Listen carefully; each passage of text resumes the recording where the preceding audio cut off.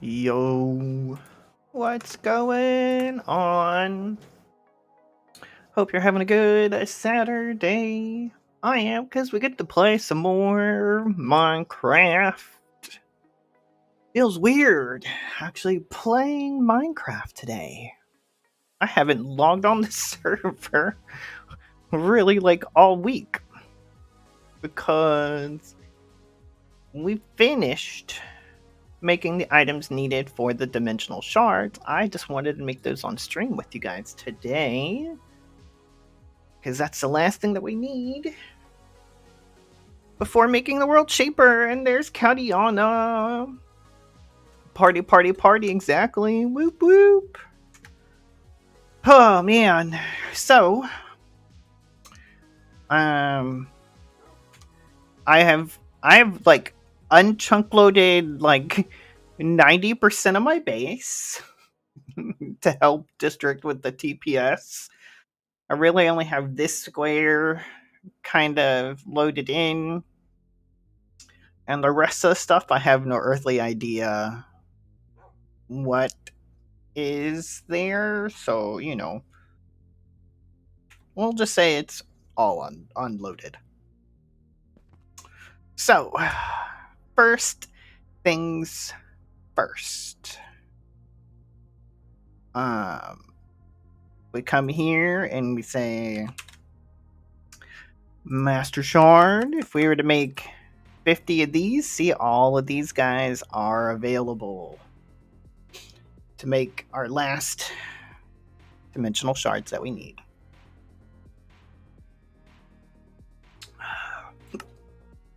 So let's go plug in the tree. Oh, I guess we ran. I filled that up again. Well.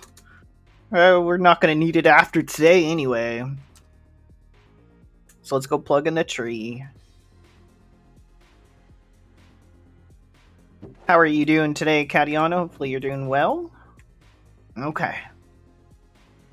So, let's do this. Let's start this guy. You're doing good. Looking forward to going to the Husker football game tonight. Ooh, nice. That should be fun. Hopefully it won't be too cold for you guys. Well, I don't really know what the weather is out there, so.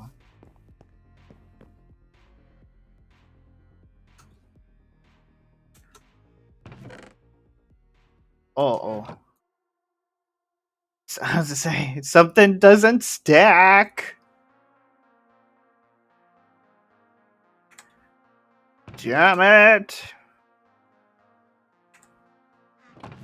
Okay, so let's alright, so you're needed in there, you're needed in there, you're needed in there, you're needed in there. Okay. So I have you, you, and you. Network card. No, we have network cards. 70 now. Oh, okay. So then it shouldn't be too bad.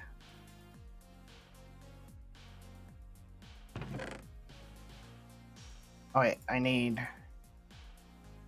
this guy.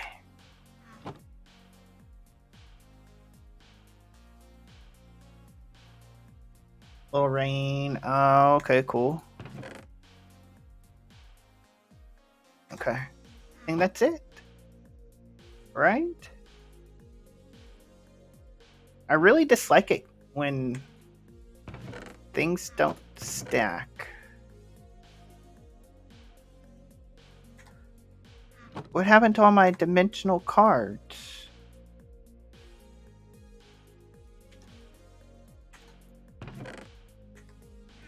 Oh, district completed the Eye of the Tiger.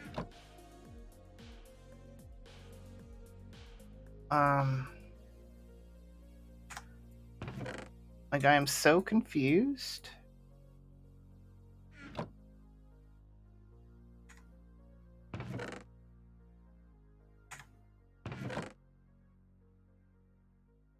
Alright, let's clear out some of this stuff. Oop. Oop. Hello?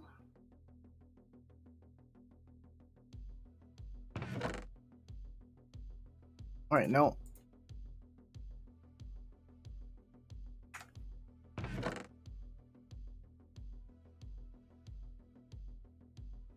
Alright, so we have some items that clearly don't want to stack, which is completely fine. We'll just clear them out. We're gonna need another chest.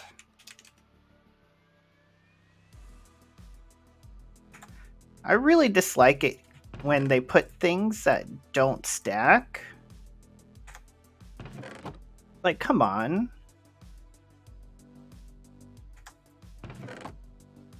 Like, don't do that.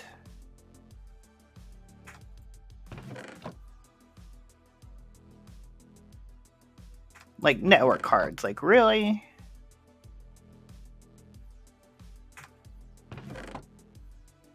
Probably would have been better to, like,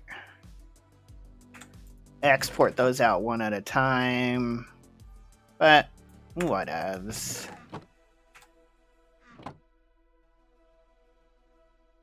We're getting there eventually, I think.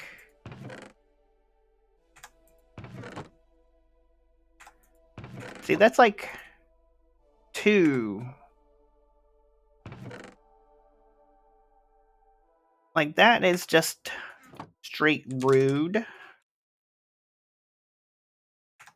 You see, now I gotta throw another chest down and clean these guys out. No, no, no.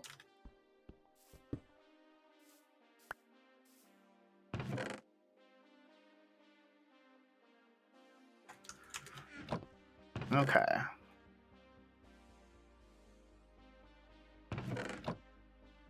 Let's get this right.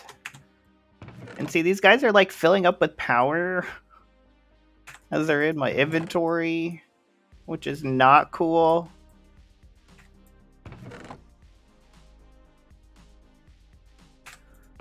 Oh man, this is gonna be a pain in the butt.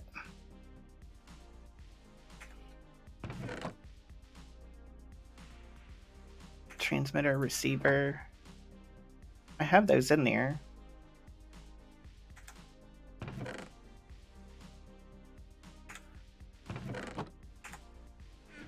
Oh man, this is like another chest. You know what? How about we do this? Just cancel. And we're gonna do this the right way.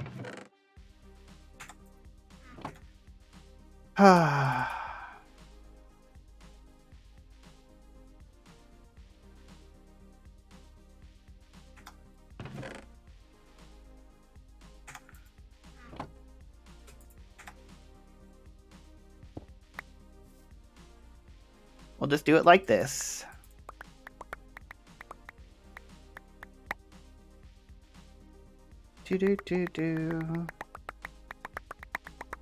We'll just export these guys out one at a time. We'll remove them from the recipe.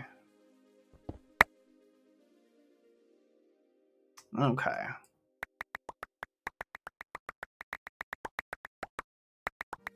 So we need network card, dimension, network card, entangler and teleporter. Those are the 3 things that we have to do one at a time.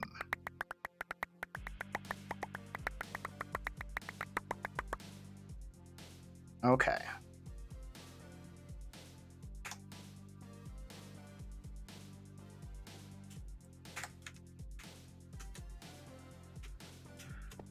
Oh, they.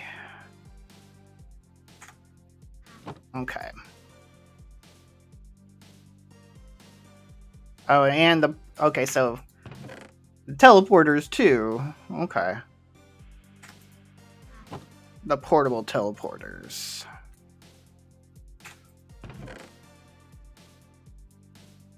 So that's good to know.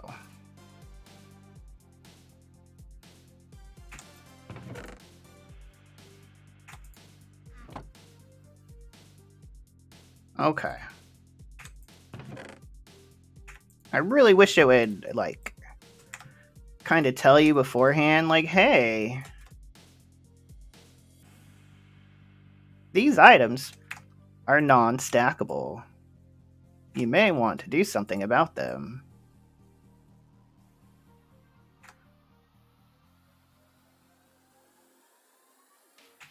Okay. Take 2, shall we? Well, let's just make sure we got everything. What are we missing? Hello?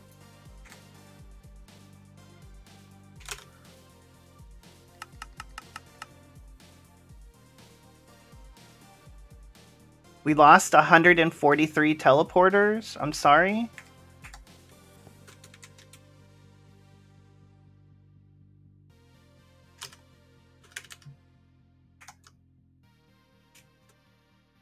I'm sorry? Say what? How could we lose? Oh. I bet you it's because of the MBT data. That's probably why.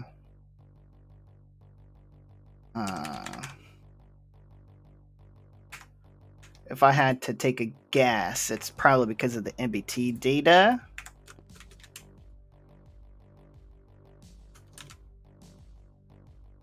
That should be because some of them got charged, right? You see, we have all of these non-stackable ones right here, so that's probably why. All right, so I know I need one of you and one of you, right?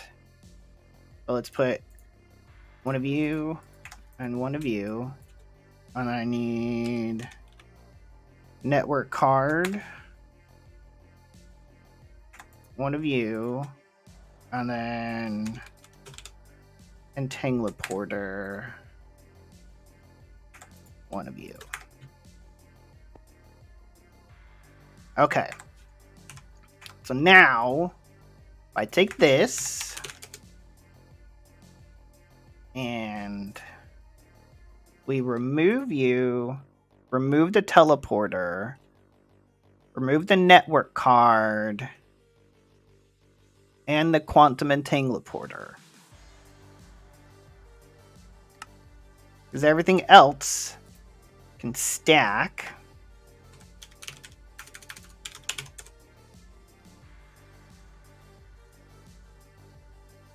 Right? Okay, so let's look to see what that pattern held again.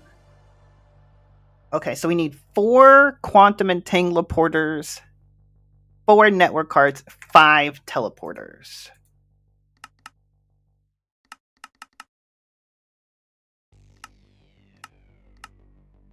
Excuse me?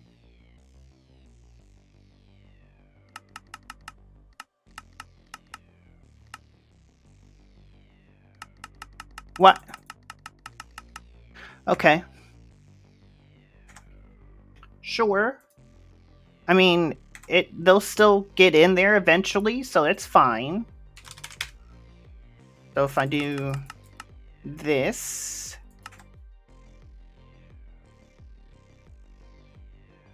okay. I don't know why it's not letting me say to add more than one of those, but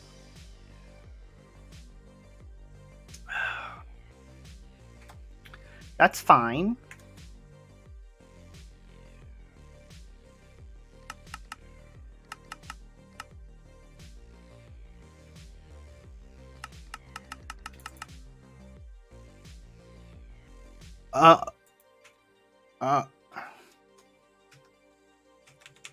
I guess it'll only let you do one? I'm so confused. So confused.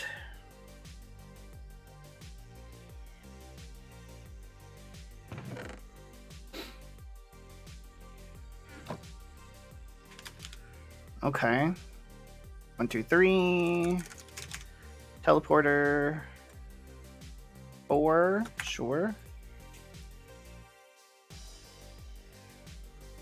And then network card was 5? 4.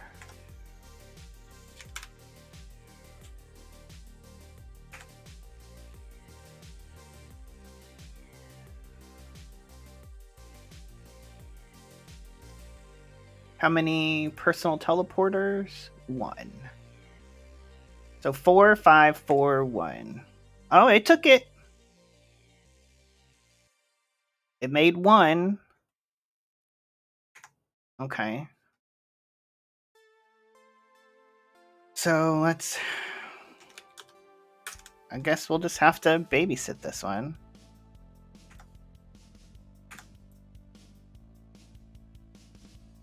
Four of you. Teleporter. You. Network card. You. And then you.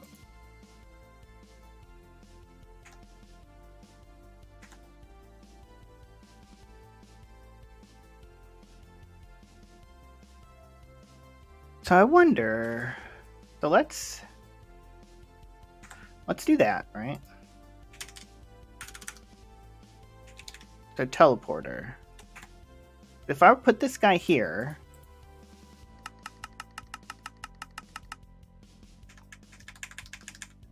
so I guess it still won't allow me to change that.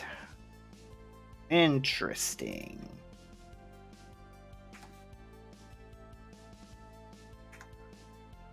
Interesting. So let's just, I guess, do that. We'll just throw a handful of each in here. Quantum. And then network card.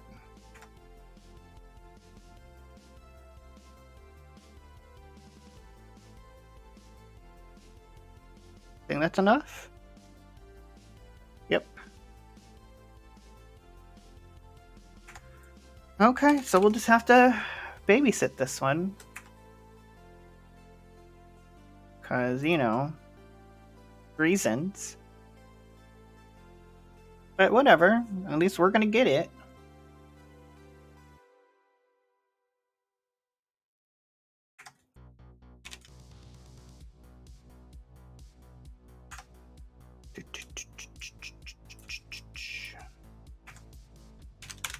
Network card.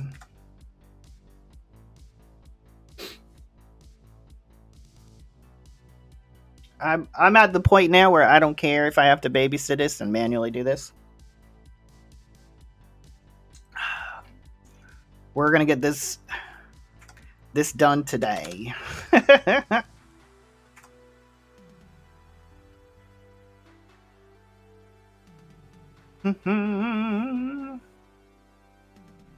Because I want it done. Okay, so now I need some regular teleporters.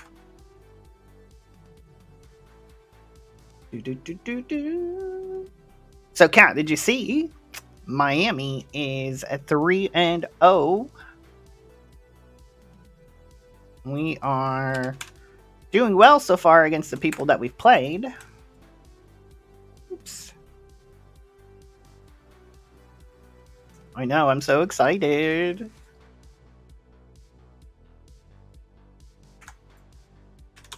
I mean, granted, we played Bethune-Cookman this past weekend, but, I mean, a win is a win.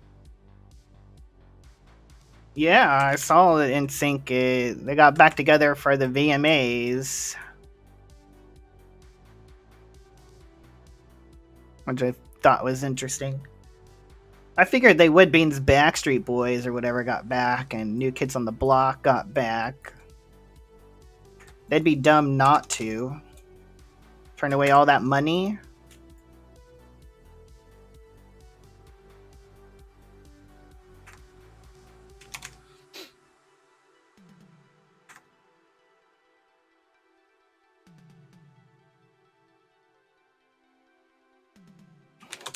Because you know all the people that liked them back in the day probably have a little bit more expendable income than they did back then.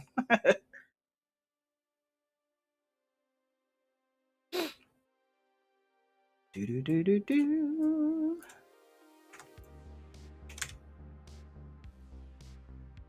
You haven't heard who will be the quarterback?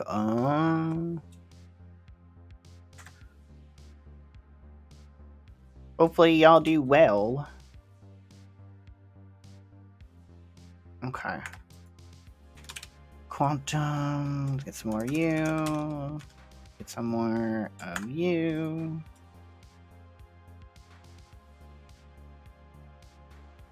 Oh, now I need some more network cards. Okay.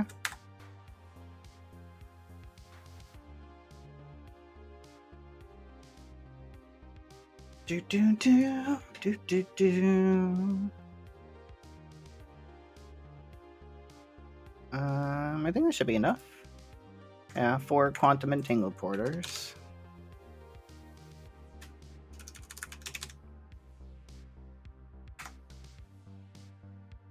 There we go.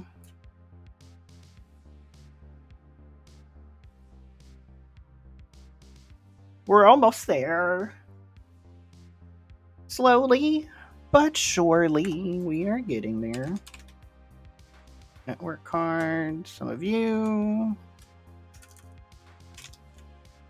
Teleporters, some of you. Quantum entangled porters, some of you.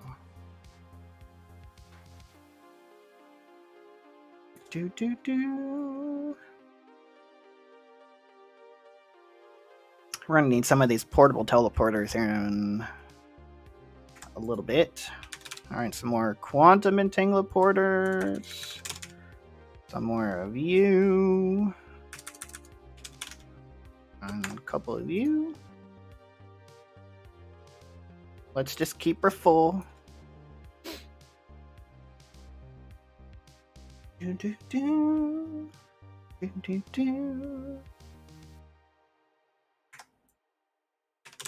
Quantum, couple of you. Oh, teleporter. Mister got the octopus. Nice. Did he find one, or did he have to come to my base? Not that it matters.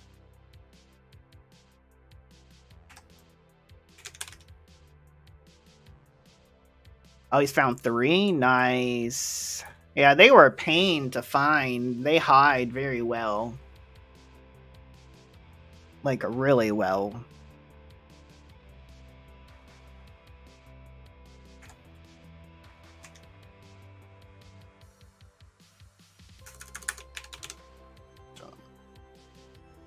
The mantis shrimp, though, I think was the hardest, I have to say.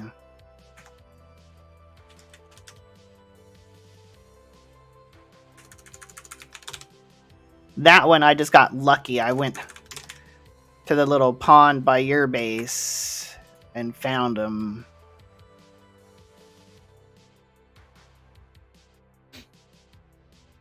I just went there on a whim, and that's what he's searching for now. Yeah, yeah.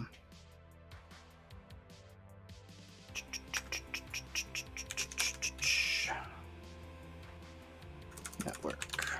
Quantum. Teleporter.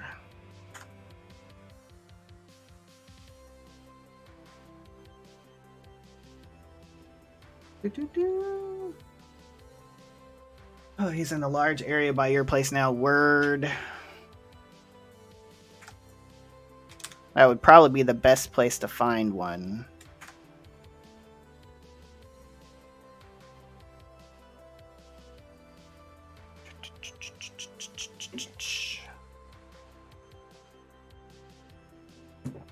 Alright, guys, we're about halfway there. Give or take.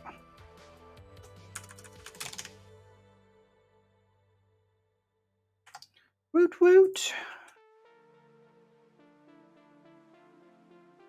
Alright, we need some more network cards. There we go. I started playing a new game, Cat. I downloaded it yesterday. Called DayZ. It is a zombie survival apocalypse game.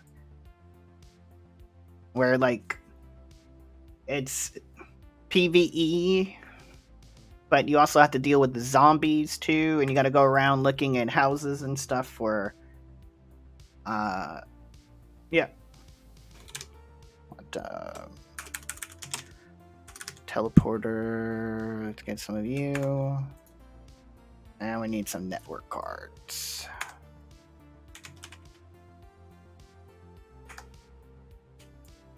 And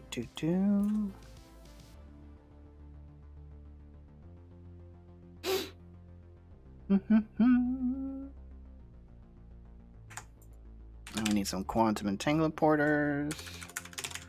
Regular teleporters.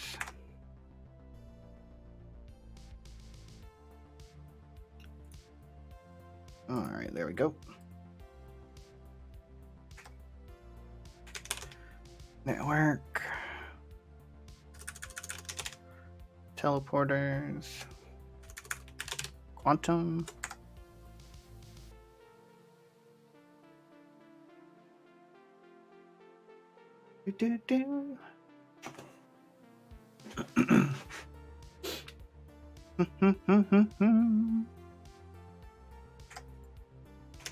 We need some of these.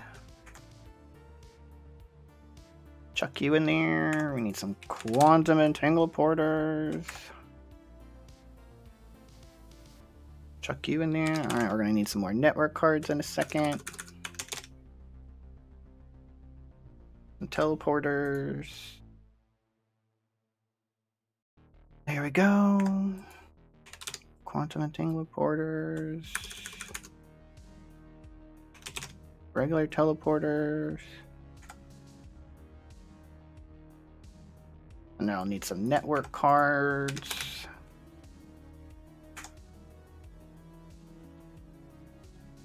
We need some more regular teleporters too.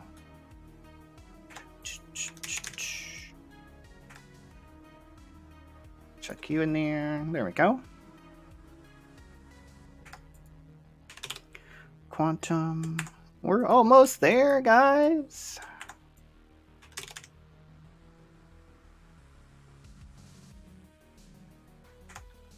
All right. Put you in there. Network cards. Put you in there. Quantums.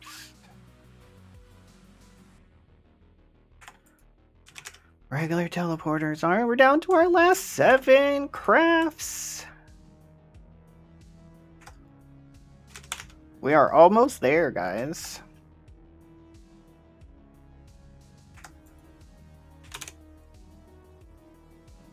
Almost.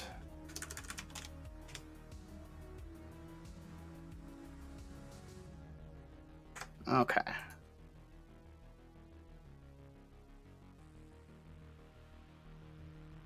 That should be enough for the next craft.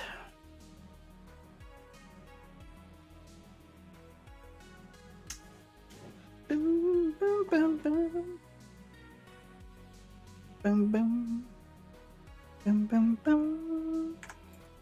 Boom, boom, boom.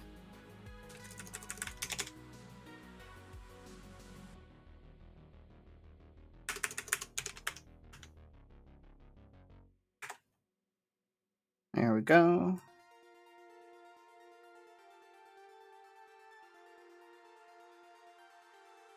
Alright, that should be enough.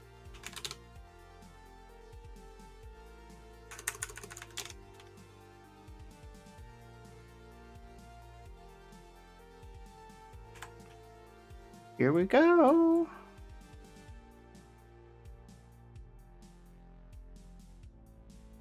We got 4 crafts to go, guys. I'm so excited. We're down to our last 3.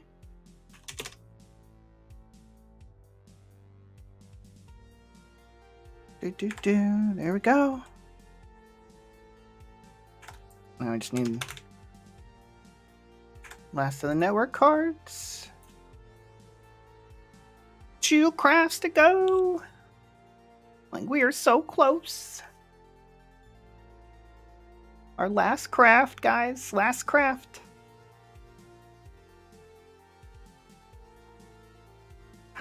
There we go.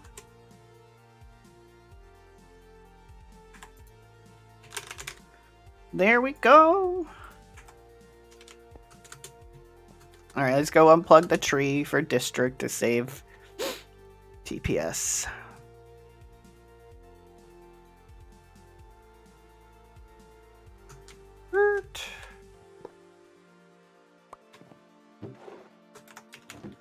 Alright, let's go make this. I'm so excited. Oh, we gotta turn him on, because I literally have everything, like, turned off.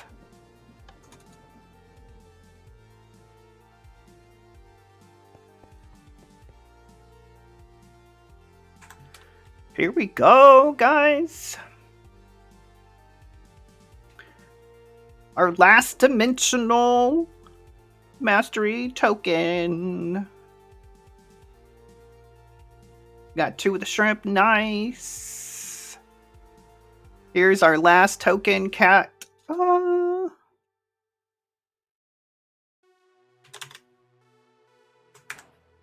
Haha, there we go. There's our trophy. Look how pretty it is. We'll put it over here. Oh, there we go. So look. We now have all 12 trophies. Ooh, yeah. Whoop whoop.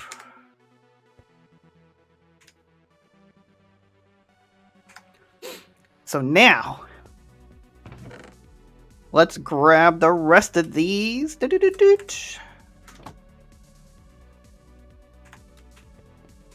Oh, this is amazing, guys. Alright. No sleeps.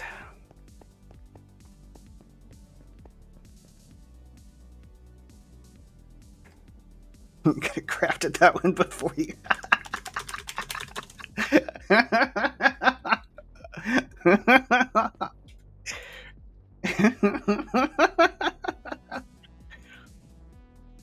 Yeah, that was my last one.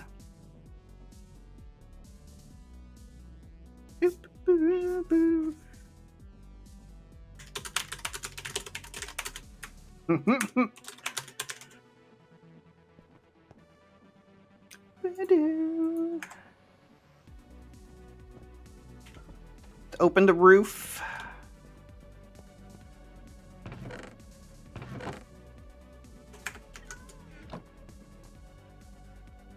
Alright. Doot, doot. Don't forget to turn off the tree. Already did.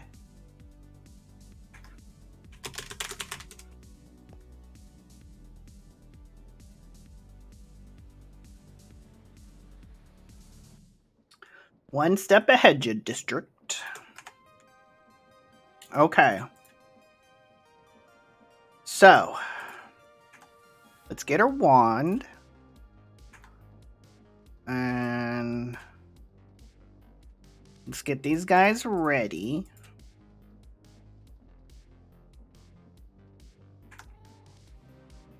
Okay.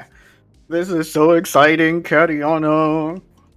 We get to make the world shaper. And just wait till you see what this thing can do. It's actually pretty cool. I was messing around with it in creative mode the other day just to see what it can do exactly.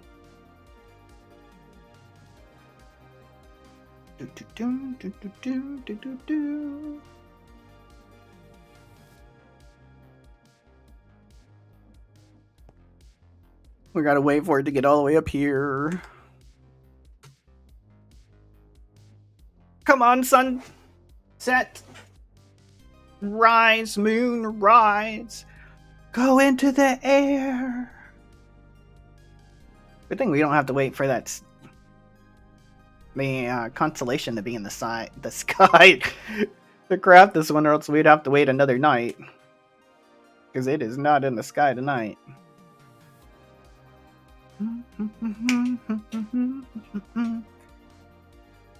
I truly did not think that we were going to be able to finish this pack. I thought this pack was actually going to beat me, but we have prevailed.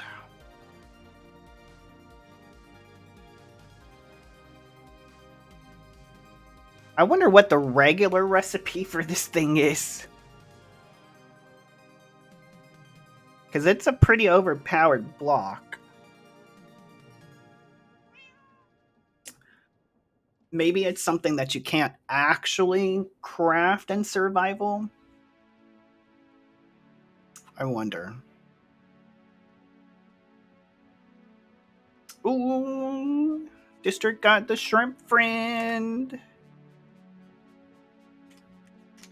Nice.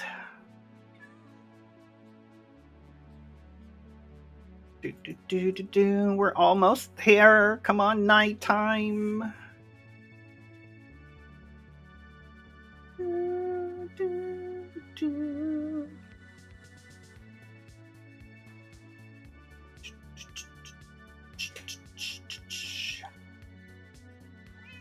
We're almost there, guys. We're halfway. Halfway.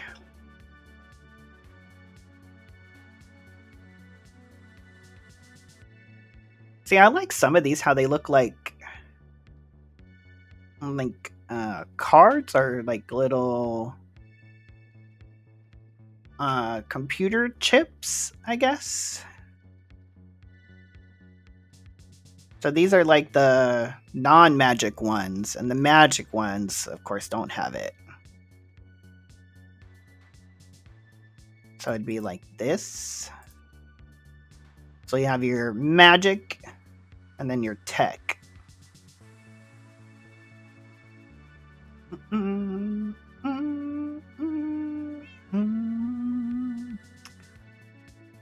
Oh, my initial guess when we started this pack and I realized exactly how heavy these late game crafts were going to be, I thought it was going to take us about 1,000 hours.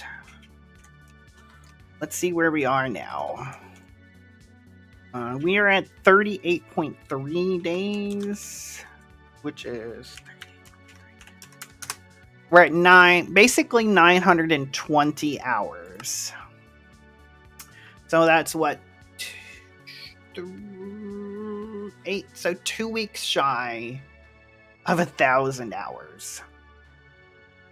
We have played this for 13 months because we started around this time in August, around mid-August last year.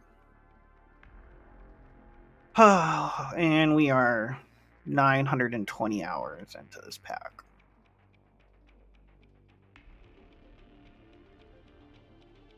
So my initial guess of 1,000 hours was close. And I'm only about 2 weeks off my initial goal. I wanted to be done by the end of August, and I'm getting done the mid of September. And I think District was saying we start the next pack next month. So I think until then, we'll probably have some DayZ streams because I'm really loving that game. It'll be something a little different than Minecraft.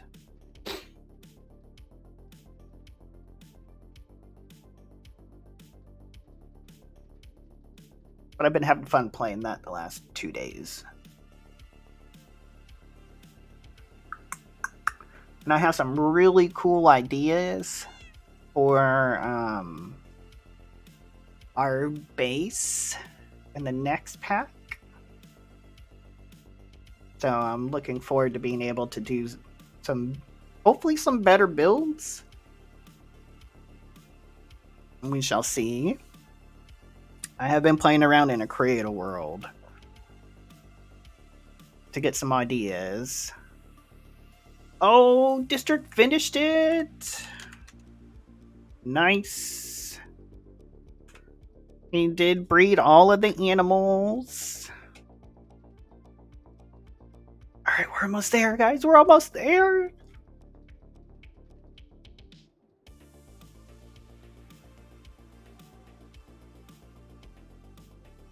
Here we go. Okay.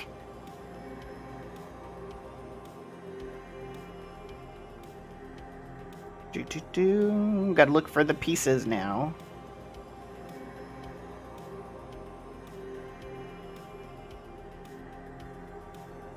So pretty.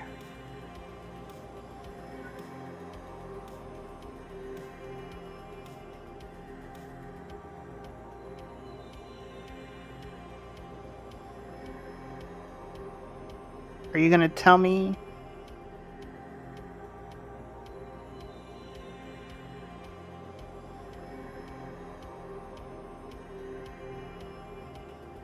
Where to put things?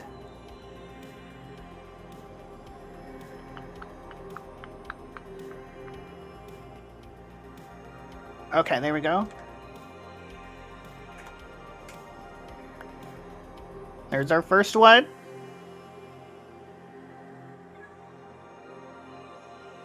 And there's our second one.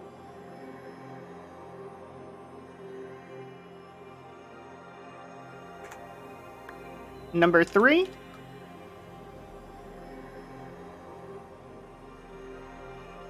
Number 4.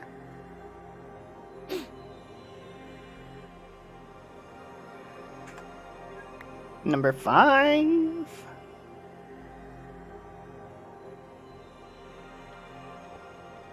Six.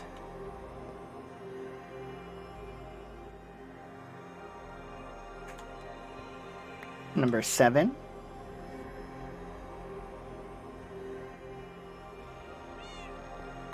Number 8.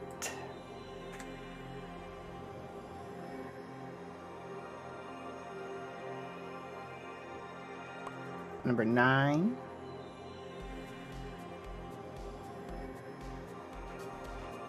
Number 10. And then 11. And 12. Here we go, guys. I'm so excited. I'm so excited.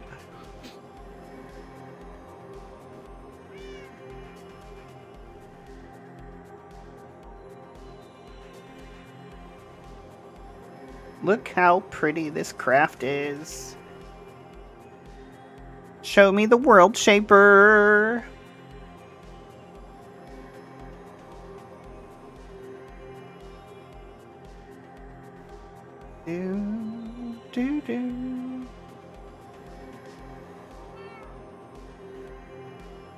Bueller. Bueller.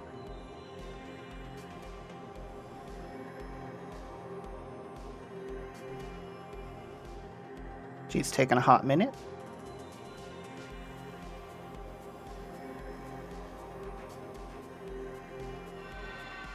There we go.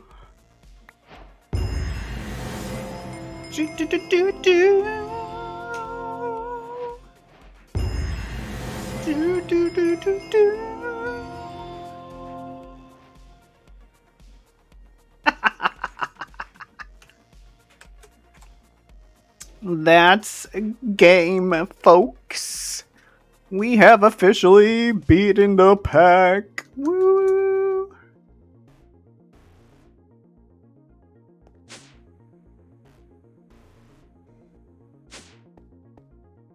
We have 100% the pack.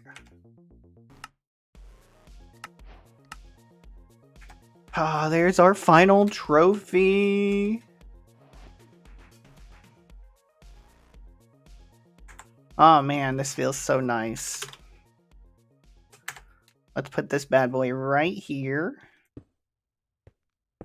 Oop. Look at this. There we go.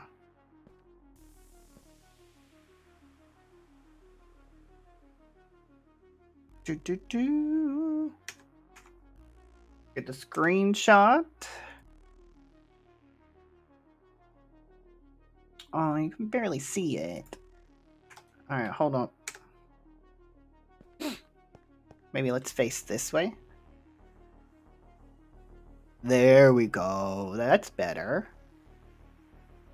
Yo, Nox, what's up, man? We just beat the pack.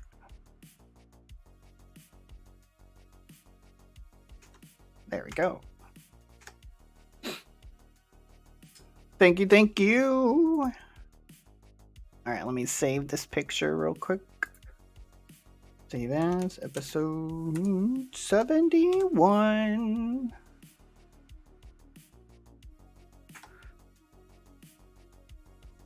Every time you try starting that pack, your game breaks eventually. No, that sucks. Okay, so let's sleep so we can get the daytime back.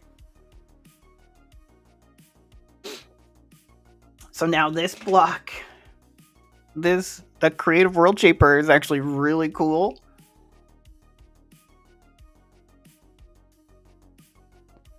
All right, let's close the roof.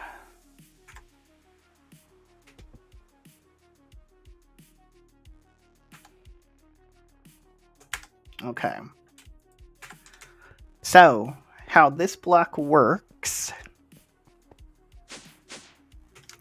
So let's come outside. And let's just say, like, oh, I don't know, what's a hard block to make? You know, about nitro crystals, right? So what we do is we can on equals off. Okay. Wait, that means I beat district. Yup. He is rushing as much as he can to finish today so he can do the world tour tomorrow. But yes, ultimately I won. So we can take some dirt, right? So let's just go say like this.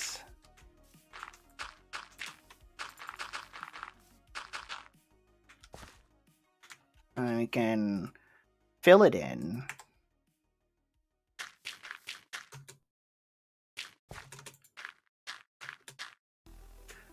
Oh, like so. And then we put this block here.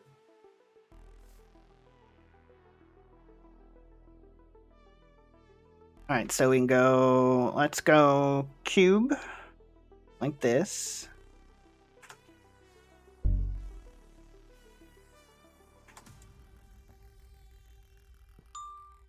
So like so, right? And then, wait, what? The way it's supposed to work. Let's go.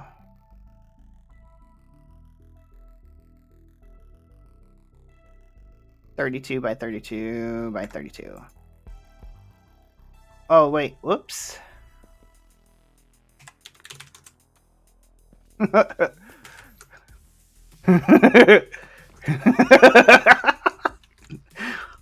Look how many nitro crystals we have now.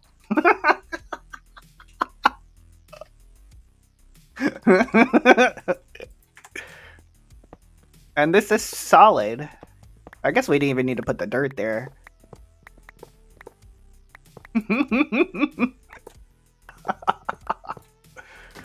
Oh man.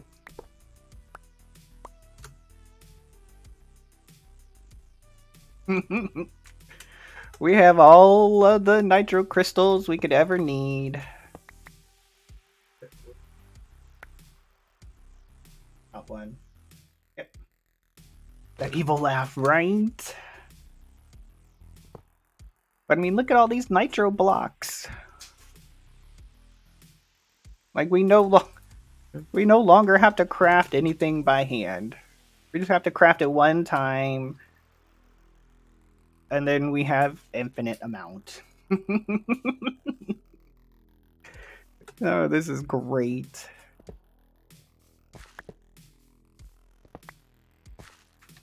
Oh, luckily it didn't break my dealio. Oh man, this is too cool.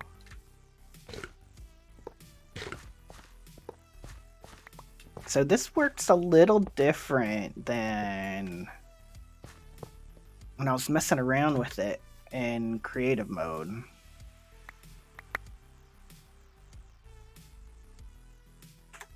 But it's still cool. Do do do.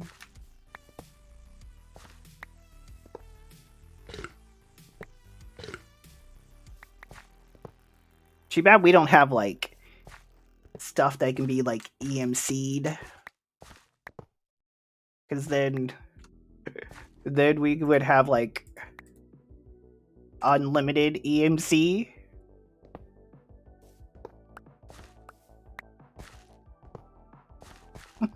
This is so cool. Oh, we're stuck in the spider web.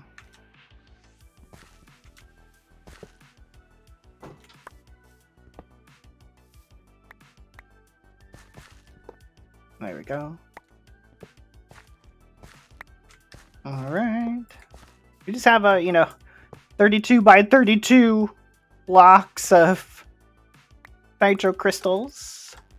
Nothing to see here, folks. Yeah, see, when I was playing around with it in creative mode, it actually changed the blocks that were like on the ground. It behaved a little bit differently.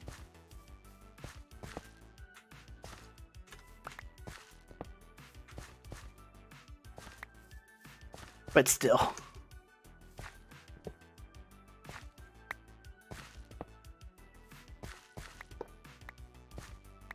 Like, this would have been nice to have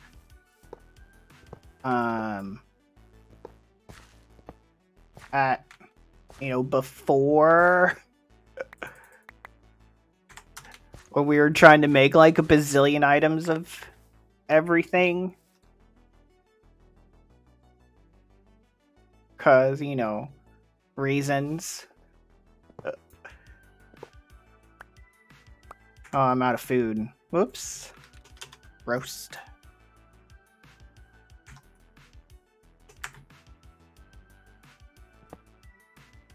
Alright, eat, please.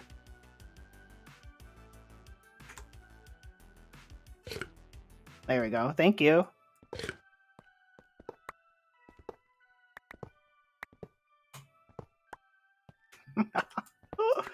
Oh man, this is so cool.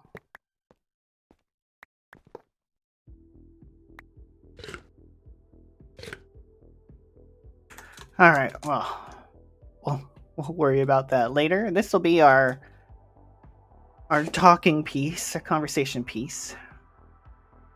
So, let's also just say, like, man, the diamonds. Like, these guys were a pain in the butt. So let's just, say, like, hey.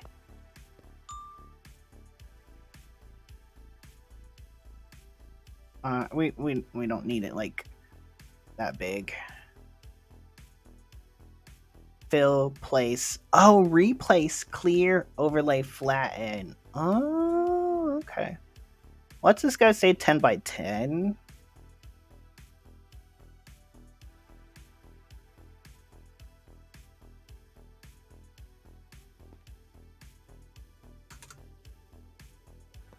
Let's go get some light back, please. I need my flight.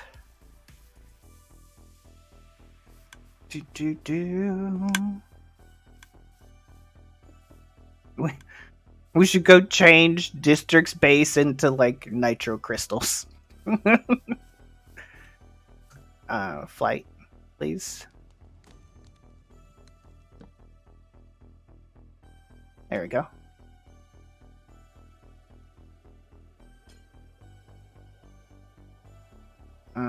So we could just say come out over here and just be like, bloop. See, now we have made a diamond blocks.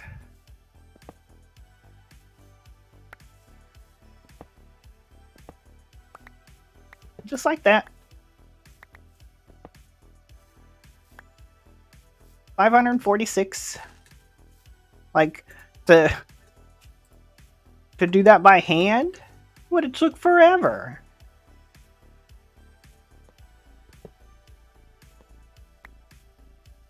And then you can also like say replace. Oh, nice. If I wanted to replace, let's see, now it replaced the nitro crystals with these guys. So if we were to just go say 1, then what if we were to do like say 25% roll, replace,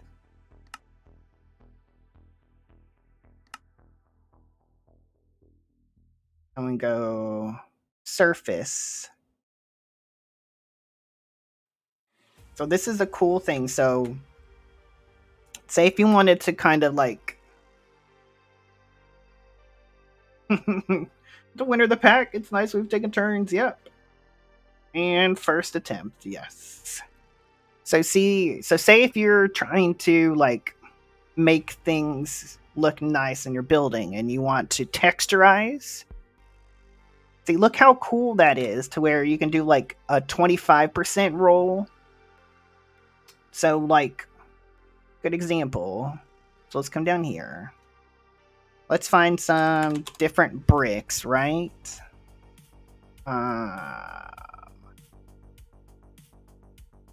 Let's just do some Minecraft bricks, right? So we can kind of texturize, say, my building. I can show you guys this.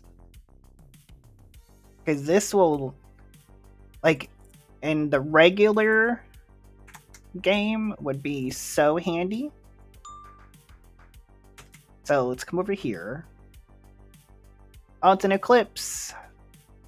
Okay, so right now, we have it on a 25% roll, right? To replace. So like if we were to come down here. See, look. See how it replaced some of the bricks? That is so cool. It'll help you like texturize, make things look nicer. And it's truly random, which I like. Because I have a hard time doing stuff like this, like completely randomizing this kind of stuff. Right? It really does. Like it's like truly doing it randomly.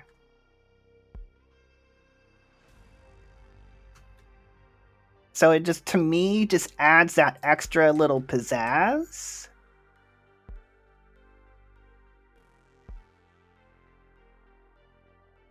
And you can change it to a 50% roll or a 75% roll, so you could add more, you can add less.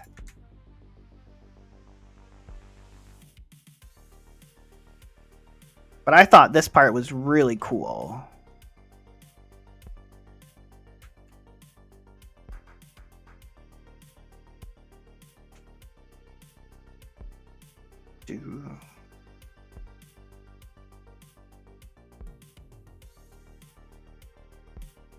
So let's just texturize the base now to make it look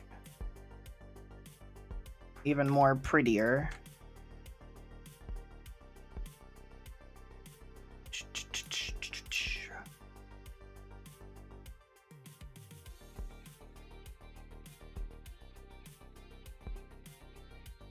So it's like a super building gadget.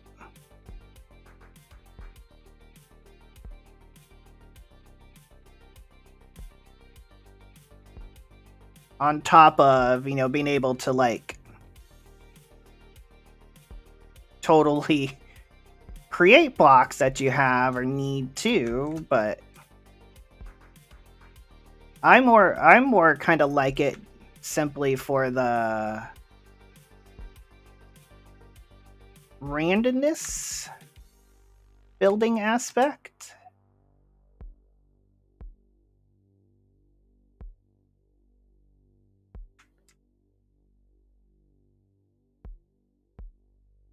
There we go.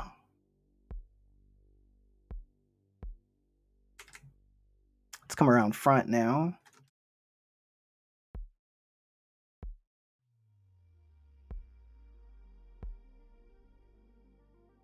Just adds just that little something extra, I think.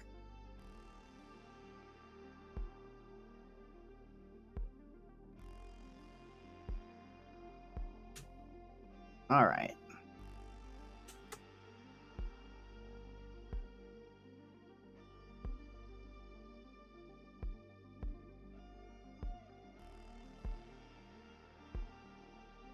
And the cool thing is like it's unlimited. There's like no power. I don't even need to have the blocks in my system or in my inventory. It just makes them out of thin air.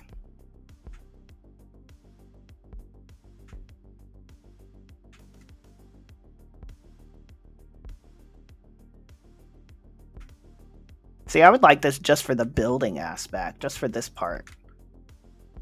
For the texturizing.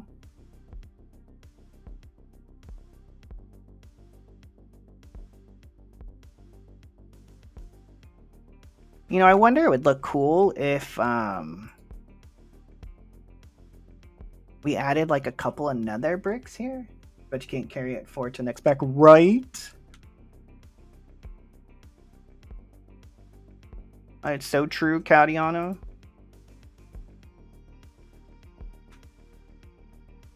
See, there we go. See, to me, that just looks so much nicer now.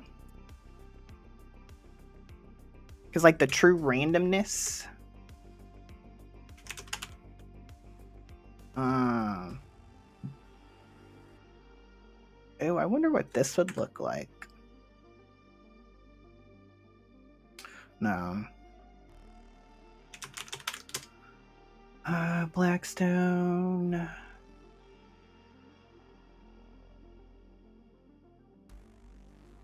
want the bricks. Cracked. There we go. So this guy now.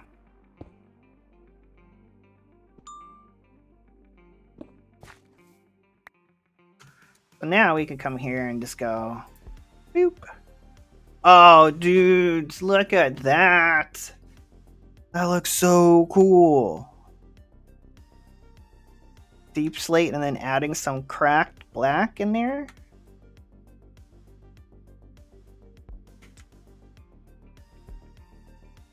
Oh, man. I like that.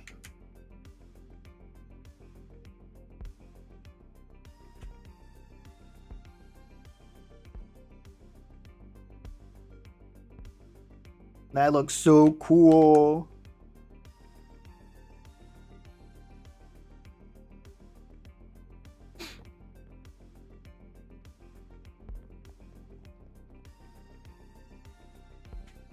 There we go.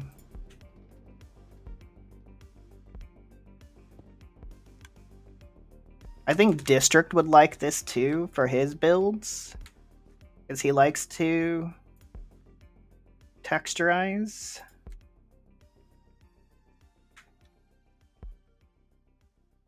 There we go.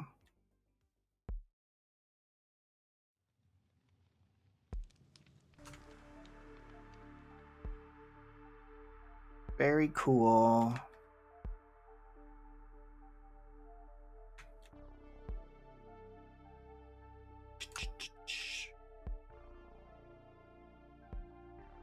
There we go.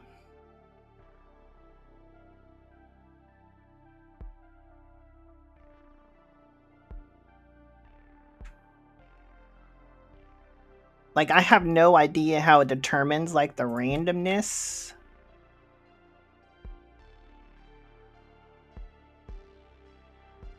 But it's pretty cool.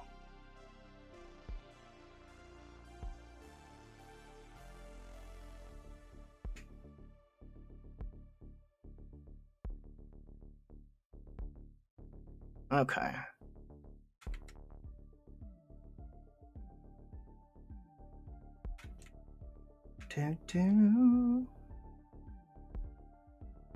There we go. See? That just looks too cool now. Oh man. See, it just adds like a little.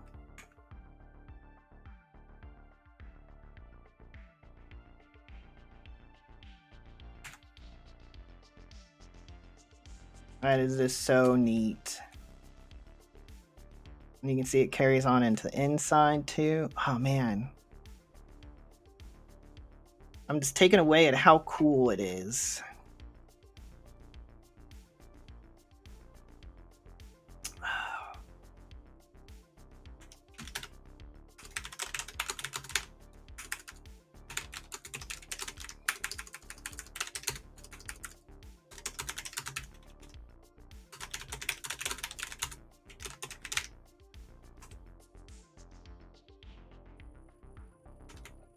Oh, we have to wait till he makes it so we can see like what exactly it does.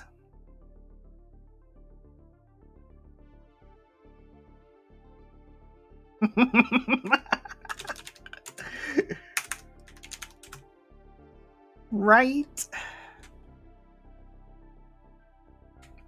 Oh man, this is so cool.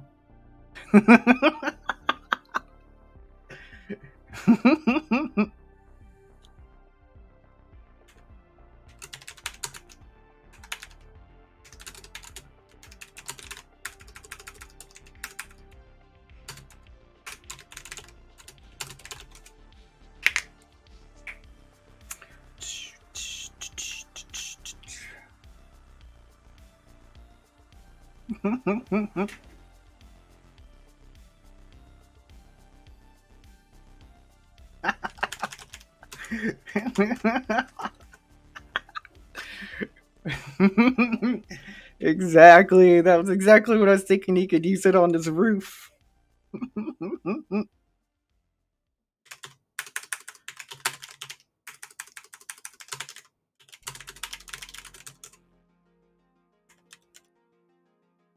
Oh man, okay. So, as you can see, guys, we have finished the game. So we finished the gates because we got this guy. And we finished this one. Complete this quest and you complete the mod pack. Oh, so cool. You know, I wonder if you could do this.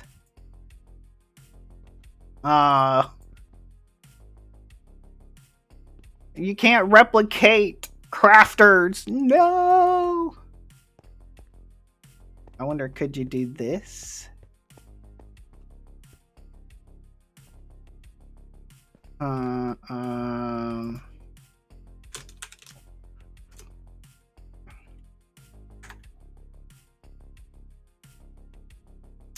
because I can't place it on the block. Damn it. That'd be cool if you could. Oh, excuse me.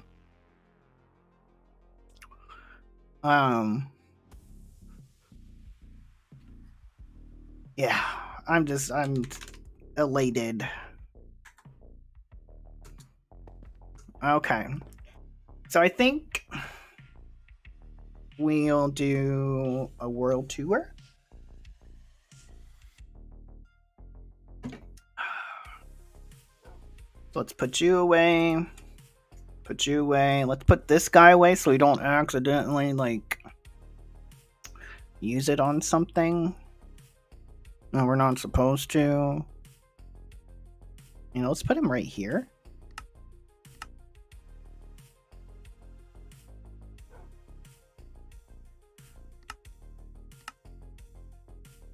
Put it right there.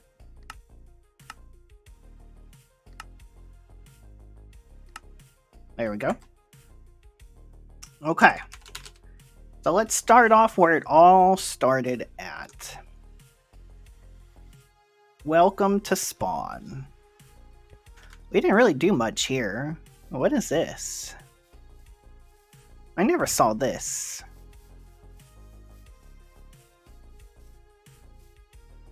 Oh, is this going to be Cat? Was this going to be your building that never got finished, huh?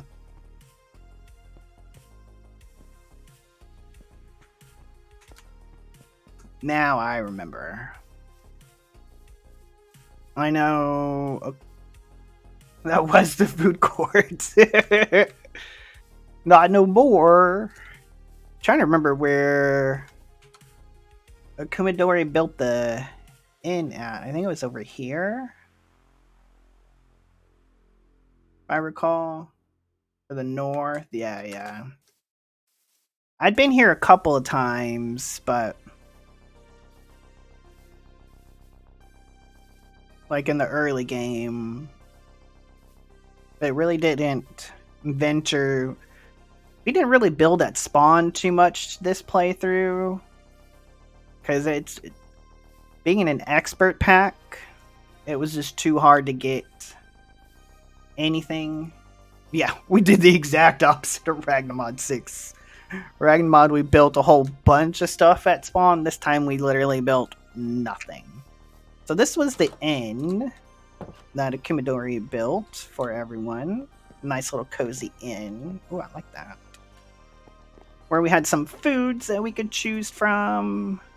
You know, a lot of stuff that I haven't eaten. We had the kitchen with more food stuff.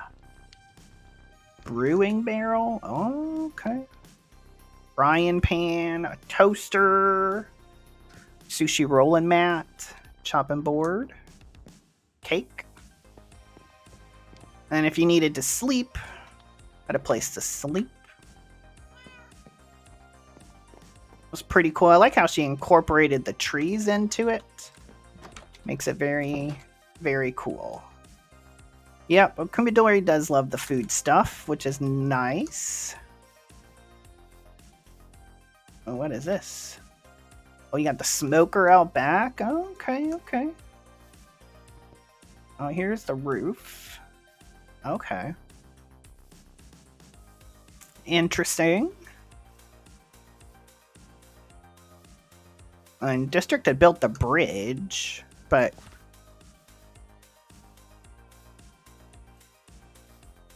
oh, they may have started one. I don't even remember where to go to get to it. Was it like down below or what? Yeah, you don't either, yeah. I didn't see like any hidden places like in here.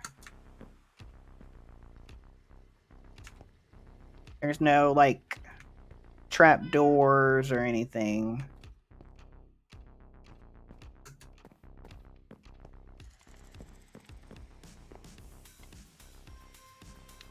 Yeah. No trap doors.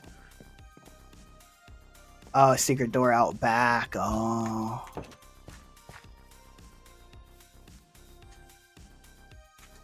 Let's see if we can see one.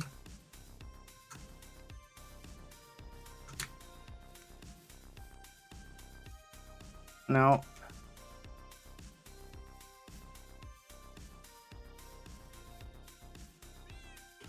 No, I don't see one. Unless it was back here. Oh, here we go. Here we go. What do we have down here? Oh.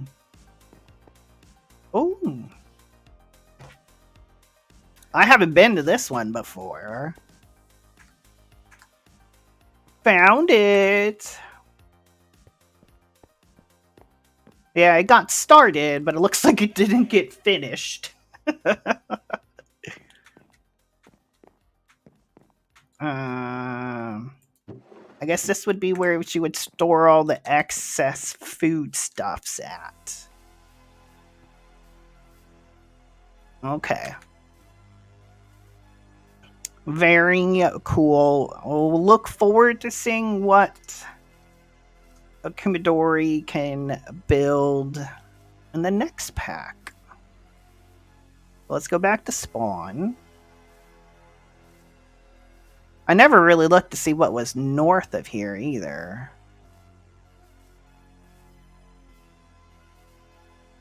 To rotate the food to keep it fresh. Yep. Yeah, I mean, she could always, do some Minecraft streams besides her Dead by Daylight streams. Oh, free witches. Forgot we had that there. Nice little bridge. I don't remember what was up here. Lots of mobs. Okay. We can stay away from the mobbage. It's just funny how we did the anti-Ragnar mod 6 right. Hi. Baby zombie.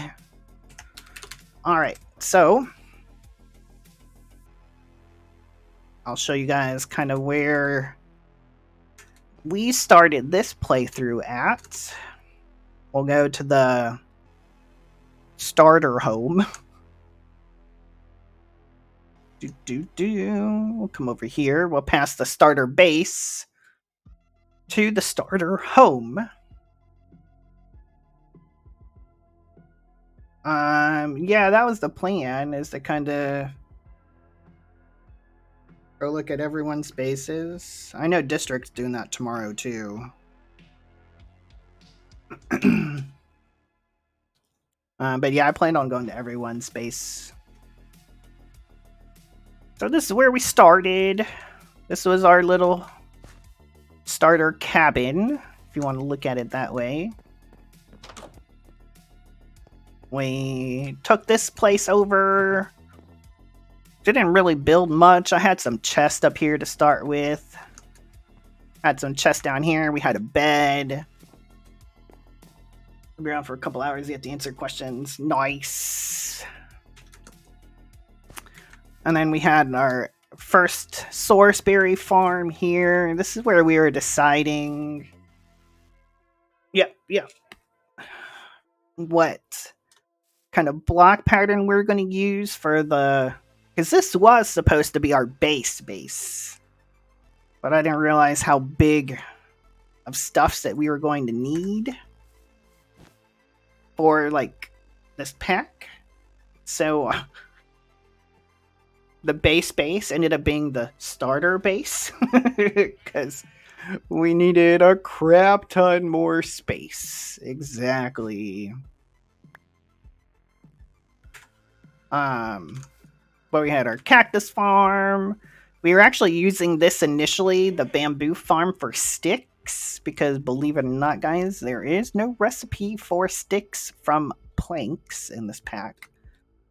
So we had to do it that way. Here was our mine, where we would come down here and mine up our ores initially, and then it eventually became where we were getting, like, a lot of our limestone for the roof on the starter base, the deep slate for the base as well. We went all the way down to bedrock. And then this is where we made our corundum crystal farm. down here because we realized we needed a lot more of the crystal shards, not just the blocks. So we made that down here. But yeah. And then we moved into our starter base. I'll show you guys that. There's where we're making the gold leaves for Nature's Aura. So this was our starter base. Like I said, initially this was going to be the base. And then I quickly realized that the world tree would barely fit into our courtyard here. So initially it went from being our base to our starter base. Because we need, as Cautiana said a minute ago, we needed a lot of space. So this was our early setup for create. We have our rice farm. You needed the rice to make the straw for the barrels in this playthrough. So we have that kind of set up here to where it would farm the rice, send it down its way, get crushed into straw and rice. Then anything else would go into here. Because we would also use this as early game double ore processing. So we'd chuck our ore down there and get crushed, and then make its way up this conveyor belt over to here to get smelted with the lava, so we didn't have to use a whole bunch of coal. This is some early processing for the glass. Oops. It's this. The green glass. The insulating glass. Because believe it or not, we needed that for the circuit backplanes, which we needed early on in the playthrough. So that was how we kind of semi-automated that. Now it's lava buckets. And this was early for the coal coke bricks. Those guys over there. And we have our early game pneumatic craft. Here's our coal coke and blast bricks over here. This was our lightning crafting area. Yep, and we still have George, our giant chicken, and our giant kitty cat, which never got a name. We have yet to name him. And then again, we utilized bees in this playthrough as much as we could for resources. So we have our little bee homes here with the combs stored here. Because we were utilizing this before we had our refined storage. And being nerfed was a challenge, yeah. So with these guys, with the combs, when you process them, it was not like, say, Ragnarok 6, where it was like, say, a 1-for-1. So as you can see, it's like this is a 30% chance to get a gas tier. So it's not 100% chance, and it's that way for all of them, really. This one's a 50% chance. Say Envar, 50%. RGB, 1% chance for Bottle of Enchanting, 5% chance for the Rainbow Rune. This guy was 5% chance for the Hearts. Redstone, 50% chance. So it's not always a 1-to-1. And we kind of had our early centrifuging set up down here. It was kind of semi-automated in a way to where we would put the combs in here. They would travel down a pipe to here. And then once they're completed, would come to here. So we had 2 of those setups. And then right here is where I would put the bottles for the honey. This is our early smelting system. This was our bed. And then early game, we started off with pretty pipes. And we had that set up right here with a chest lining this room. This was our early storage room. I think I still have some items stored here. And of course, can't forget our lovely people that cashed in their first cup of tea. We have Avi Navy, District Spark, Kadiana, and Potox. All did their first cup of tea. And then we had 2 hype trains this playthrough. We had a level 2 hype train and then a level 4. This one was really cool. And then Captive Gamers with the second cup of tea and District Spark. Guys, that's 99,999 channel points. So much love to them for being in chat all the time. And this was our template manager to build the multi-blocks that we had. Here's our tree farm for the fluids. So the mineral, latex, sky slime, and there's an earth slime tree back there. And then there's resin right there. Yeah. And here was our smeltery. So this guy was set up, of course, for alloying. And then this guy we actually had set up for a blaze burner. I don't know why those are on the floor now. So weird. They were... Wait, what happened to my roof? My roof fell. Well... Yeah, my roof is on the floor. Yeah, well, whatever.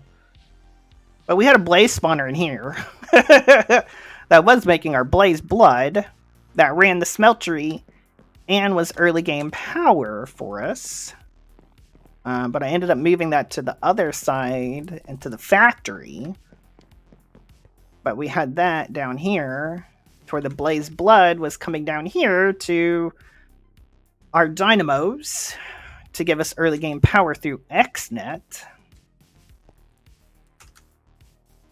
And this was going to be our magic building section over here, but we quickly had to move that as well. Yes, so much XNet. And we got to play a lot more with Ars Nouveau this playthrough, which was kind of nice. I'm really loving Ars Nouveau. With the carbuncles, these guys were making our source pretty much for the majority of the base, as well as our Sylph farm. Hi, Sylphie.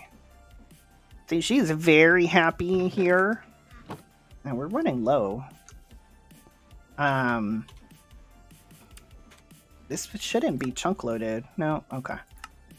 But basically, the cool thing with the sylphs is if you put them from a 10 by 10 by 10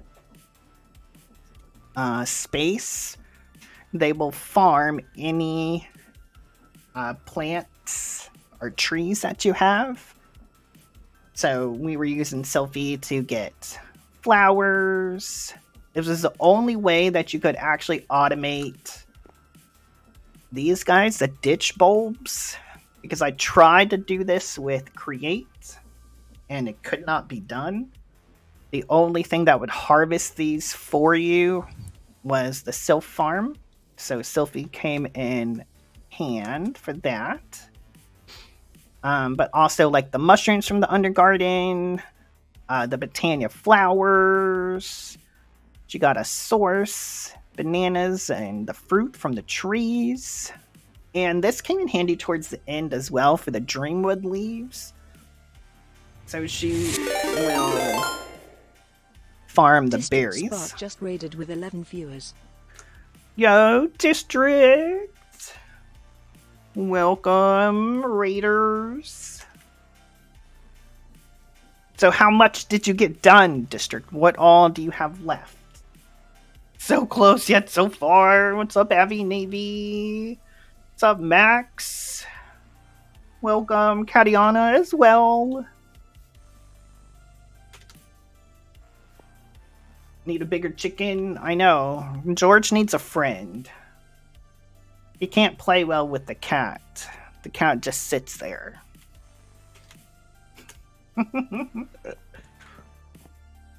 Then down here, we had our bounty boards. Your bee can come and visit, right? These guys turned out to be super helpful in some of the stuffs. Where you can, like, turn in things. Ooh, captive gamers. Captive Gamers just subscribed for 15 months. The months are just flying by. Yes, they are. Thank you for your support, my friend. Appreciate that.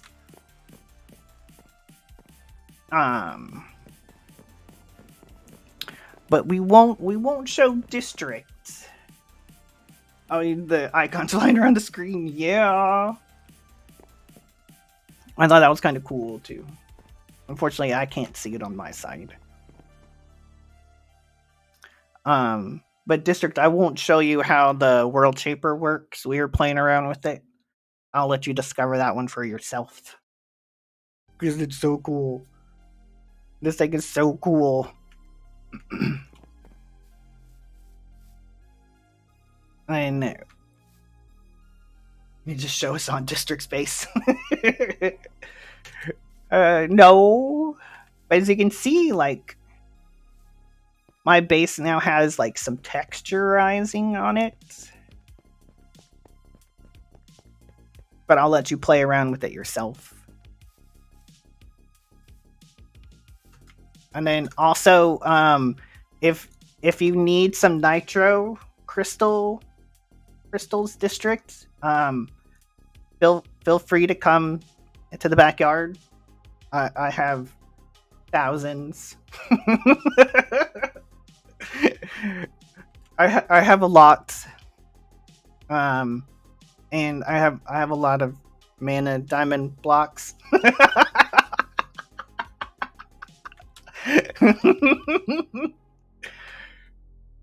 Yeah. I think I have enough for, like, the rest of the playthrough.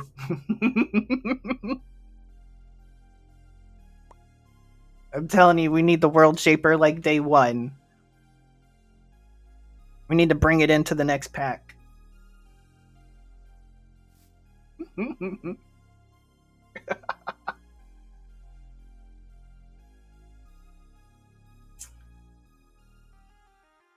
Yeah, I have finished. I was just kind of doing a tour. We did complete it. Got our last dimensional shard. This one was the one that was taking me forever. And then we made the World Shaper.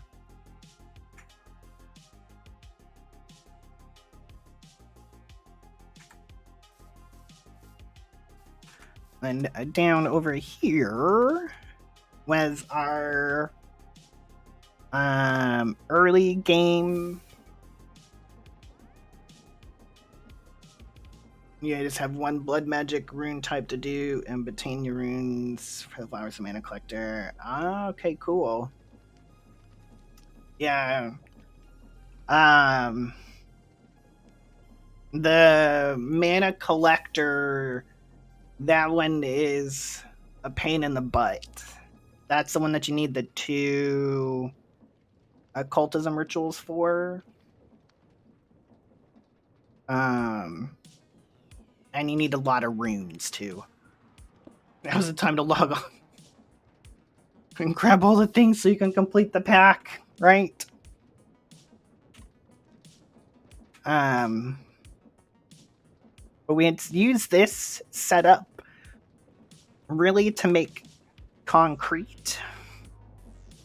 this right here, the immersive engineering concrete, because I knew that once we realized that we were no longer going to be able to utilize the starter base for our base and we had to make the factory over there. We forgot about the sacrifices. Yeah. I think you should be able to do that quite easily, though. Is that will probably take a little bit of time. But once we decided on the factory, we knew that we were going to use concrete a lot. So we set this up. So this right here, this makes our clay from cobblestone. So it's a cobbled gin that crushes to gravel to sand, washes the sand to get us clay, as well as flint, but we didn't really need the flint.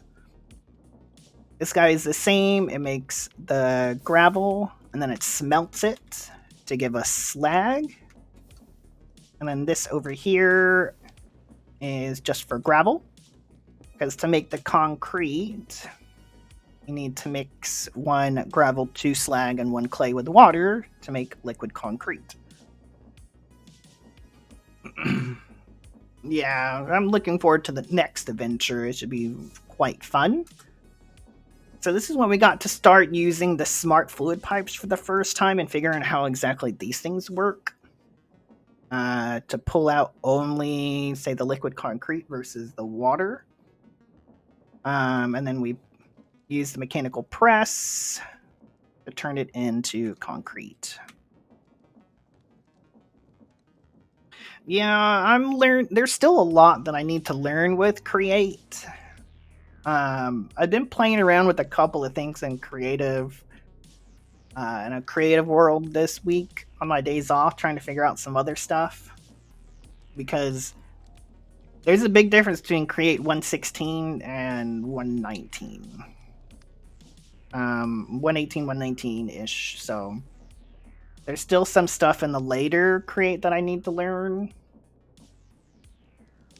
Yeah, because in 118 Create, they made the steam engines.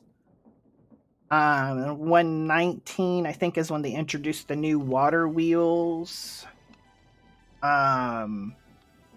Which has I think it's a better mechanic. Yeah, and locomotives too. Yeah, the trains.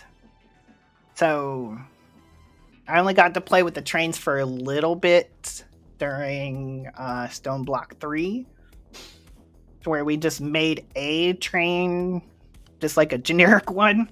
But there's still some stuff I need to learn. But I love working with Create. It's so fun. And then one of our bonus streams, we actually made this up here because we needed the enchanted golden apples to be able to unlock immersive engineering, because we needed the student meals. So we needed these guys to be able to unlock the blueprint for immersive engineering. And these guys needed all of these. So instead of like brewing it through vanilla or through the bottling machine or the fluid encapsulator, we decided to do it through Create. So this was really neat to learn how to do this. And one positive thing of doing it this way is each one makes 4 bottles of potion versus 3. So it's a 25% increase compared to the vanilla way. So you mix netherwort with water, with a heated, with a blaze burner hot, and that'll make your aqua potion. Mix in the next thing, and then you can pump it out into the spouts to fill them up. I don't think we have any in here. But you can do the same kind of with like these guys too. So again, netherwort with the water. This one was the gas tier to make the regen. Then we added the glowstone to turn it into a higher tier version. And then pump it out to get it filled up to region 2. And then same with this one over here. This one was Potion of Absorption 4 for 30 seconds. That one was with the golden apples. And glowstone. Oh, I lost a flight. And this guy was Fire Resistance. That's with the Magma Cream. So this was really cool trying to do this for the first time, because I had never done that before. And this is our glass farm. It just slowly makes us glass. So it crushes the sand, smelts it into glass. We also get a byproduct of flint, bricks, and some clay. But this is where we got all of our glass for the entire playthrough, to where I didn't have to smelt a single piece of sand. So that was pretty cool. And you come across my lovely bridge to the factory. I like the way this bridge turned out. I really like the thalassum bars. It's a nice texture.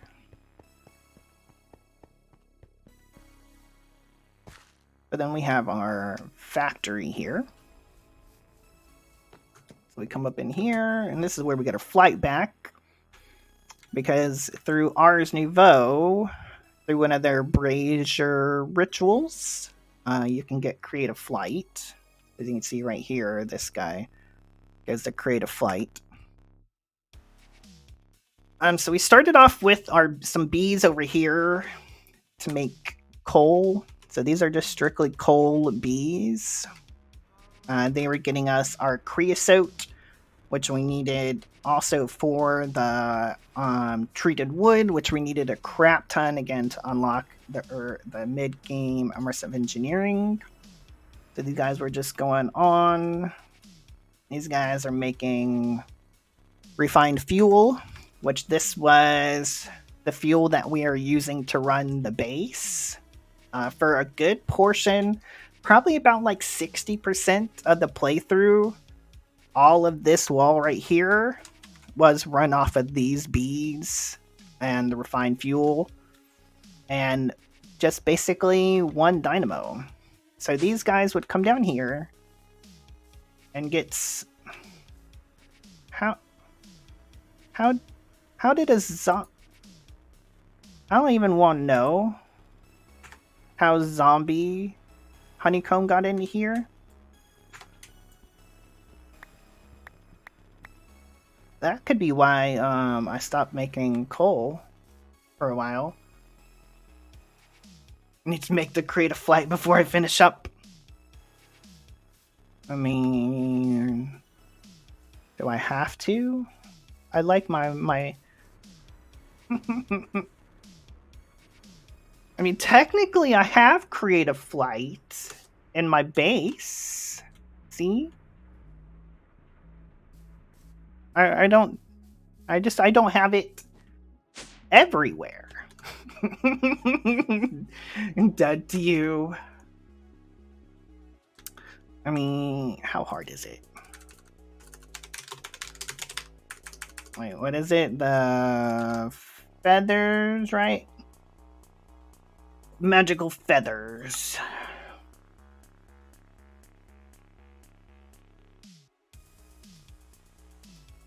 I mean, we could probably just do that. Okay.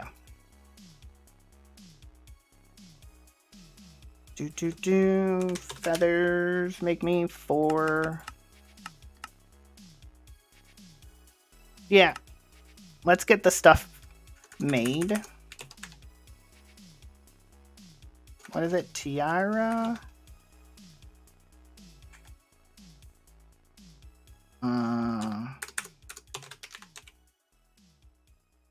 Magic feathers.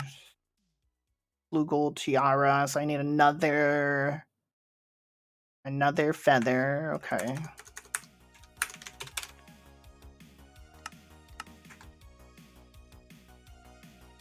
Just mentioning it when you're talking about the R's flight, which is cool, yeah.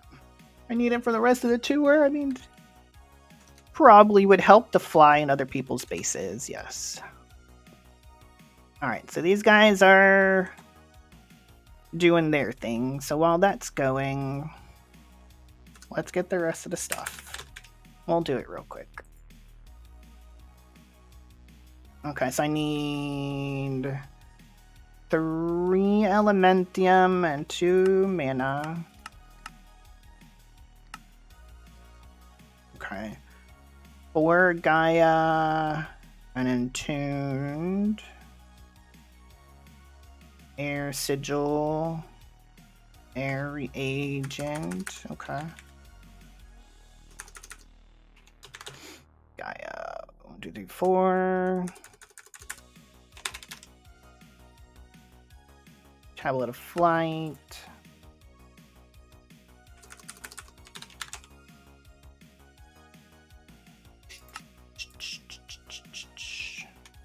Okay.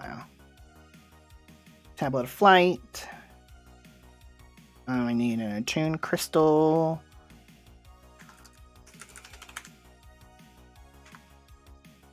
Oh, wait. Celestial crystal attuned. Okay.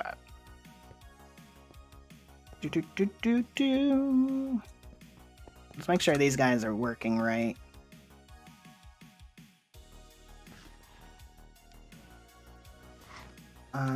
Oh yeah, mana pearl.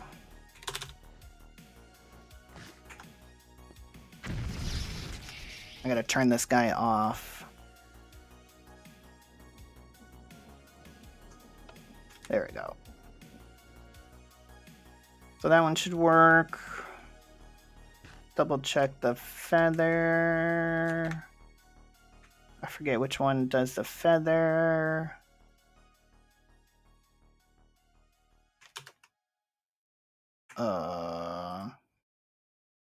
What are you waiting on? I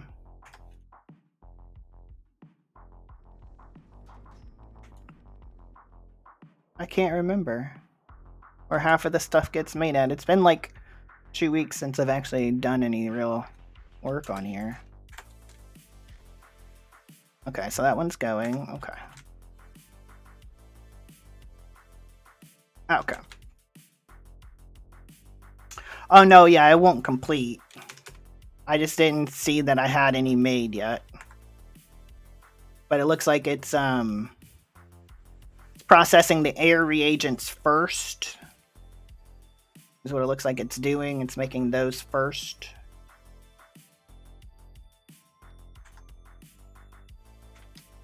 So once those get done, then it'll probably make them. It's one of these down here. Oh, here it is right here. This guy. Oh yeah, we had to make the levitation, belt of levitation. And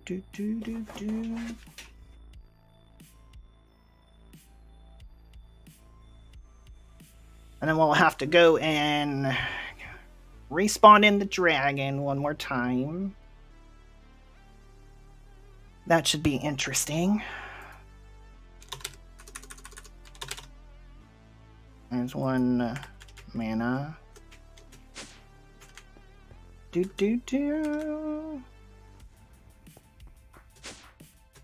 Alright, we gotta reopen the roof because we gotta do some more astral crafting.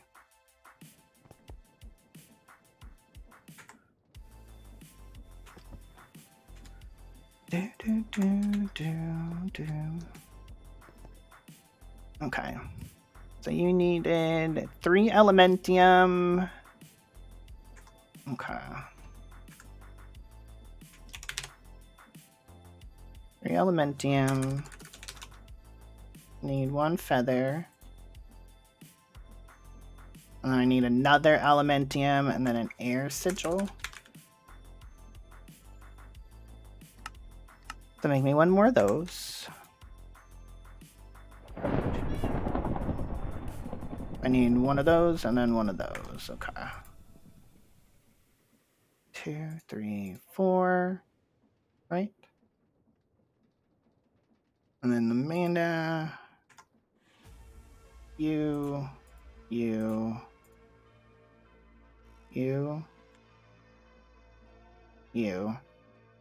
I just need you and you. Okay. So that one's almost done. Alright, so there's the other mana. Now I just need this last air reagent. So you're crafting that one, you're making that one, and you're making that one.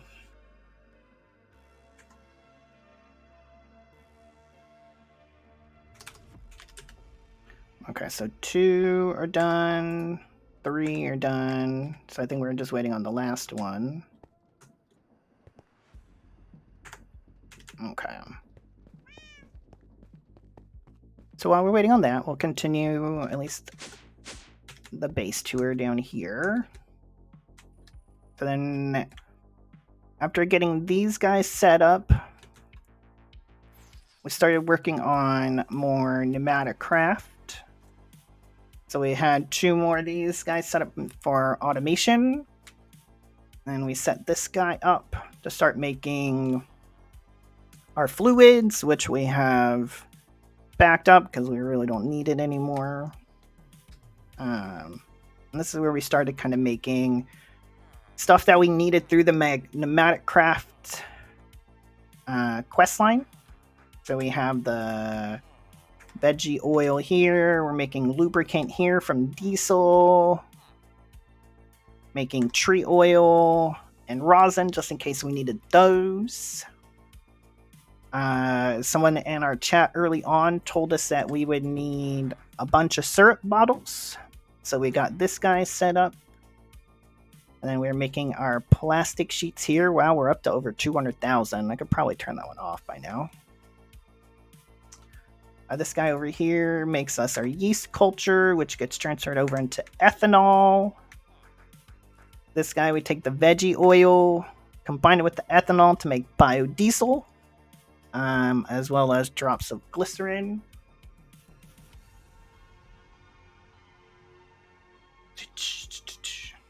You think I could since you're done with the pack? Yeah.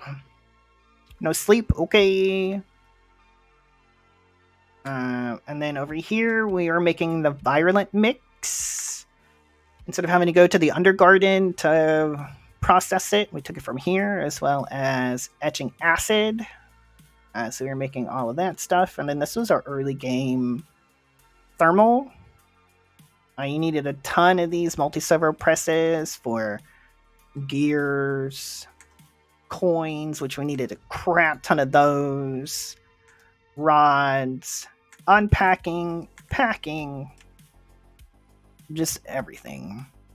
And then we set up, once we got, actually the next thing we did is set this up, where this is our setup to run our reactors to make the uraninite. So we're making it from redstone B, quartz B, and uranium B. So they power all of these, basically from all of this mess down here. So basically, to make uraninite in this pack, you needed 2 uranium, 1 sulfur, and 1 fluorite. Right? So we have our bees up there. They come down and get centrifuged. Then our nether quartz gets stored here. But our fluorite comes over here to get made into the crystals and then crushed and then stored here. So we're up to like 98,000. Then our coal would get pulverized into coal, cobblestone, and then sulfur. Our redstone, of course, would pulverize into redstone, and then the uranium would get into uranium dust, gravel, and lead, and then we would smelt the uranium dust into uranium ingots. These would then come over here to get stored, and they would get pushed up into the Powa orb. And then this was our backlog. So we never wanted to run out of uraninite, simply because it also powered this guy, our stasis chamber for our wither. And we learned early on in this pack that the stasis chamber requires a crap ton of power. It uses roughly about 50,000 RF a tick or something like that, some stupid. So you need a lot of power, and you don't ever want to run out of it. Otherwise, your wither would be on the loose in your base. And then once a lot of power, yes. What's up, time consumer? Hopefully you're having a good Saturday. Nope. We are going to deny you. And Navy Navy would have too much fun. Exactly. We also just kind of moved our chest over from our starter base over to here and just threw a whole crap ton of external storages. Because as you can see, we really didn't make a lot of discs. We only made 364,000 discs this entire playthrough. But we utilized a combination of drawers, external storage for chests, but also we got into occultism to this guy here, where we're storing, like, yes, a wormhole. This thing was actually really cool to set up and learn. So as you can see, we're storing like a crap ton of stuff in here. And we filled both of yours. Yeah, I haven't even filled one yet. I still have like 5,000 slots left. But this is kind of like our overflow for everything. So that was kind of interesting. Okay, so we got our feathers done, so we can cancel those. Okay, so let's get the air reagent. What were we missing? One of yours and the second one's about 20. Reinforced. Like, you're storing a bunch of stuff, though. Like, I don't keep half the stuff that you kept, though. Like, you're keeping all of your, like, armor and stuff from, like, your mob farms. Like, you would just chuck that into your system. Like, I didn't do that. You have, like, 10 million uranium, yeah. I think the highest thing I have is 4.3 million redstone. Oh, you cleared it all out. Okay. So I guess you're just storing a bunch more stuff than me. Alright. So there we go. So let's go make the Flugel Tiara. You were being responsible, kinda. Okay, so let's chuck this guy into here.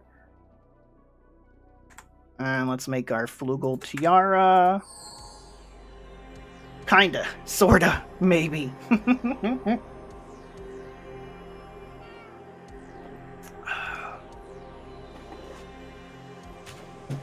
Okay.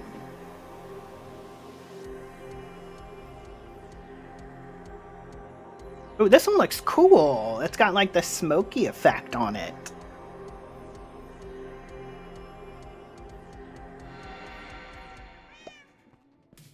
Alright, so there is the Flugel Tiara.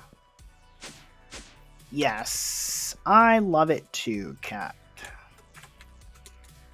Okay. So now that we have that made, what else do we need?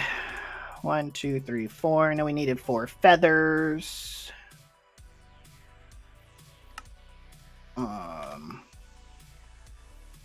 So 2 Vicchio stars, 2 steadfast, 2 Vicchio. Oh. 2 buckets. 1, 2.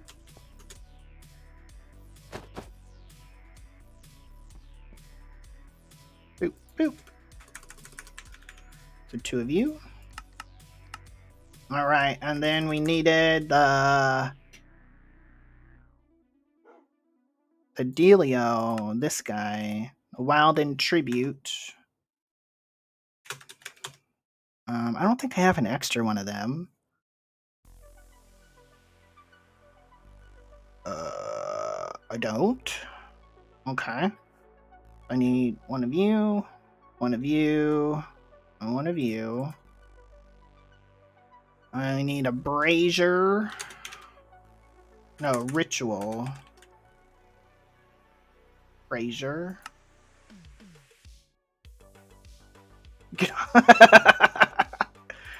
I mean, I turned off my tree. I promise.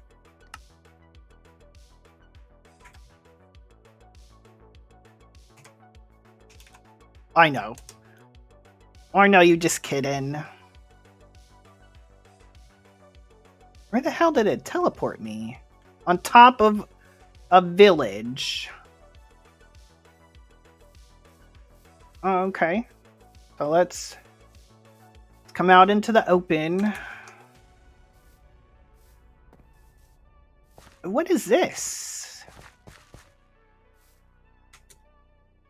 Oh.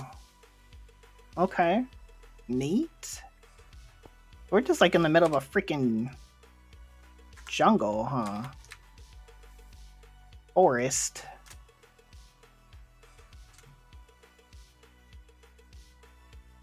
Whoa.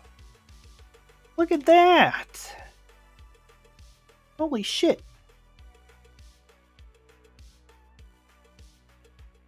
Whoa. I'm sorry, but that's cool. Yeah, no worries. I don't care.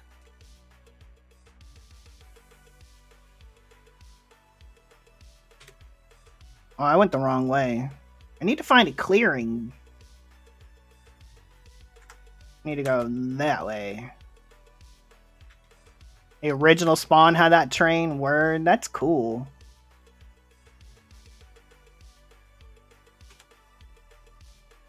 I mean, this'll work.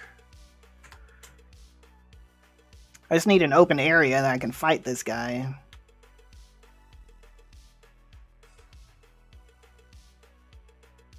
Okay. And then in the Wilden, how to summon the Wilden. This guy.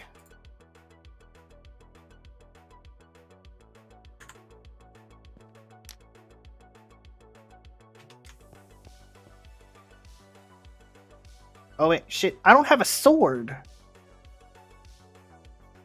I should have looked at that first.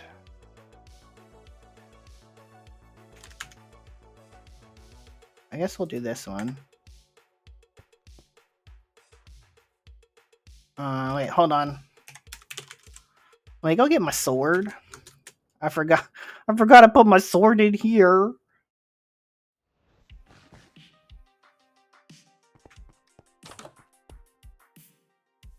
Give me back my sword. There we go. Okay, cool. Let me beat this guy. The first time I fought this guy, he actually killed me. I'm not gonna lie. He was one of my first 20 deaths.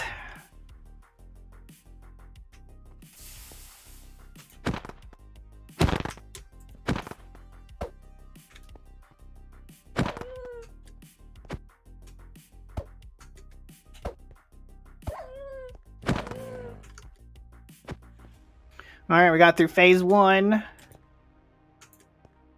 Now we gotta go through phase 2.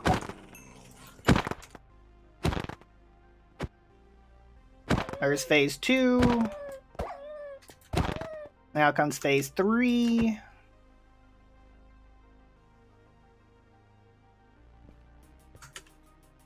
Oh! Trying to throw me around, huh? There we go. He's easy now. Bad puppies. Bad puppies. Okay.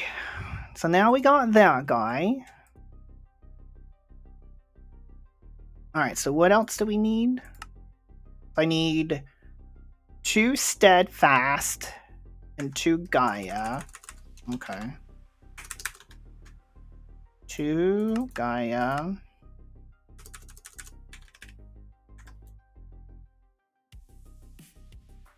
Oh, the crafter's locked. Oh, because we're making those guys. Okay. Oh, it's taking its sweet little time.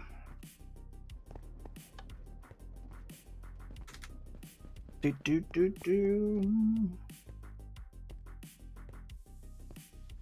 probably have to make a couple more resonating crystals because they probably didn't get sucked up.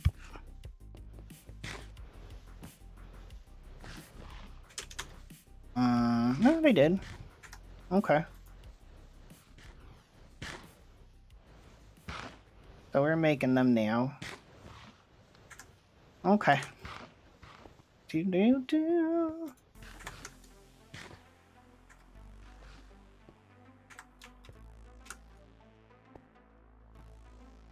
Okay, so we'll continue on with the tour. But then first we made this guy.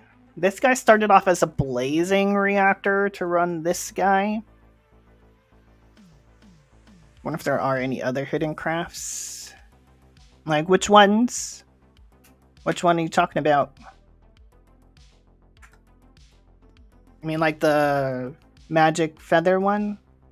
Or the one you're doing now? Like create a flight? Yeah. I don't know. I haven't seen any other ones. Allegedly, there's one that we have to sacrifice a gorilla. But I never came across that one. But I did end up changing both of these to nitro reactors to run our base. I think this guy's still a blazing. Yeah. Oh, what does the gorilla one do? What was that one for? I don't remember that one.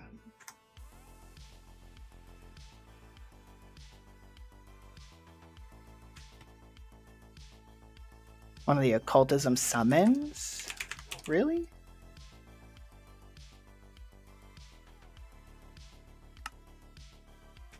Huh. I don't remember having to do one with a gorilla. Maybe I'm just misremembering. Like, what are you stuck on?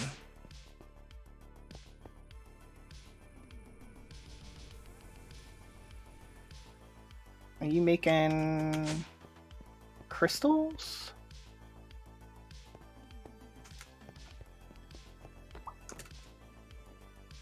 Yeah, you're making these guys.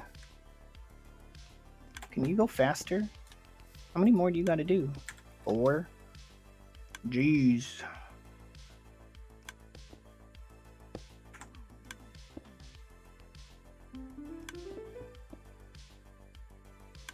We've used so much time on a bottle. It is not even funny. I guess I can't make that one go faster. Oh well. Okay, well, we'll let it take its time. We'll continue with the tour. So then we started making all of this lovely create stuff that we needed for a lot of the crafts. Like, I know this one makes our power capacitors. This guy does something I can't remember. This guy does our rough machine frames. And we had to actually utilize these guys for the first time in a playthrough. The automated workbenches. The engineers' automated workbenches. So I've never had to do this before because I've never really played anything that needed a crap ton of stuff from these things. So we actually had to like automate, I think like 6 or 7 of these, because there's a couple more down here that we ended up having to add. Yeah, 3 more. So these were for modular routers. A lot of the modular router stuff. Which this was also the first playthrough that I used modular routers for and learned. And that's actually pretty freaking overpowered if you ask me. I enjoyed learning modular routers. And then also masterful machinery. I think that's it. Masterful machinery. These multi-blocks are really freaking cool. This was the first one that we had to make. This came in towards the end where we would have to make a ton of basic control circuits. The storage compartment pieces for these guys here. We literally had to make stacks upon stacks upon stacks of that. So that would not have been fun to have to do this one by one. So we actually ended up making a second one of these down there. Because there was just so much. So much stuff. Okay, so we've already made one, so they're working on the second one now. Okay. This over here is our lithium production. So this turns it into the liquid lithium. So this makes the brine through water. We shipped it over here to make steam and lithium. And it would come over here to get turned into lithium dust. So we did it through this way. Even though we do have the cooling towers over there. We did that for something else. And then just all the random machines that we needed for a bunch of stuff that we needed to do. This was the first playthrough that we utilized Enigmatica a lot. Through, like, a lot of the early game stuff. You know, like stuff like this, where you're making molten pink ender slime with ender slime and pink slime. And you can't make pink slime through the Mob Slaughter factory like you can in other playthroughs. To do that, you had to get the freaking pink wither. So you had to get the pinkinator through Britannia's Gaia fight. So we ended up having to fight 4 or 5 Gaia bosses before we got the pinkinator. And then you just milk him like you do the wither for ether gas, but he gives you pink slime. And yes, we all know how much Katiana loves Enigmatica. I know she was so excited about this playthrough, guys. Because she just loves it so much. Okay, so I think I have everything. Oh, I need the fairy block. Yeah, okay. Ah, shit. Exactly, Captain. We all know that Katiana loves it so much. So we need gold, liquid soul, and milk. Okay. So gold, liquid soul is from soul sand. I mean, that's all Katiana was talking about at the beginning of the playthrough, is how much she could not wait to play with Enigmatica.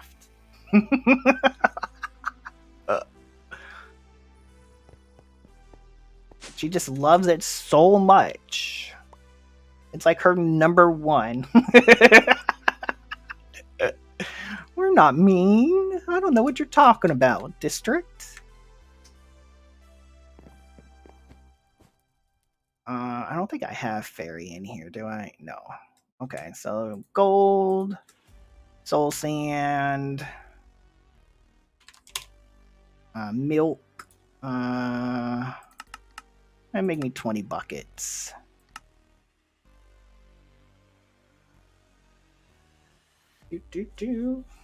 Checks next pack for pneumatic crap. I mean, I think there is some, Katiana, not gonna lie. I don't know how much we have to do with it, but I think there is pneumatic craft in there.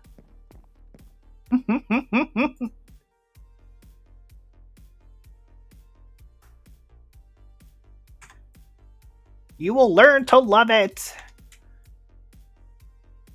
It'll be forced down your throat until you do.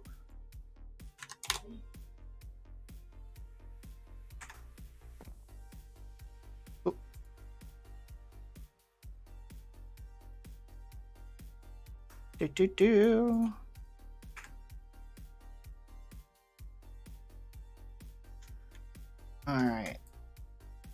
Like, is that enough for a block? One block. There we go. Break you?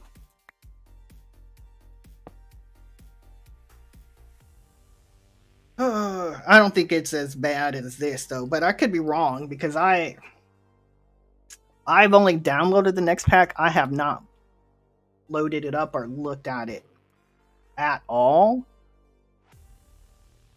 Yeah, I'm going in totally blind. I have no earthly idea about anything. So it's actually going to be kind of cool. Alright, cool off. There we go. Okay. So there we go. So now we have everything that we need for create a flight.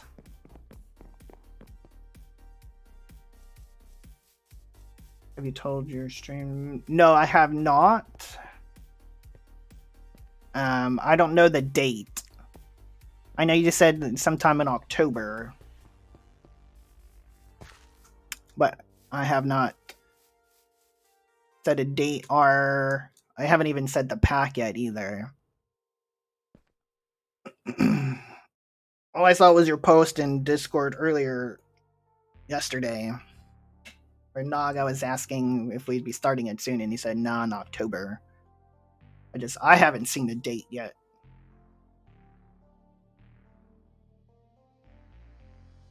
Oh, because it was in Discord last week? I might have overlooked it. I tend to not look at everything in Discord. Okay, so I think we're good. Now we just need end crystals. Since if I want E6E so long ago, you did load it up once and took a look at it. The quest book is confusing. Yeah, but hopefully in a good way.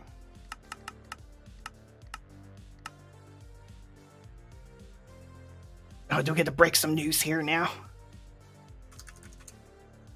I mean, I'm not going to say what pack it is, but if we can get confirmation of a date. Okay, so let's go get creative flights.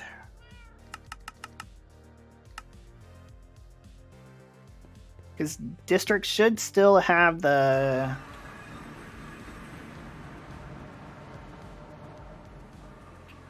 Oh, yeah. I'll announce it probably, like, on my Discord. It's just... I know district hasn't announced it officially to everybody yet, so... I don't want to be the one to break Ice. 2, 2, 3, 4, 1, 2. Okay, so I think we're good. Oh, and then the flugel. I will probably do a couple of DayZ streams, Captive, because I started playing that yesterday and I really love it.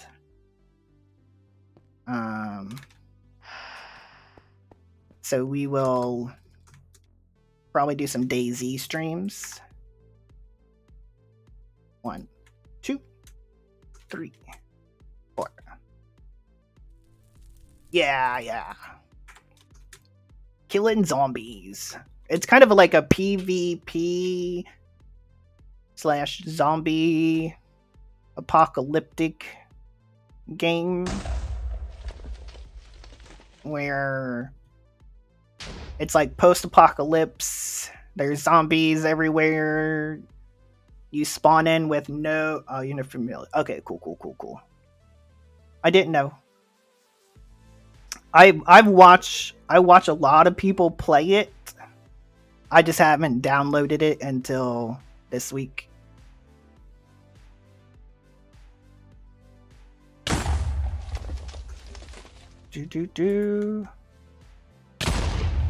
What?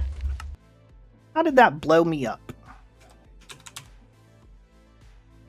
Oh shit. I didn't realize that would do that. Oh. Well, there you go, Captive. There's another death. I think that's like 117. Yeah.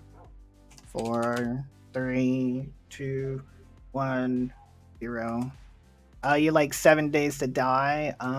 See, I haven't played that one.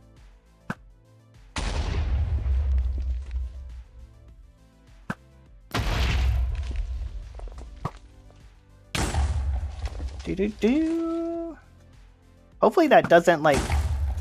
Oh shit. Ruin the deal.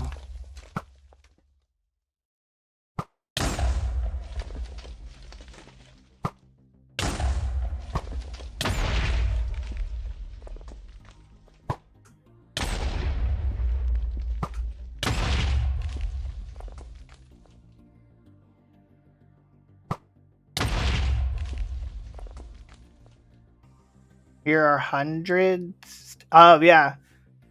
Oh, because you guys are probably killing them without having to do that.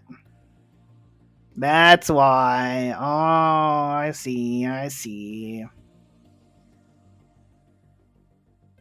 Oh, he's too far away? See, I didn't know that.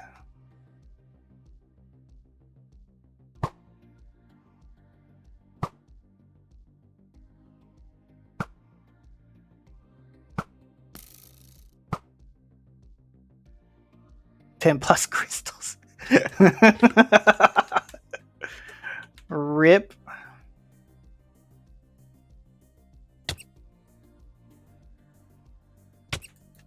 Can I not, like... Yeah. It's alright. I mean... What's another death? Right? I mean, once you reach triple digits, does it really matter?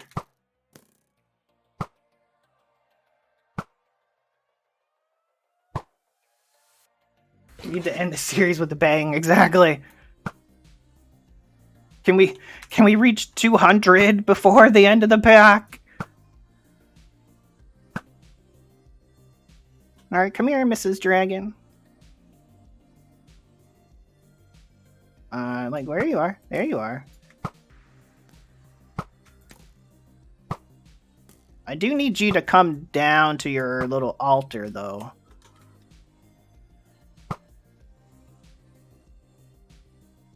Oh, look at TPS go. Woo! Alright, can you come down here?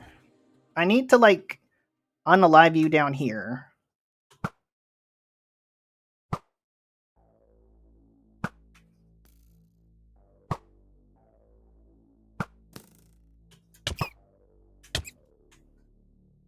There we go. Ah! Stop.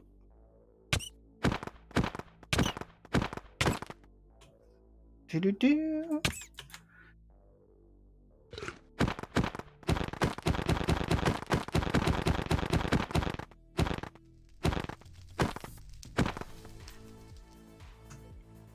Do-do-do. Alright, maybe one more time down here.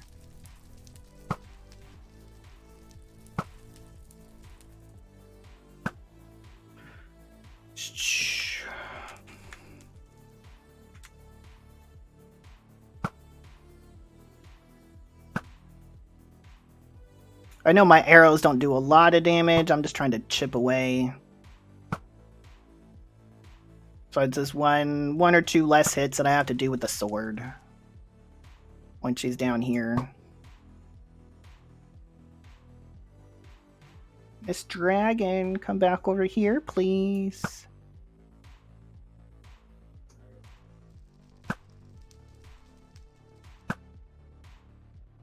These are supposed to be lightning arrows, but I guess lightning doesn't work in the end.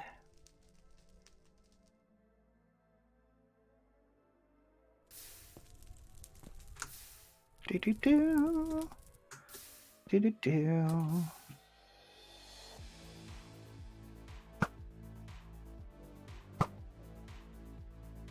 Come down here, please.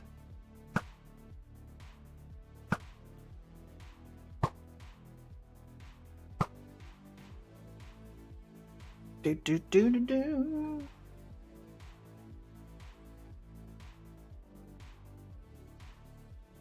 I'll be patiently waiting down here for you.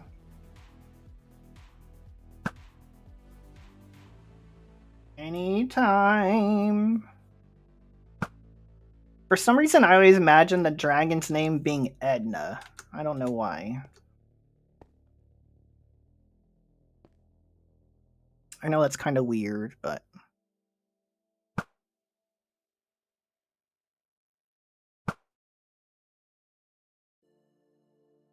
yeah. Because it's almost as close to, like, Ender. Instead of having the you just add to Edna. Do-do-do. The music stop? No. Just a quiet song. We'll skip it. On to the next one. Do-do-do. Alright, come on. Like, you just need to come down here just one more time. Because then I'll be able to use my sword and unalive you and finally create a flight at the end of the pack. When I don't need it anymore.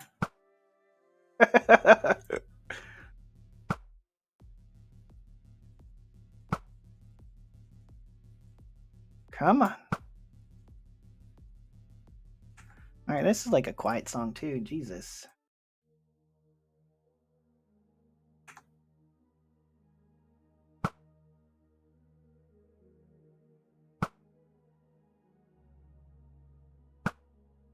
Like, I don't want to hit you too much more, because then I might take you out with my arrows, and I don't want to do that. I need to end right here. Here we go.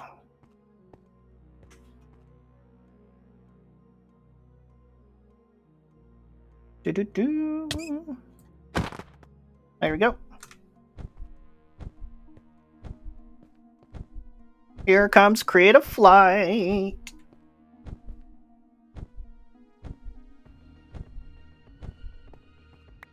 There we go.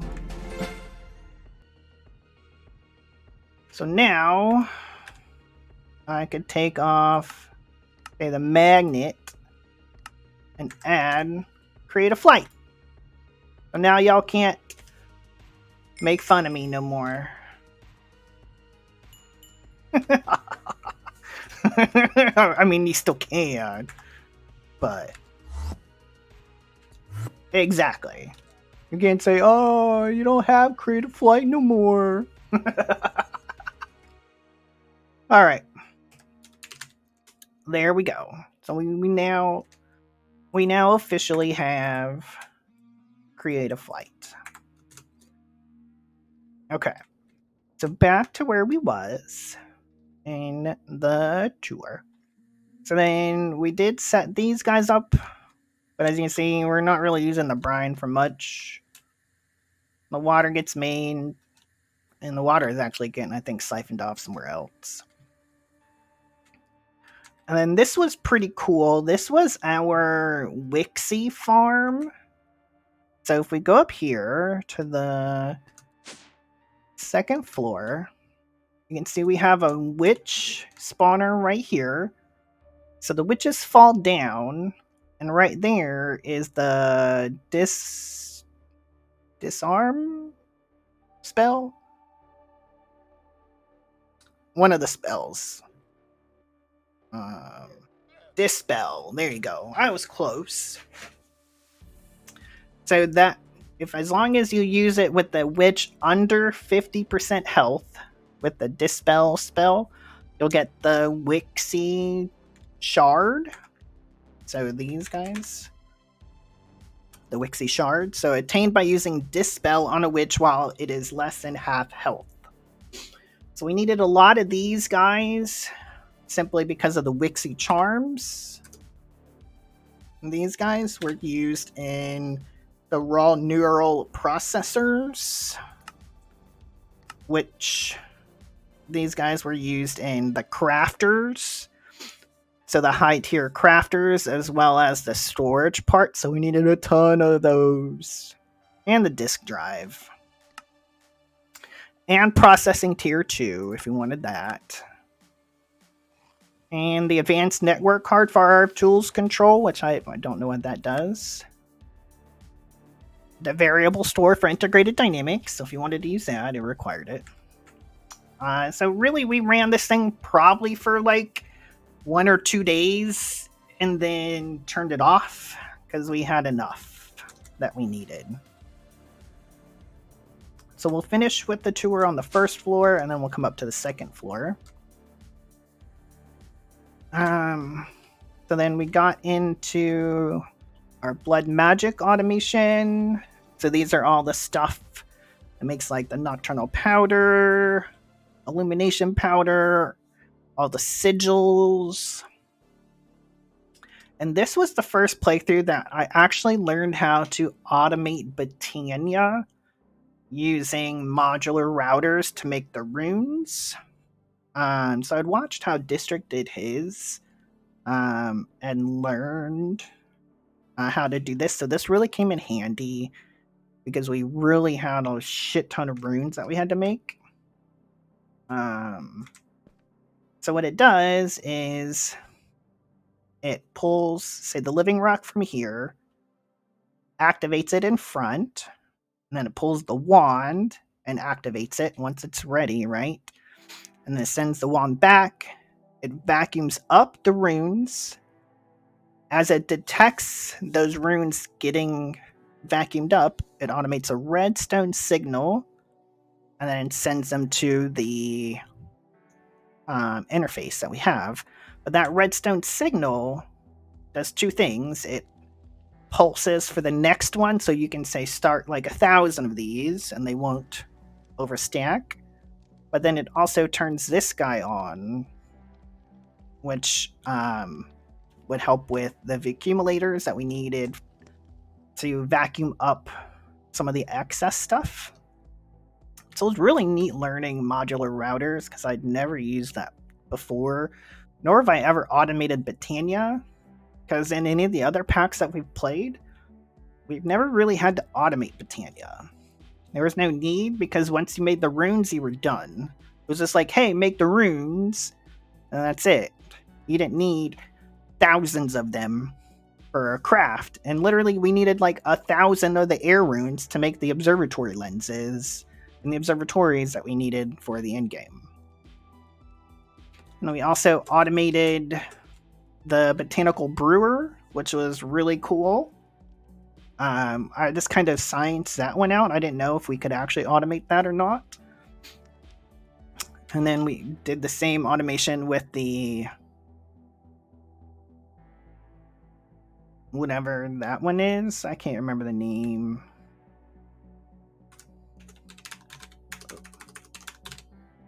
I can never remember half of these names for anything. The agglomeration plate, I think is what it is. But this is like the higher level.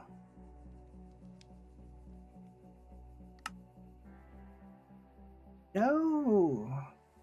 Like, that's like 2 bots this stream. Like, I got a whole bunch last stream too. It's like, stop. Go away. No one wants to buy viewers.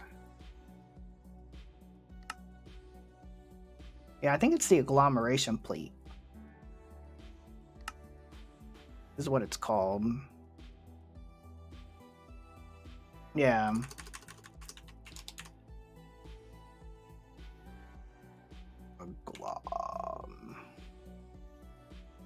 Yeah, this one's the base one. The other one, I think, comes from the upgraded Botania one. But you can automate it the same way. And then we also automated like the dragon stones and and the pixie shards, where they dropped in here, and we used the RF tools conveyor belts to change them out with the fairies and Alfheim. So that was pretty neat. So this was the blaze spawner that we had over at the starter base over there. To make the blaze blood, we just moved it over here. That way they constantly made blazes when we were on the server, because we needed a ton of blaze blood. And then this was also the first pack that we had to play around not only with occultism, but automate occultism. So we learned how to do the rituals through occultism, which was really cool. I'm a big fan of occultism. But we also learned how to automate it a couple of different ways using modular routers. So like this first one over here, we actually did with 2 modular routers. So we have this modular router that moves the stuff up onto the plates for us. And then this guy does all of the stuff onto the sacrificial bowls. And then this guy only does the Book of Binding. What's up, Finster? Routers is smart. You have rituals automated via hoppers. Word. Yeah, I borrowed this idea from District because I think he used it. So it worked out pretty nice with the modular routers. And then we kind of did the same for these over here. But I think District, he did your books a little differently than the way I kind of did mine. I just have mine on a slow pipe. And you learned the idea from someone else for automating the power orb.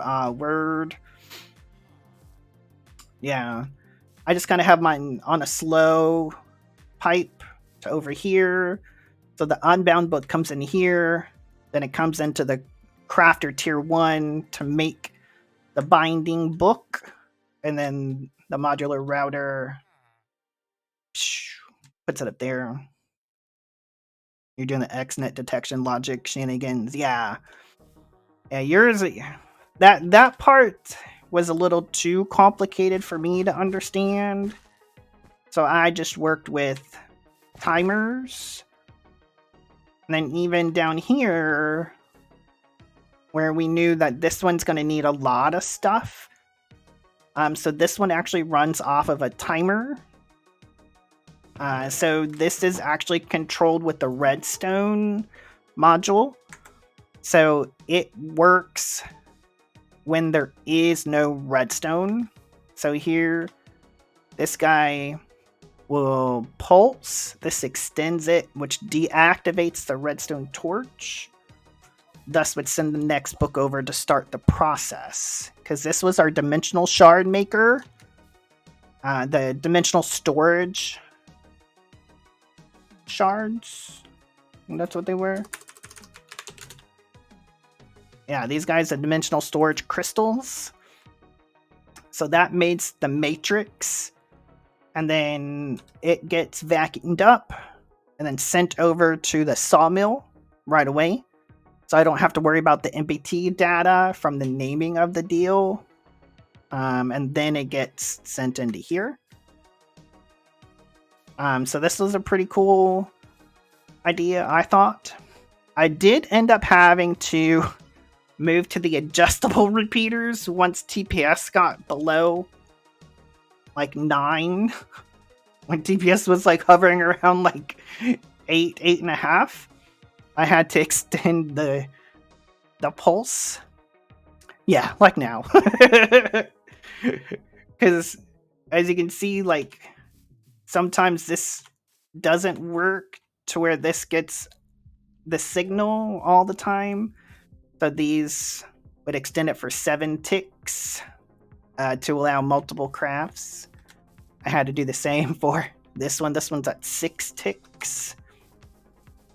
So again, just kind of learning with the stuff that Create can do. And then over here was the automation for the relics through the Atom. So for these guys, the dirty coins, rings, necklaces, brooch, bracelets, and idols. Because we needed a bunch of these for some of the other crafts. So we have a block placer and a block breaker. Well, it breaks through the modular router and siphons them up. And this was pretty cool that we actually had to automate some of the food stuffs as well. Because we needed the roast chicken as well as the stuffed pumpkins for the engineering student meals. So this was the first time I actually used these guys, the detectors, to power this on and off so that way it's not going 24/7. So we just have it automate, output the bowls here to here, and then when it gets below 3,000, it'll make a new one. Excuse me, and it kind of stores them right there. We have an external storage there, and then this vacuums up the bowls. And then this one's same for the stuffed pumpkins. I hear somebody out there. I think we have a wandering trader out there. This was our mana collector setup. This is what district you still have left to do. I'll be interesting to see how you kind of get this one set up. No one needs to know. More food setup. So this was for the sweet potato pie. You're babysitting the rune crafts at the moment, yeah. So it's sweet potato pie. I forget the other two. Oh, apple cider. And then tomato something. More crafts here. This was to make the world shaper cog. And this was also like really cool to set up. So we had to do this for the stem packs, which we needed like 3,000 of the jars from Ars Nouveau. The flasks, like the potion flasks. these guys. So the potion flasks. So you can automate this with the Wixies. I don't have them up now to help with mob pathing and TPS. But basically, you supply it with a source, right? And then you supply it with the ingredients that it needs. So here you would put an inventory for nether wart to make the awkward potion, right? So then the next one, like that's the one we'd put the golden apples. It would turn that into absorption 2. Then over here, we put the redstone to turn it into absorption 2, but for 3 minutes. And then on the other side was resistance. So it goes awkward potion, resistance, resistance 2. And then we use the potion melder right here to turn it into a combination of the two. And there's a potion jar down there. And then this guy utilizes the flasks, and it uses 8. So you have to make 8 potions of each to make 1 potion flask. And we needed 3,000 of each. So it was quite a lot. So this was the first setup that we did with it. So you can see it's a larger footprint. And then when I did it a second time, I did make it a little bit more compact. You could probably squeeze this in really probably from here. So instead of having a space in between, you could probably put them right next to each other. It would work fine. And then I just did this as some semi-automation to where I could have 2 chests full of flasks. So I can just kind of let it run slowly overnight. And this was our source producer right here, the mycelial source link. And over here, we set up a ghast and shulker spawner to make the shulker shells and ghast tears for the potions that we needed. And these were our last occultism rituals over here. And then these are all the trophies besides the mastery tokens that we got. So this was for going through 100 chests, beating the Ender Dragon, filling a... that was the mechanism one, I think. Filling an ultimate induction cell, so 1.6T FE. Breeding all the animals, taming all the animals, the potato quest, fill a supreme black hole tank with oil, water, lava. Yeah, stupid quests. And then these were filling up all the infinity tools to the artifact tier. So, this was fun. They actually did a secret way of how to do this through the pack. I won't spoil that for anybody that still hasn't done it yet, but I would recommend looking through JEI. That way you don't have to sit there and fill it up with a bunch of power. Oh, they didn't earn a home in your base, yeah. Alright, before we go up, we'll go down. This was kind of like the messy area, but only the big 12, yeah. This was our first mob farm that we'd set up. Uh-oh, this broke.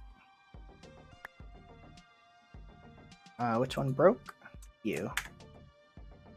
So we set up a slime and a pneumatic craft spawner. This was before I knew how to make this a little bit more compact. This set up to run the advanced compressor at full speed. You can actually do this a lot more compact. You can put one like right here, like right on top, so it kind of encapsulates the heat sinks and the air grate 2 modules, so you can make this slightly more compact than I have here. This was kind of the first idea, and then District came up with the more compact one. But basically, this just made a crap ton of essence for us. So initially, I had the pedestal here with the mob slaughter deal on it. It does have a Knowledge of the Ages 7 sword that it's using. So it turns all of the drops into essence. And then what we would do then is pipe that up to the second floor, which I'll show you guys. So we would have that piped up to here. So it would come into this guy. Well, it would get put into bottles first, to bottles of enchanting. Then the bottles of enchanting would get separated into the knowledge, which would then come over to here. So we'd take the essence of knowledge and then turn it into memory essence. Because we needed so much memory essence to run the Gaia reactor outside. Because the Gaia reactor needs 16 buckets of memory essence per tick. Yeah, 16 buckets per tick. So we needed a crap ton. I had this thing filled a couple of times and it just kept draining. So that was this setup. That's why we had this up here. And then I'll show you guys the mob farm that we also had, because one slime was not enough. And then we set up, excuse me, which has been dubbed Mob Mart. We had our little mob farm with the Drigmies. So this was quite fun to set up as well. So the Drigmies down here would farm the mobs for us and give us their drops. So that way we didn't have to have a whole bunch of mobs being spawned. We could just have one and slowly gather their drops. So we got like 30,000 Blitz, 23,000 Gusters, and so on. So this was cool. Then we were able to farm one of these guys for the hearts. These guys. The heart of the diamonds. And then we were farming the Nautilus for the Nautilus shells. This guy for his proboscis. This guy for his muscles. We got the Guardian for his Forgotten Nuggets. And also, which was cool, is this would also give you experience. So we needed a lot of those as well for a lot of crafts. So really any kind of mob that we needed to drop for, we would just chuck it in here and get it. Because like we got a Roadrunner in there for the feathers. We have, I forget, what are you? Oh, his name is Doug. We had to name them so we didn't lose them. We got the ghosts for their drops. We did have a Thrasher in here for the Thrasher teeth. And then we set up the generic bees here. This was initially to run our compressors, but we far outgrew this pretty fast. Even though we have 9 bees in here. I probably should have upgraded these past the tier 2 apiaries, but I didn't. And we have our villager trading area over here, which was suggested at the beginning of the pack to get the pressure mechanic for Enigmatica stuff. Yes! To where you can get like the pressure tubes, block of compressed iron really cheap, the transistors, the capacitors, and then we even had this guy for the printed circuit boards. the logistic cores, the pneumatic cylinders. You can buy drones from these guys. So this was a good setup that I know Kadiana used a lot. I did as well. These guys came in handy. And then this is our mechanism setup that we got in once we started that quest line. We had to expand it a little bit when we finally had the need to do the quintuple ore processing, because initially we weren't going to do that, but we decided quickly that we needed it for the Eisnium ore, simply because we weren't getting it fast enough from our Genie ore miner. So we did the 5 times ore processing. Also, this was the first time that I learned how to do this setup through Create. So it's basically kind of the infinite smelting hack, I guess you could look at it.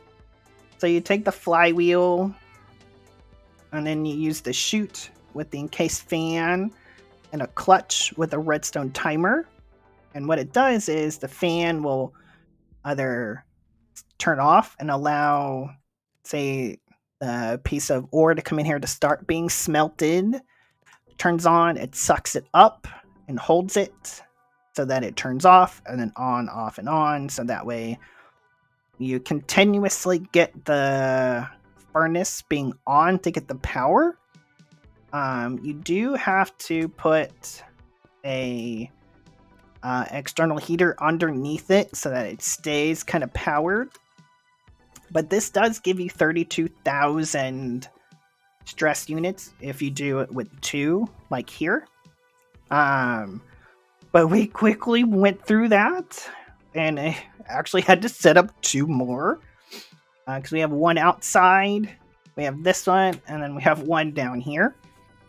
Because we were using a lot of Create stuff to power our base and do our crafts.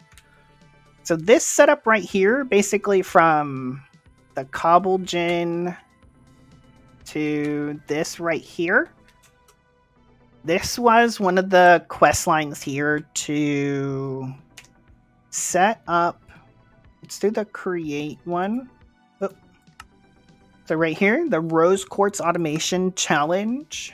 So basically, they want you to make rose quartz without any like modded assistance. The only thing that you can do, the only outside input allowed is the quartz in the redstone itself.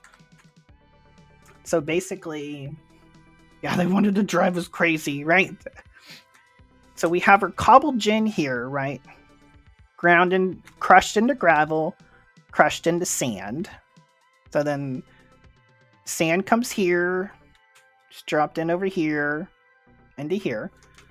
We have our sugarcane farm right there, which gets harvested, and then it gets pushed up this line of chutes. There's a fan under here that blows up the sugarcane into here.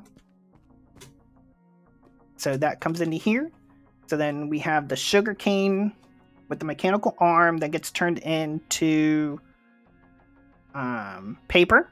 So you have 3 sugarcane to make 1 paper.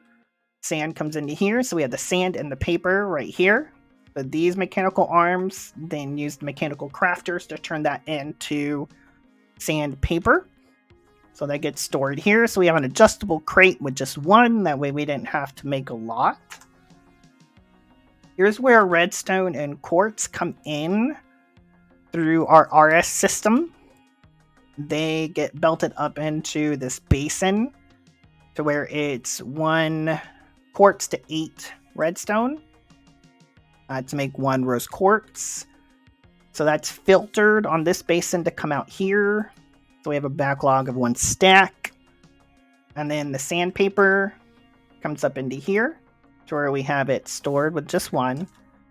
It gets pushed down into this deployer. So when this runs, it makes the sandpaper. So if I were to take a couple from here, well, if I had this turned on, I forgot I have it turned off, it would sandpaper this guy and just refill itself. So this is completely automated to make the polished rose quartz. This guy here is our crusher for some of our materials that we needed. Again, more mechanism stuff over here. This is to make our uranium hexafluoride. This one right here. For our reactor, which we'll show you guys here in a second. But this was pretty neat to set up this way. So we needed a lot of God shards through this playthrough. Like we needed the Seth ones for something. We needed the Osiris ones for something. We just needed a bunch. So we had to find a way to automate that.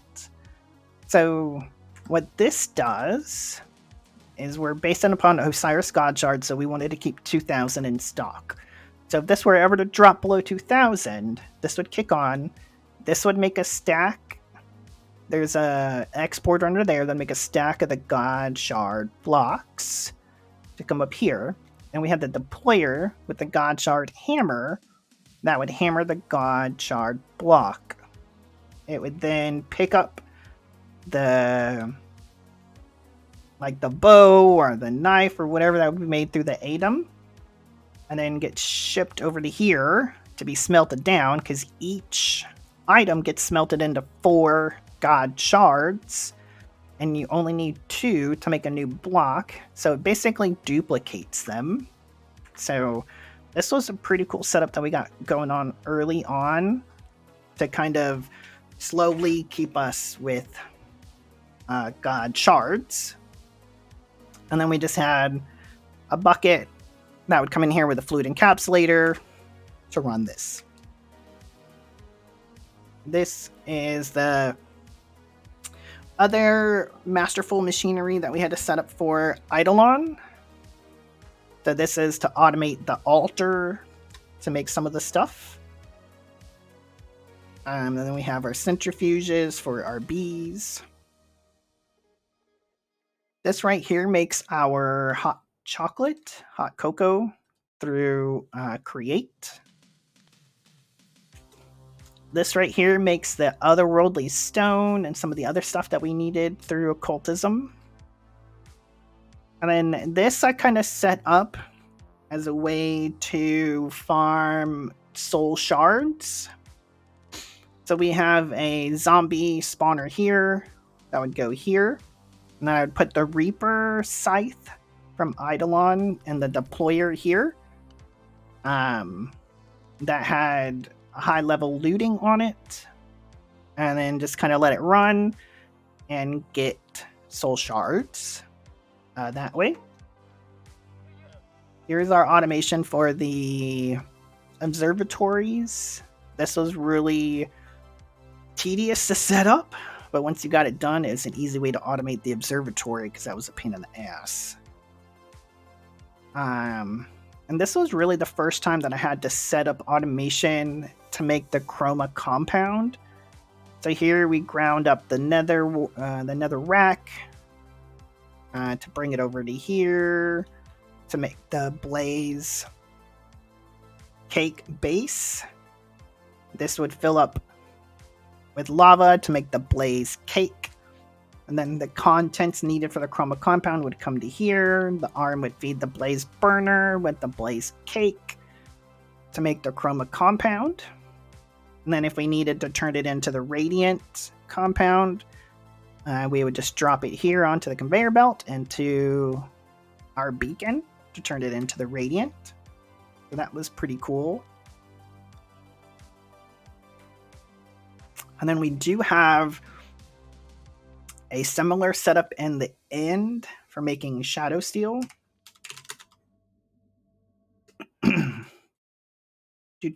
So right here. So basically for the shadow steel, it would get exported here.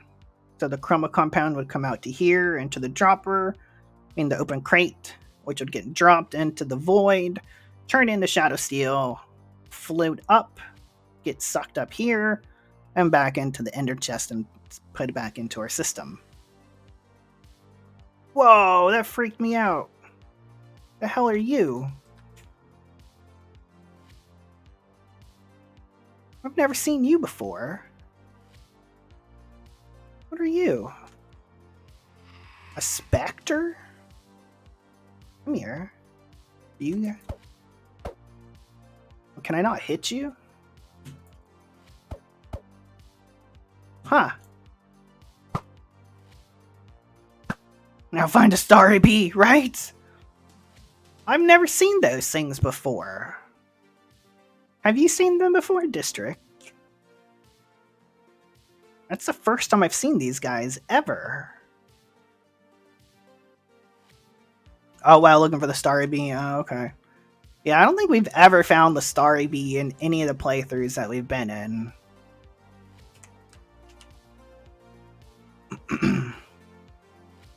Oh, Shifter found it once. Weird.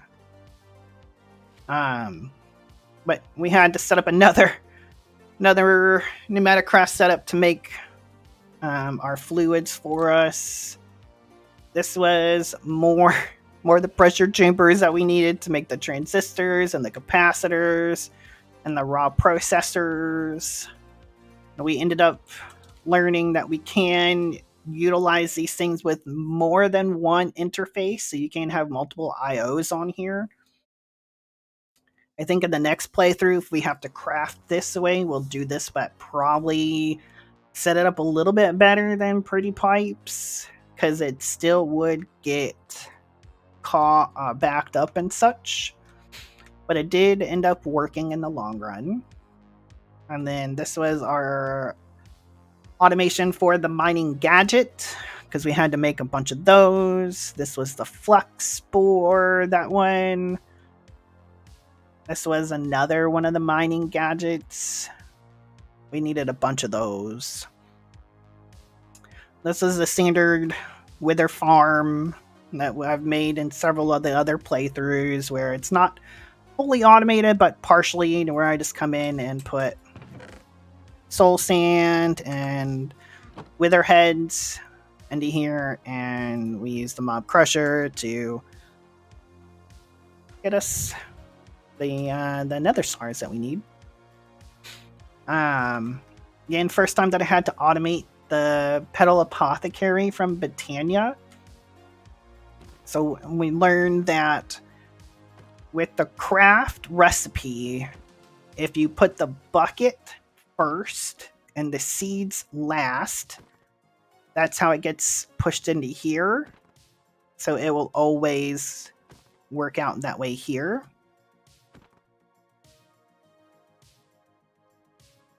Was something just getting hit? I think one of my villagers. So that's an easy way to automate this, is just put the bucket first and the seeds last. This is our setup for some of the end game boxes. So we use this for the stim packs. We use it for I think it was just for the stim packs, because the other ones down here were the big boom, the box of big boom, and the enchanted ones.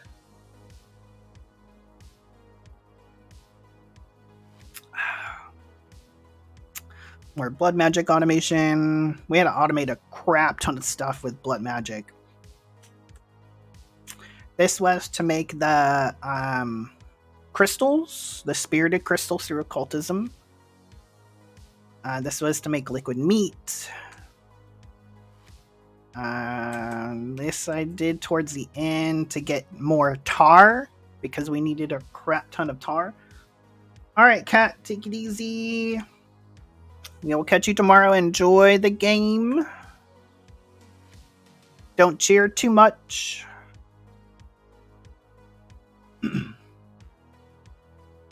Thank you. And then we made this, which will hopefully, if District still wants to, have a surprise when we're done, when he gets done with the pack for that one. This was automation for something that we needed. I can't remember. I totally forgot what this one was for. Yeah, we definitely need to do a backup. I mean, if you still want to, if you don't, I totally understand. We don't have to. I think this was to make builder's tea, maybe, or something. I can't remember, to be honest. This was to make the honeyed apples. Here is our 5 times ore processing setup that we used for Eisnium, Frost Steel, and Colagram. We did end up having to set this up towards the end to make all of the basic memory chips, because the dissolution chambers were way faster than the fluid encapsulators. So if you guys end up playing this pack, I would go with the dissolution chambers versus the fluid encapsulators 100%. Here's that second automation tower that we had to do. We did end up having to set up more the multi-server presses for plates and gears. No, coins. Yeah. Really, we should probably done this for gears, rods, as well, because we had to make a crap ton of that stuff too. It's just, I just never got around to it. And if we go up to, that one doesn't go up, to the attic. Here we come to our astral sorcery area. So when I was making the factory, I realized, because this is the first time I was actually going to make a roof like this. Normally the roofs I make are flat roofs, but I wanted to try kind of like a higher roof to have some like window lookouts and stuff. So I quickly realized I was going to have a bunch of space up here that I didn't really have anything to do.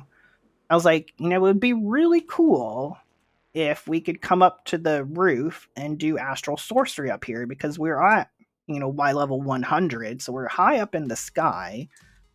So I was like, let's see if we can put the roof on like an open and closing through create. So that's when we came up with this guy, to where we can close the roof. So when we're not using it, we can close it. And it just looks like a normal roof from the outside and the inside. And then when we're ready to do some crafting, we can open the roof. I guess I gotta hold it down a little bit because of TPS. But I thought this was pretty neat for a way to put astral versus building it out somewhere. We did learn how to automate the attunement altar. We did it through the conveyor belts here. So what would happen is we would have a craft that would put one crystal in here to come up to the dropper, get sent up into here, and it would actually pick up the crystal and then attune it. And then when it was done, this guy would pick it up, and then our modular router here would recognize that there was something in the accumulator. It would get sent over to here, because we're going to pull it, and we send a redstone signal over to our crafter to say, hey, we picked up that crystal, you can send the next one. And then we'd send it to the interface here. So it was a way to automate to where we could probably get about 10 to 12 attuned crystals per night, depending on TPS. And we had enough room here for our full iridescent altar as well. Ooh, what?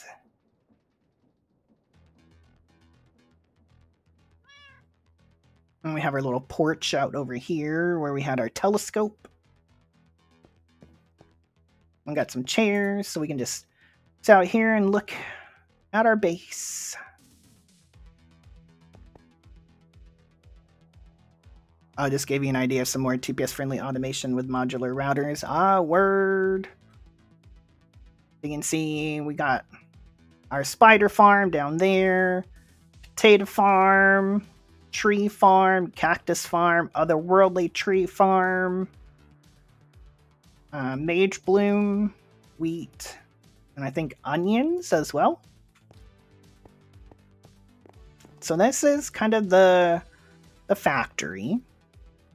Unfortunately, there's nothing else over here. We didn't really have a need to fill up the attic. It's this kind of storage if we needed it.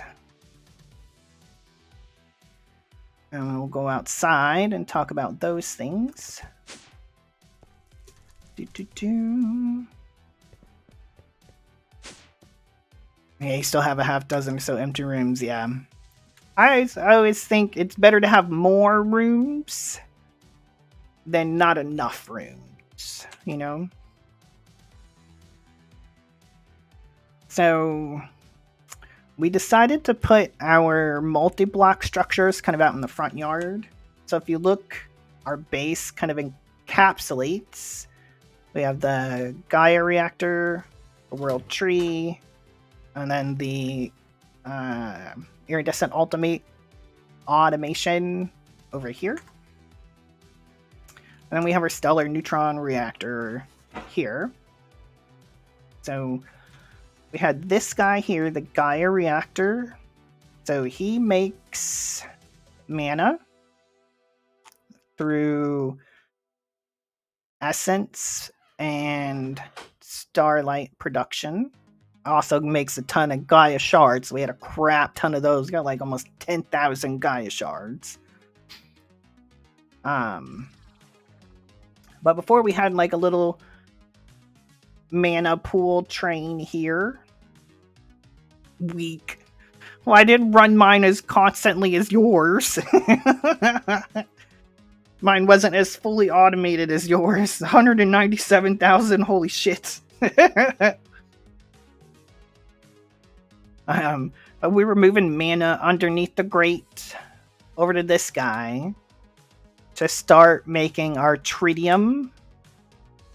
We ended up not using tritium and deuterium for our reactor just simply because it was really nerfed in this pack for the reactor. It wasn't making as much RF as it should have.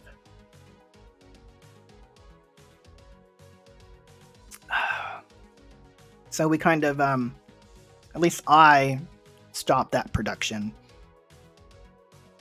We were trying to get sneaky with using life essence. This is 10,000 source blocks to see if we could turn that into an infinite amount of life essence, as well as an infinite amount of starlight, because it worked for the crude oil, the water, and the liquid ender. Unfortunately, we found out, well, District found out through the code or whatever, that these are on the do not allow list. So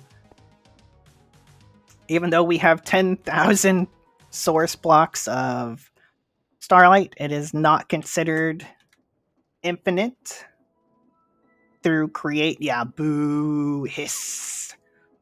Well, I mean, this thing is full. We have a Supreme tank full, but we tried and we got denied. The mod pack authors were one step ahead of us. And then we've got our world tree. This thing is, in one word, amazing. It is really cool. Yes, the Starlight production that you tested out was really, really good. Came in handy for sure. A tip for you guys when you get to this point of the world tree, if you're playing on a server, or even say like in your single player world, and you realize that TPS is going down, just unhook your controller, because we found out the tree itself is responsible for 1 to 2 TPS, because it has to constantly check that all of these thousands of blocks, each tree is 1 to 2. So if me and District had it plugged in, that would be 2 to 4 TPS. So almost 1/5 of the TPS from 2 trees. So if Katiana had her tree and say Captive had his, that could be like half your TPS problems right there. Yeah, I don't even want to think of that. And then we have our iridescent altar automation area. This was pretty cool too, where we set these guys up and learn how to use the crystal lenses to focus the starlight production into these guys. These are giant holders. I mean, I'm at like 186 million liquid starlight, 175 million. This just uses a lot of power, but it is pretty neat. And this was one of the playthroughs that I used these excavators a lot. We would constantly move these around the base for whatever that we needed material wise. Let me show you guys blood magic, and then we'll go out to the reactor. So we'll go to blood magic first. So this is our blood magic altar. It is a tier 5. We do have the Well of Suffering down here with witches supplying our life essence. So this stays full. These are the various occultism rituals that we needed to utilize before we got them automated. We did make all of the generators needed to make the rainbow gen, but with how hard the materials are in this pack, we decided not to set this up to make the 25 million RF a tick, just simply because it's a pain in the ass to make certain things. And we did learn how to automate the blood magic altar through XNet. So using the link receiver, so this guy receives information from a comparator that's under this guy. So if we come back under here, and we look, see right here, so the industrial comparator switch. So this guy reads the value of the altar. So if it's full, it outputs a redstone signal. Or actually, no, it outputs a redstone signal when it's below full. So that's what this guy reads off of. So if we come in here and look, we're taking redstone signal greater than 14 will allow the input of the item. So that way, if we're making, say, the demonic slates or the ethereal slates, which require like 200 buckets of life essence, using it at a bucket a tick, it'll only send one at a time until it receives a redstone signal, and then it'll send the next one. So we have the input here, output here, and then it's sent back into our system. And Bartimus here, he's kind of our watchdog. He just keeps an eye on everything to make sure it works right. Good job, Bartimus. Remind me to give you a raise later. And then we have our blood magic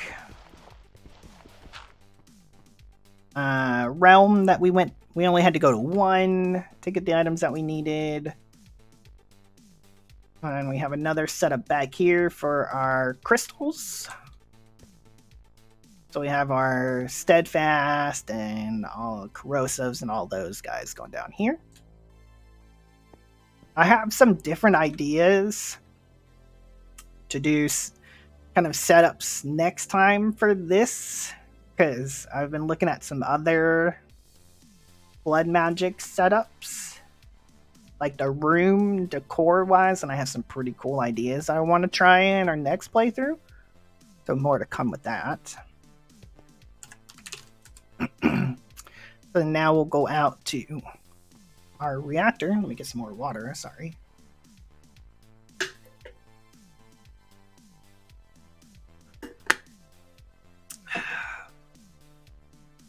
And these Ars Nouveau portals are really cool. So you can just set it up and then walk through like another portal, and it teleports you wherever you'd like to go. So we have our reactor, which I truly thought I had turned off. So we decided this playthrough to go big on the reactor. Typically some of the other playthroughs I've built smaller reactors. Oh, will it? Oh, okay. I just break it. There we go. Now it won't turn back on. And kind of seeing the production that I got from my reactor, my big one, because I could not run this thing faster than a 0.86, 0.87. So 87 millibuckets a tick, when this could have gone up to 610. So I wasn't even running this thing barely at 1/10 of a percent. But District, you did smaller ones and did several of those, and you could run it better than my big one. So I think the lesson that we learned, at least that I did, sometimes going bigger is always not better. Sometimes it's right. So you were going through it a lot better than I was with your 4 smaller ones versus my 1 big one. So I think in any of the next playthroughs that we do, instead of going big, I'm just going to build several smaller ones because that seems to be more efficient.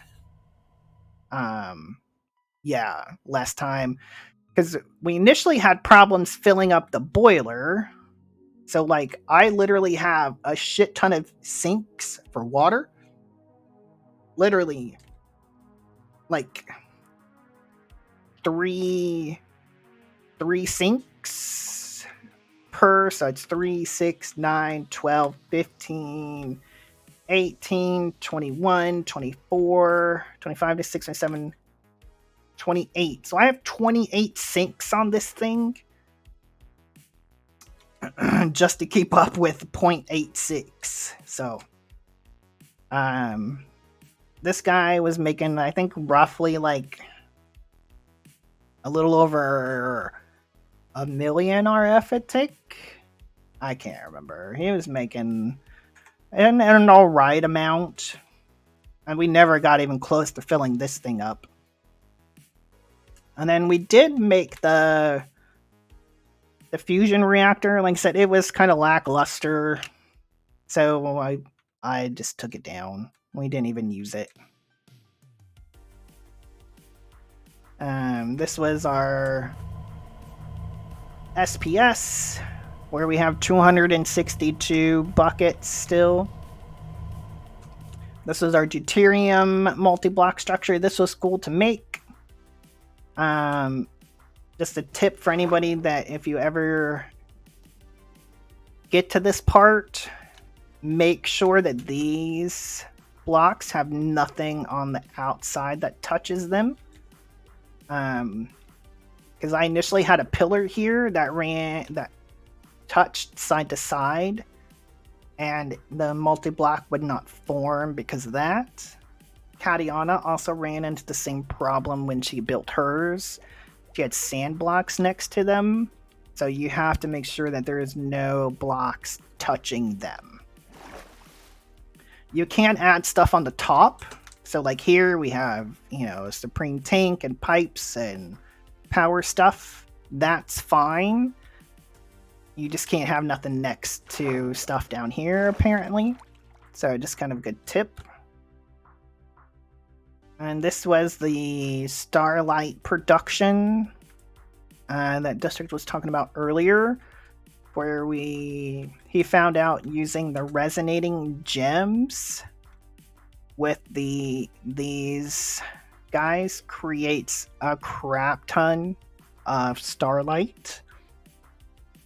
So we just had a bunch of these set up to come out here to fill these guys up, and they get sent off to this guy, which runs my tank down there. So I think that is basically everything on my base.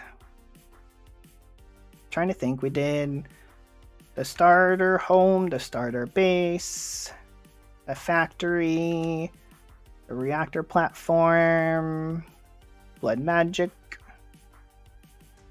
So that's everything. So let's go visit some of the other bases. We'll start off with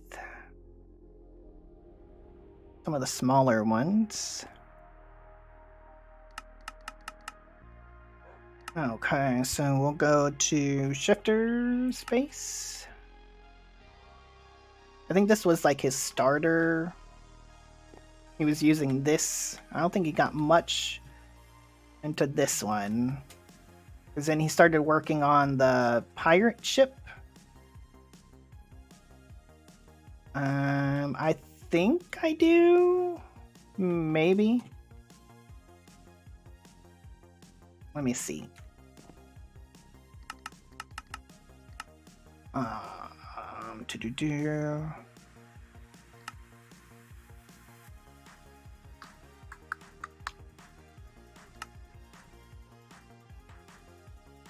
Maybe I don't. I do. Pirate ship. Oh, wait, no, this is Cat's pirate ship. Never mind. Yeah, this is the one that she was using as her spawner. So no, I don't have it. Do you have it bookmarked?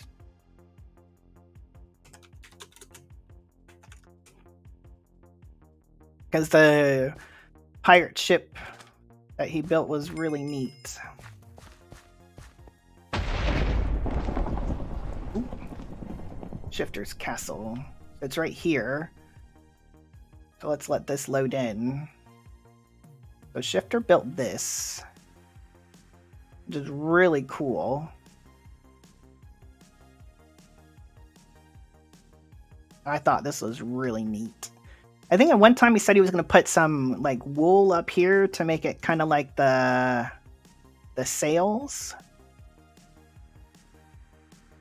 But he also made the castle too. We'll go look at that in a second. But Shifter's a really good builder.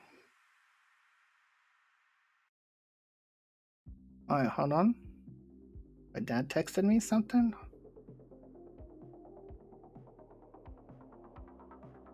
Huh?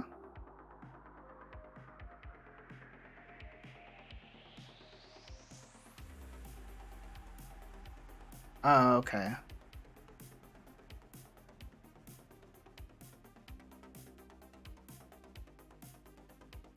Do-do-do.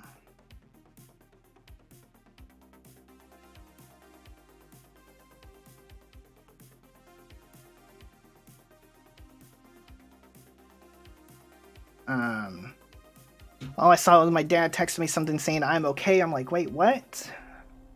Now he's talking about, because next week is the 3rd anniversary of my mom's passing, so he's going up to North Carolina, where her ashes are. He's just telling me some more about the plans. Go away. Go away.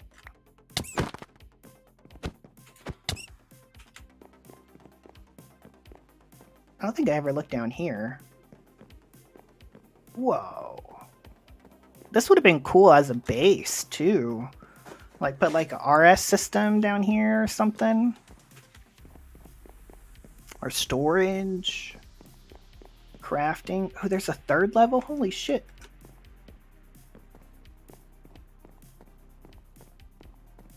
Yeah, man, he went ham on this. This is good.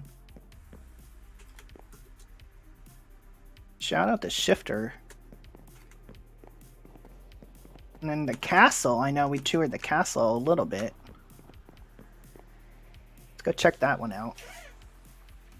So this is the castle he built as well. This is pretty cool. See, I'd love to be able to build like this. But, like, I am nowhere near this good. This is really cool. I don't think there's much inside here, because I think shortly after he stopped playing on the server, so it didn't get finished. It's like, yeah, some stuff here, but not like a lot. I think this is really neat. Oh, I didn't realize this forest glows in the dark. What? Holy crap. This would be cool. And it's right next to spawn too. Word. Is it? Oh yeah, shit. It's right here. Huh. This is neat. I think I might. See, there's another one. Stop. You know, the bustling city that spawned was this playthrough. Exactly. Stupid bots, go away. I might build in this biome next playthrough. This kind of fits with an idea that I have. The exact opposite. That's exactly what me and Katiana were talking about before you raided. We were saying it's the exact opposite. Because we had such a bustling spawn in Rag 6, but didn't do anything in this playthrough. Alright, we'll go check out the next one. Okay, so we'll go see Imran and Cactus Bandit Space. They played for a little bit. Logged in, was like, later. RTP, exactly. Well, also, to get materials for this playthrough was a lot harder than Rag 6 too. So it was a different play style, I guess.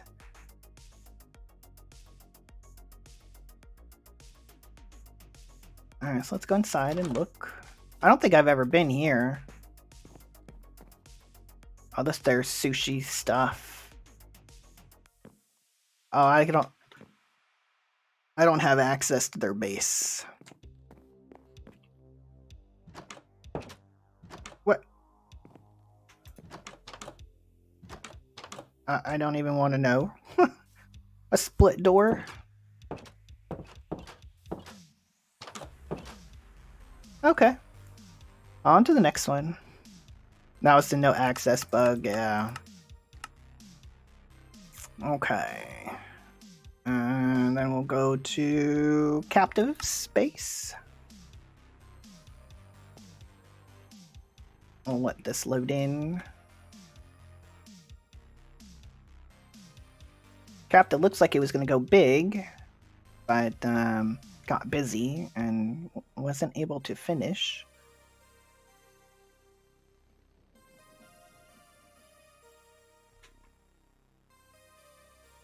Yeah, exactly. Life. Hashtag adulting sucks. Well, this looks pretty cool. I wonder what the his idea was going to be. I'll be back for the next one. Nice. Looks like a decent area. I wonder what the final product would have been. Would have been probably cool to see. I know his building in Ragnamon 6 was pretty cool. Very unique. Now this is interesting. I didn't know you could deploy the trees sideways like that. I always thought they had to go up and down.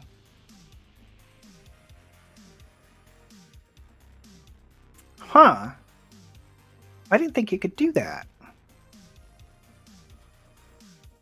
Well, that's good to know that you can do it that way. You can make it more compact than having it 3 high and have them deploying down. Okay. That's good to know. Got some smelting set up, crafting. Got some bees going. Making straw for drawers. Okay, okay. Cool.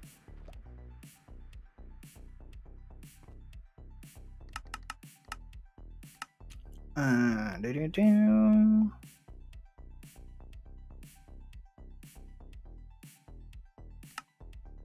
And Potox's base.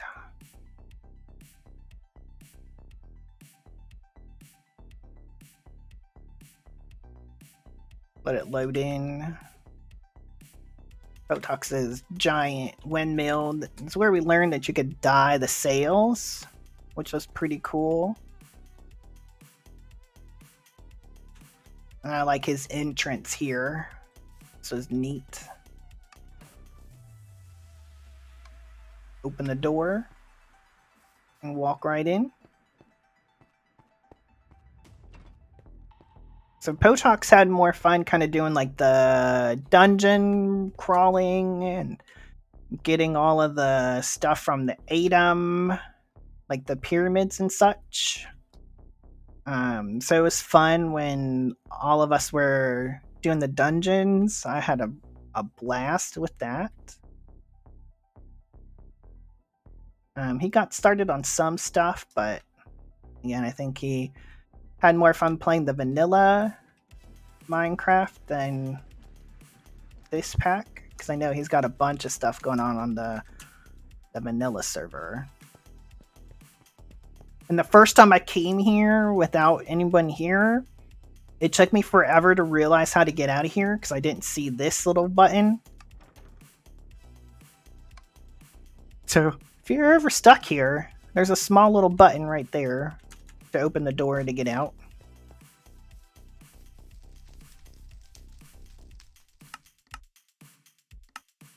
Okay, so let's see what else we have. Go to Cat's place.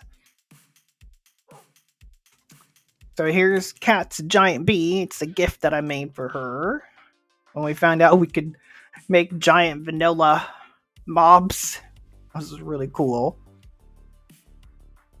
But she started here. Kind of with her food stuff over here. She's got her smeltery there. Some immersive stuff over there. Furnaces out here. And this was kind of like her chest monster, if you want to call it that. Because it's a bunch of chests. She has her pretty pipes storage set up here from the early game. And then her RS system, once she got to there. And then just kind of left all of her stuff still in boxes and crates and stuff. Bunch of magic books. This was all from like the dungeon crawling that we did. Armors and weapons. And then she moved into here with her Enigmatica, which again is her favorite mod. She just loves Enigmatica. And then I forget what's down here. Oh, this was her crafting area for Kumidori. It's like all of her workbenches and everything. Oh, that's a cool one. Like the banners that you can make are really neat. Not sure what was that. And then over here,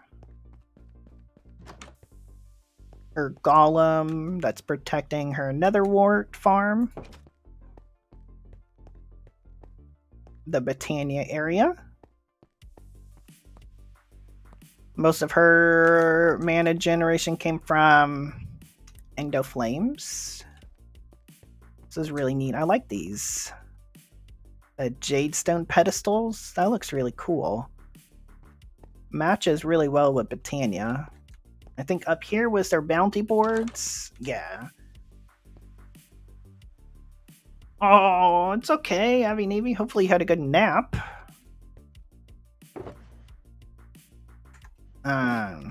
So these are all the bounty boards for her area. I am doing well. How about you? Hopefully you're better after your nap. And then back here, she has her Wither and some other automation stuff. So the multi-block, one of them that she was actually able to make. Her reactor. Here's her pink Wither. And then the regular Wither for ether gas.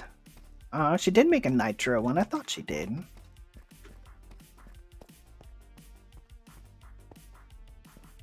What's over here? Okay, some more pneumatic craft stuff. This was her automation using the wormholes. Sweating like a cold water bottle. And that was a welcome thing. Nice. Yeah, I'm sure it's hot. It's pretty hot here. Hot and humid. So let's go outside for a couple other things. Her bee area is over here, where all of her bee production was. And she's got her centrifuge here. Cat kind of likes to have rooms, specific rooms for everything. Create is outside. Up here is more create stuff. So she's got some crushing wheels. Basin for that. And then this guy, we had fun with this guy. Because you can... Oops. Go around and get massaged. It's a back massager. You know.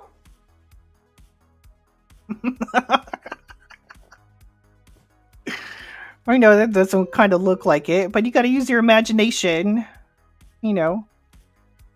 Take your mind out the gutter.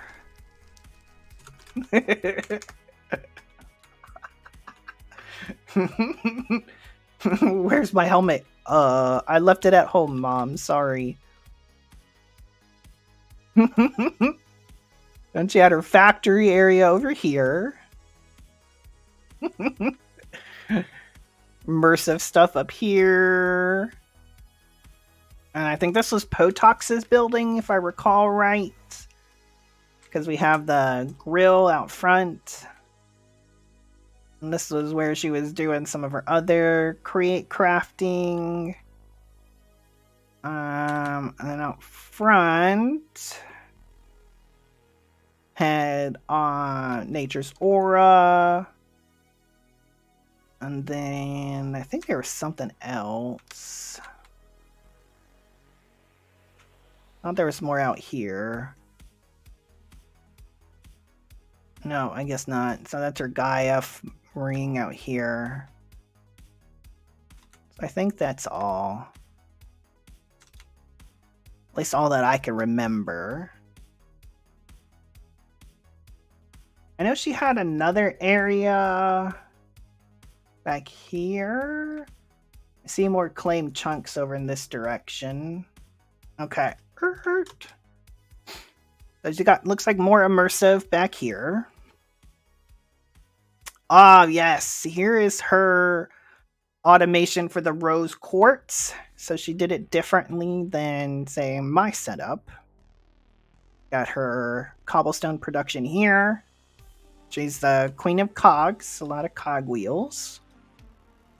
I'm not sure exactly how it all works because it comes down and then loops back. But she had it set up to actually make rose quartz, so shout out to Katiana for actually getting it. Because it was a hard quest to do. And then I think she had another. Oh yeah, here we go.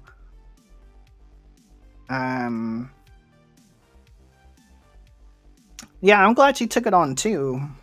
Versus just kind of passing it up. This was her potato farm. And she actually figured out that you can do the wild potatoes with create as well. This was actually a good idea from her. To where if you put like bone meal and shears in the deployers, it will actually make the wild potato. Excuse me, the wild potatoes. Because she's got 142. It's just really slow. But it works. So if you don't want to do it manually, because I did all of mine manually, it is a way to automate it. I think that was all of her area. Oh, like some schmucks, right? I just couldn't be bothered to automate it. This was her emu area. So she was breeding emus or the spirit of birthings, which was a cool.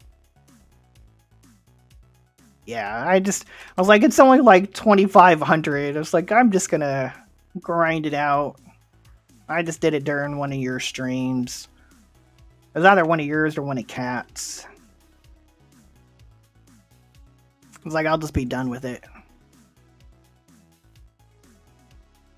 And we'll go look at District Space real quick, because I know he's going to do his world tour once he gets done. He'll do a better job. I'm Naga too, where he'll do a better job out of explaining all of his cool stuff. Oh wait, let's go look at Squishy's. Squishy did join us on the server a little late. And he did get some stuff set up. Oh yeah, Naga's base, yep. I forgot about that. Thank you.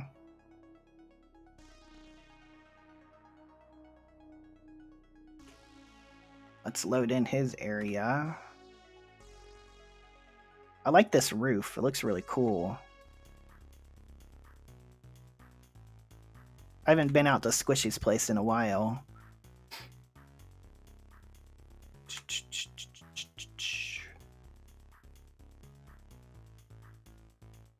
That's a neat house. See, I gotta learn how to do roofs like this. Where you like build up and then over and up and over. That kind of roof design. Like, I don't know how to do that. I think this was going to be his B area, if I recall. Kind of what he was mentioning. This was his storage building here. Where he's got his pretty pipes set up. I don't recall what this was going to be. I think this was going to be like his house. Yeah, he's got his bed in here. But I really like this roof. What is this? Iron sheet metal slice. Oh, so it's like a flat iron roof. That is cool. That goes well with the red rock brick. That's a good combination. It's a good color palette. I like that. That is neat. Alright, let's go to Naga's base before I forget. I think I have his.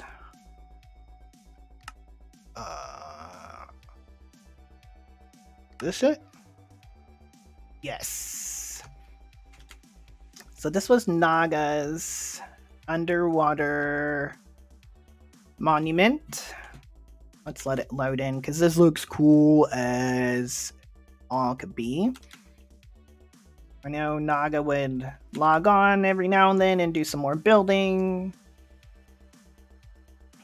But basically he took a guardian monument, removed the water, and then replaced the blocks with these compressed tiles. This just looks cool AF. Yo, this looks cool. Like his nether portal. That's neat. Damn, that's cool.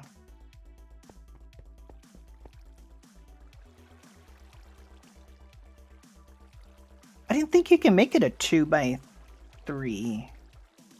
Huh. Interesting. But look how cool this looks. This is really neat. Oh, it's old school word. Okay, I thought it had to be like 3 wide. See, like he had his bees over here. You could only make it that size in the past. Oh, okay, okay. There's something I want to play around with the portals because I saw one where there was a button to turn it on and turn it off. So you can use a deployer with flint and steel to relight it.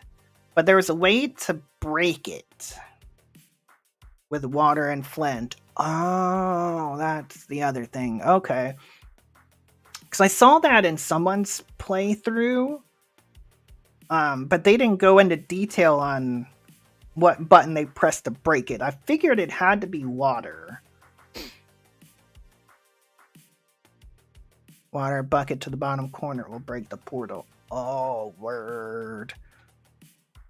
Because that would be a cool idea to do, to where you don't have to worry about, like, mobs pathing through. Because normally I would put, like, a fence here to keep, like, the pigmen and stuff out. But if you just put a deployer there and there, that could stop that problem. Hey, Potox. Yep, we have officially beaten the game.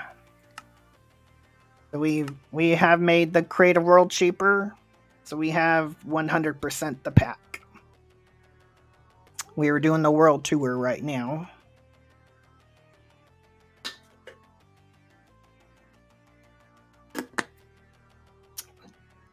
I can show you a couple of things here in a second. We'll go back to my base and I can show you. I didn't want to show district too much, so that way I didn't spoil the surprise for him once he makes it. See, this would be cool too. Yeah, don't worry about it. No, I'll show you the things that I showed on stream that he saw, but it's not everything that it does.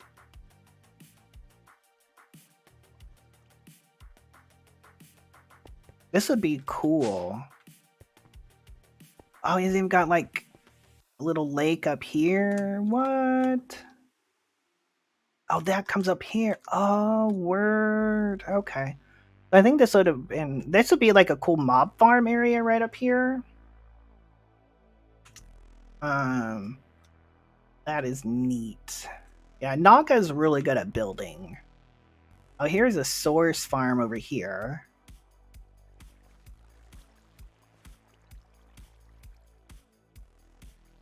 He's gonna finish it once he deletes all of our chunks. Nice.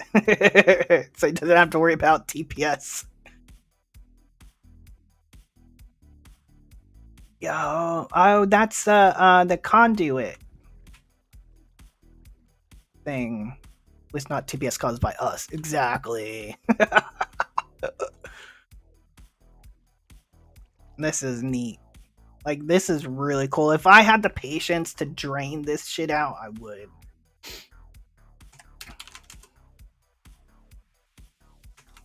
But here, Potox. So you can see my my nitro crystal blocks out here and mana diamond blocks. That's all part of the world shaper, and it can kind of do some texturizing too.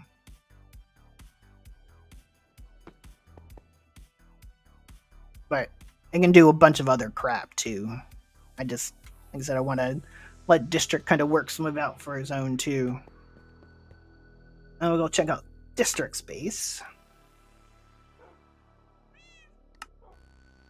Because District D did an awesome base design this playthrough. I really liked it. Circle around and load it all in.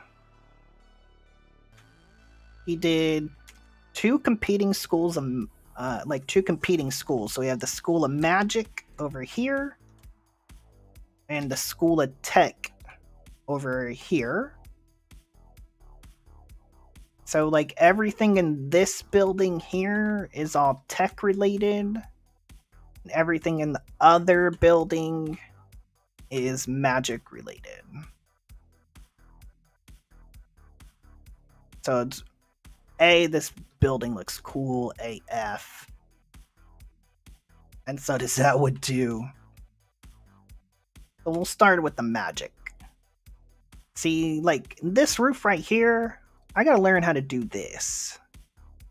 This looks cool. Yeah, you're really happy with how they came out? Yeah, you did amazing, dude. Almost killed you. So you got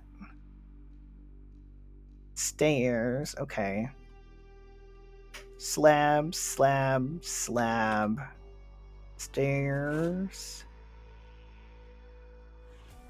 Blocks. Blocks. Oh, okay.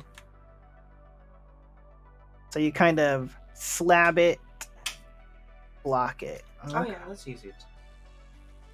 Well, it's easy to think to do, but it's hard to accomplish and make it look nice. I mean, to make it look nice, yeah. Yeah. But I mean, the concept is easy. Yeah. It's nice though. Yeah. It took many tries where. And he's got the tree out front, which just looks amazing. We'll have a little peek in here. So like you walk in, and off to this side is Britannia. So he's got all of his rune automation here. Still going, by the way. Take my magnet off. This is one thing that we didn't get to do this playthrough that I want to try to do. 154 to go. I mean, you're getting there. So the teleposer. So with blood magic, you can teleport things as long as you have life essence. So I think this is something that we're going to play with in our next playthrough, because it's really freaking cool. And just says a giant mana battery here for everything. There's your botanical brewery. And then over here, automating the coral. I did this all kind of by hand in a way, but you did it with the constructor and deconstructor, which was a cool idea. We'll come down here. Over here is ours. So this was his ours setup with all of his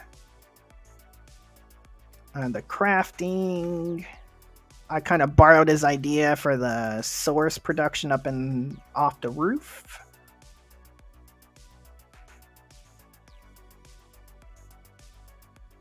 This was his setup for the potions. District, you used the modular routers versus the Wixies, which I didn't think to do. So it made it a lot more compact. Probably a lot easier to work with than the Wixies, so that was pretty cool. More mana, source production. Oh, you got the idea after looking at mine? Word. That's cool. I didn't even think to use modular routers, to be honest. I think this is all open area. Yeah. And then we've got crafting. Because that's how I was getting the flask out. Oh, word. Yeah, yeah. And see, I didn't know about these things until District put them here. So the luminizers, so like if we click on this, it'll take us up. Yep. So you right click it. We fly upwards. Like how freaking neat is that? Of course, you know, if TPS were a little bit better, it would be more fluid. But it sends you up to here. Like how freaking cool is that, guys? I didn't realize that that's what they do. Oh, they can do horizontal too? Word. That's something we'll have to work with in our next playthrough. So here's his iridescent altar and the crafting. I think you can do items too. Oh. So like, instead of like a conveyor belt from Create, you can send it through the luminizers.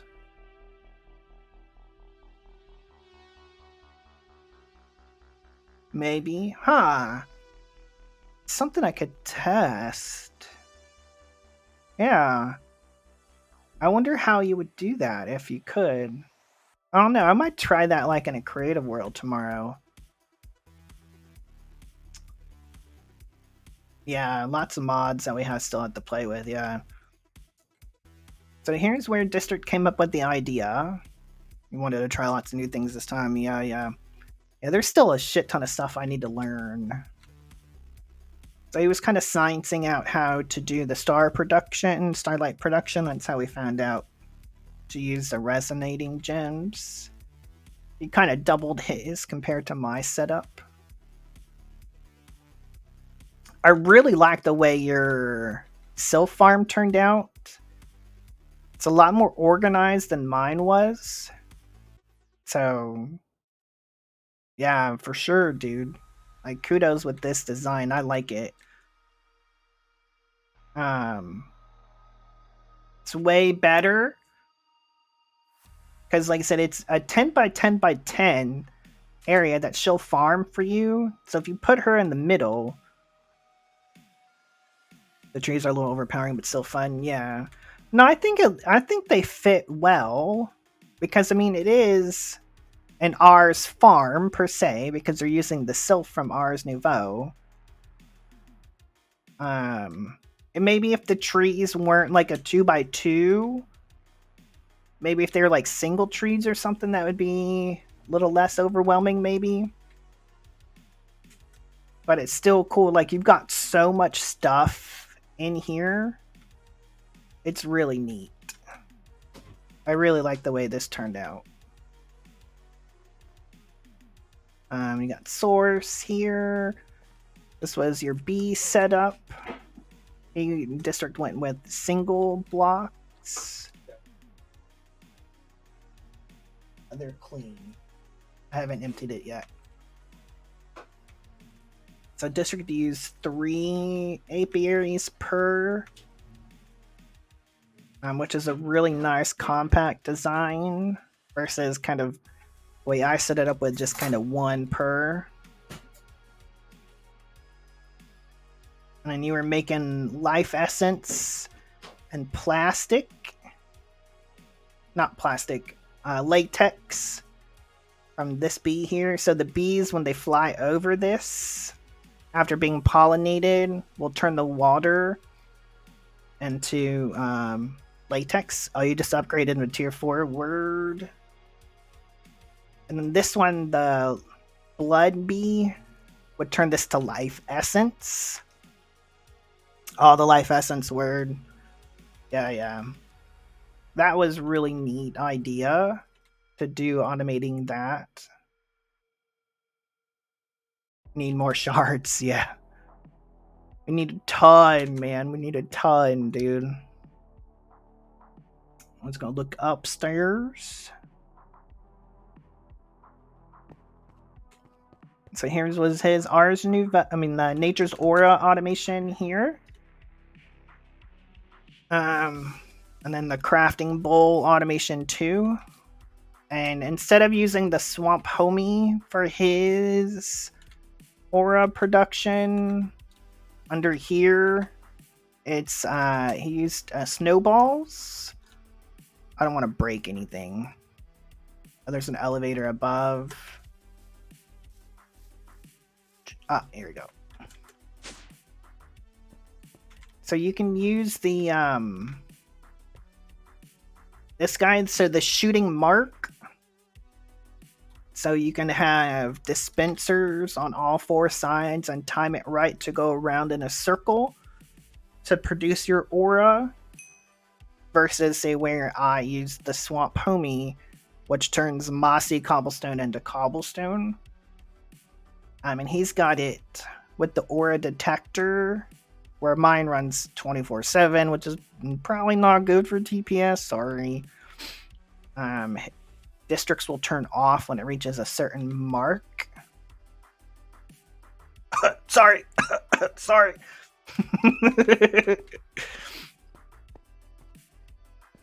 I gotta learn how to use that in our next playthrough.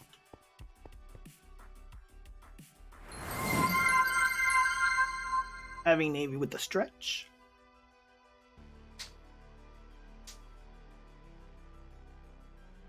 Sensor also helps with the auto crafting and the bottled ghost and sunshine. Oh, okay. Oh, it didn't do the text to speech. Interesting. Because you can never stop them. Because you could stop them if there wasn't enough aura. Oh, okay. Hydrate. Don't forget to hydrate, guys. Here for that very obvious cough.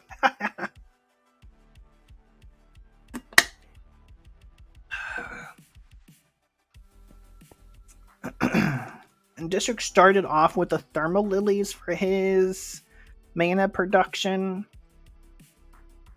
Your setup was way complicated with this stuff. I tried to do the thermal lilies and figure out how to use modular routers for it, but I could not get it to work right. You rebuilt it 4 times. Oh, okay.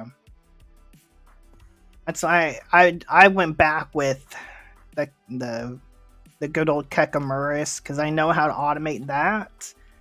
Like I tried so different ways. I just couldn't get the thermal lilies to work. Like I could get it to dispense the lava bucket the first time, but doing it again, I just couldn't figure it out. And this is the Nature's Aura Tree Crafter.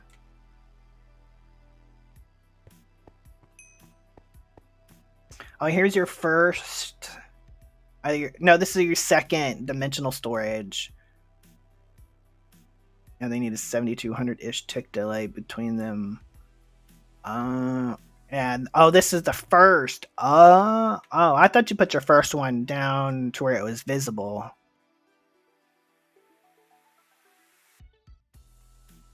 Oh,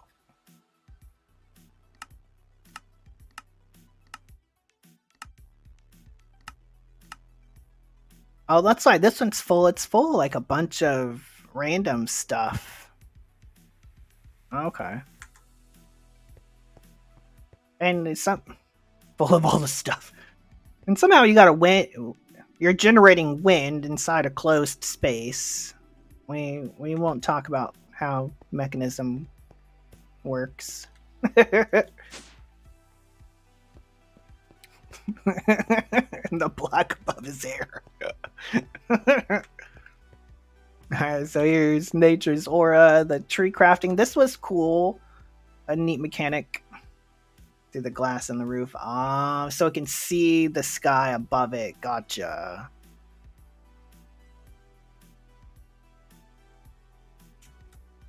Oh, you use modular routers, where I use dispensers. But yeah, this was a neat idea for crafting. Where you put the items here. Took good inspiration for my setup too. Word.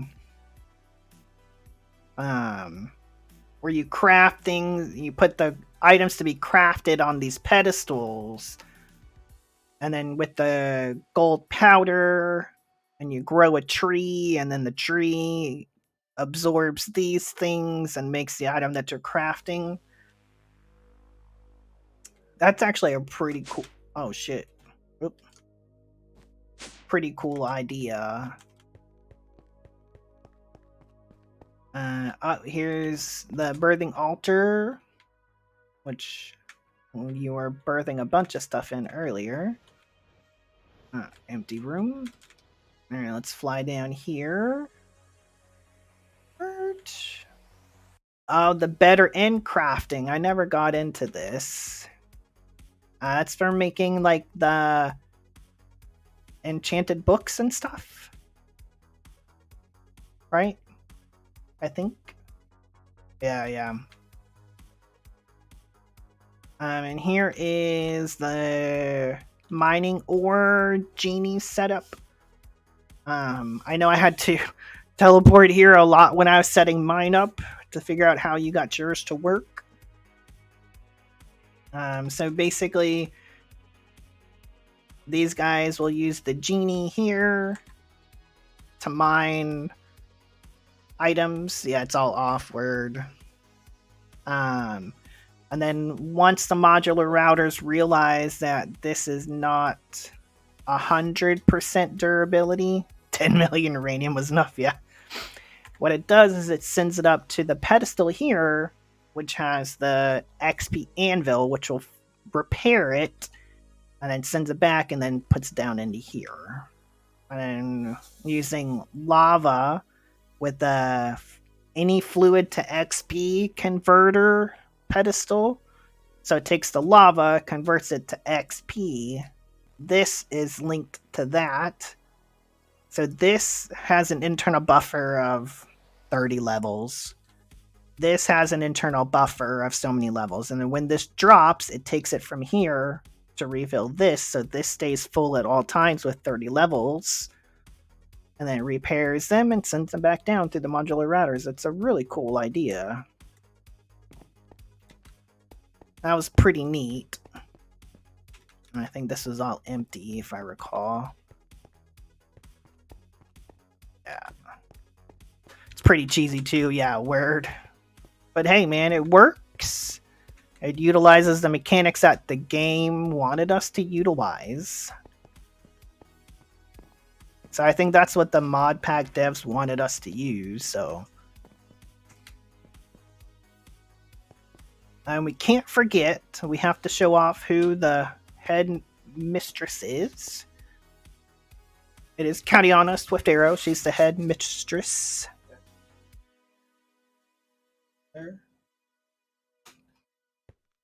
She got named for that.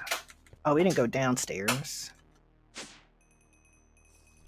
We'll go down. We have the Nether portal, Undergarden portal. Yes, for her generous donation to the Extra Life during game day in November. We'll go down here. This is the mob farm for the Ghast and the Shulkers. And all the way down here, even further down, all the way. Keep going. It's a long staircase. How come no one installed an elevator here? I need to have a talk with the headmistress. Eidolon. So this is where District is making his soul shards down here. They got 2 skellies spawners that come down here. You do the ritual and bada bing. Oh, and here's where you put your... Oh, you use the pedestal quarry for that. So when it grows here, the pedestal breaks it, and then the accumulator breaks it anytime it grows. That's a good idea. I didn't even think about that. Some more. See, there it goes. Look at that. That is cool. I didn't even think of that. Oh, and we're not even at bedrock. I thought you had to be in bedrock, so this works at Y20. Okay. That's good to know.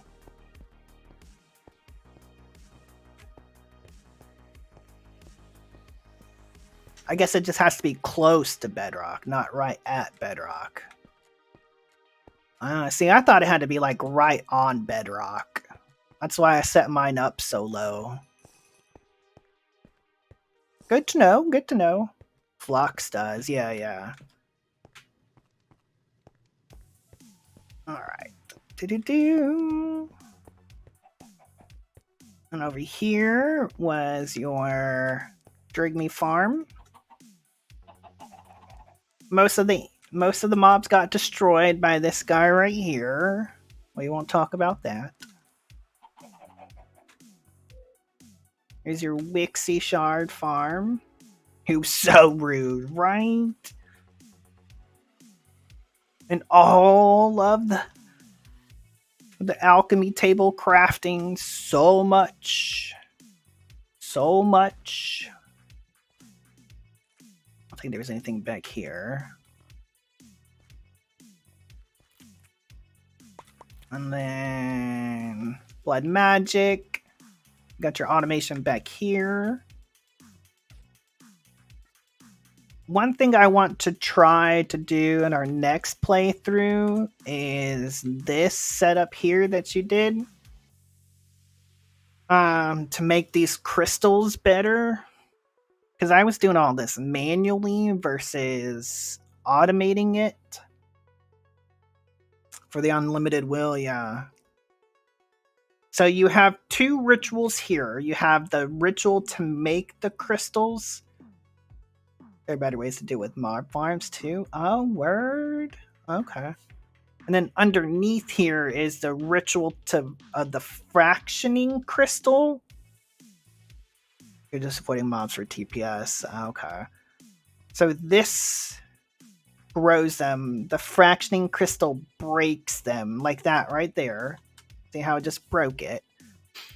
They get vacuumed up and sent over here for storage.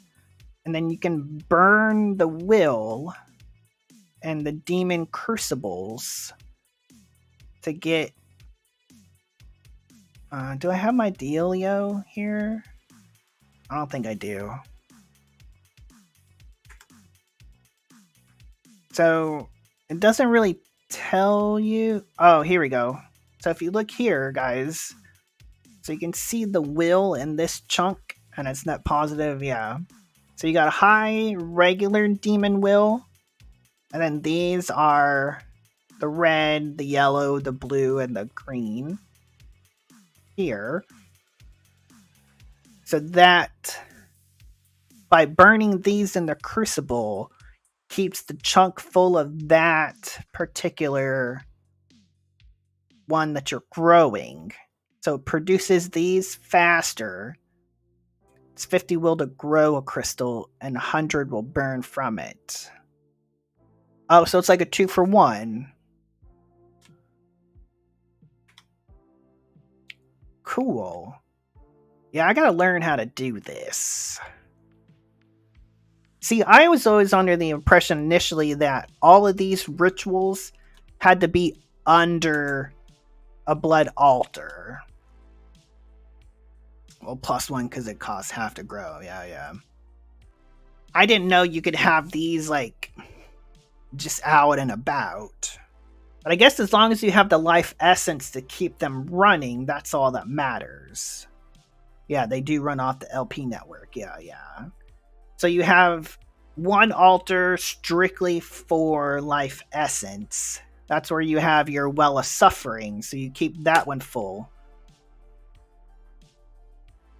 Oh, you have 2 going for life essence? Oh, yeah, because you're doing a lot of crafting, too. Yeah, you got one here.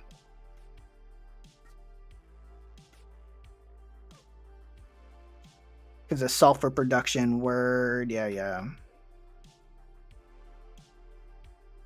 Okay. The other one's in the honor garden. Oh, okay.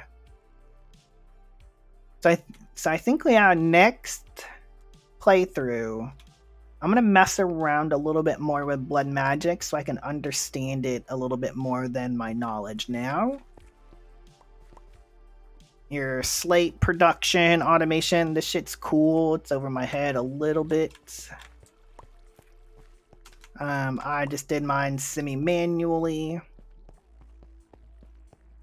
I think we're already there.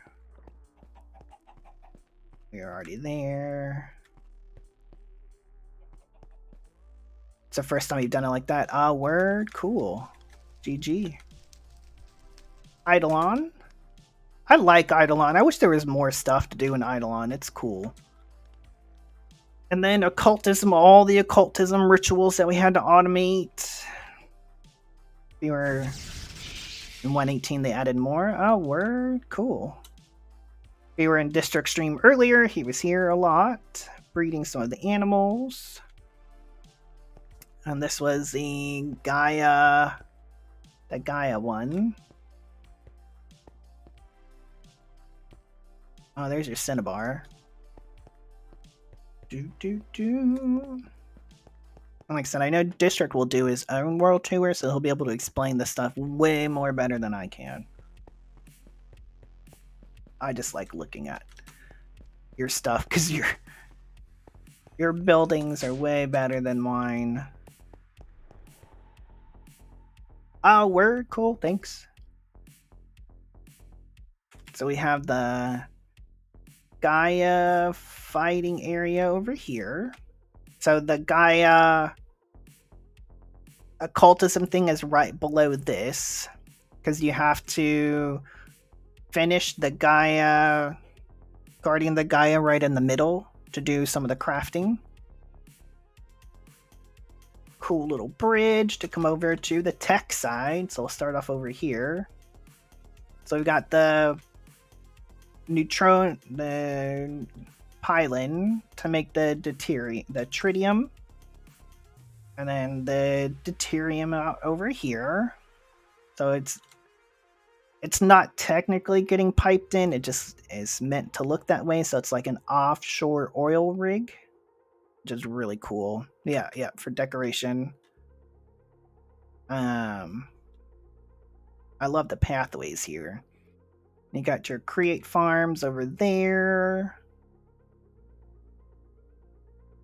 Fruit.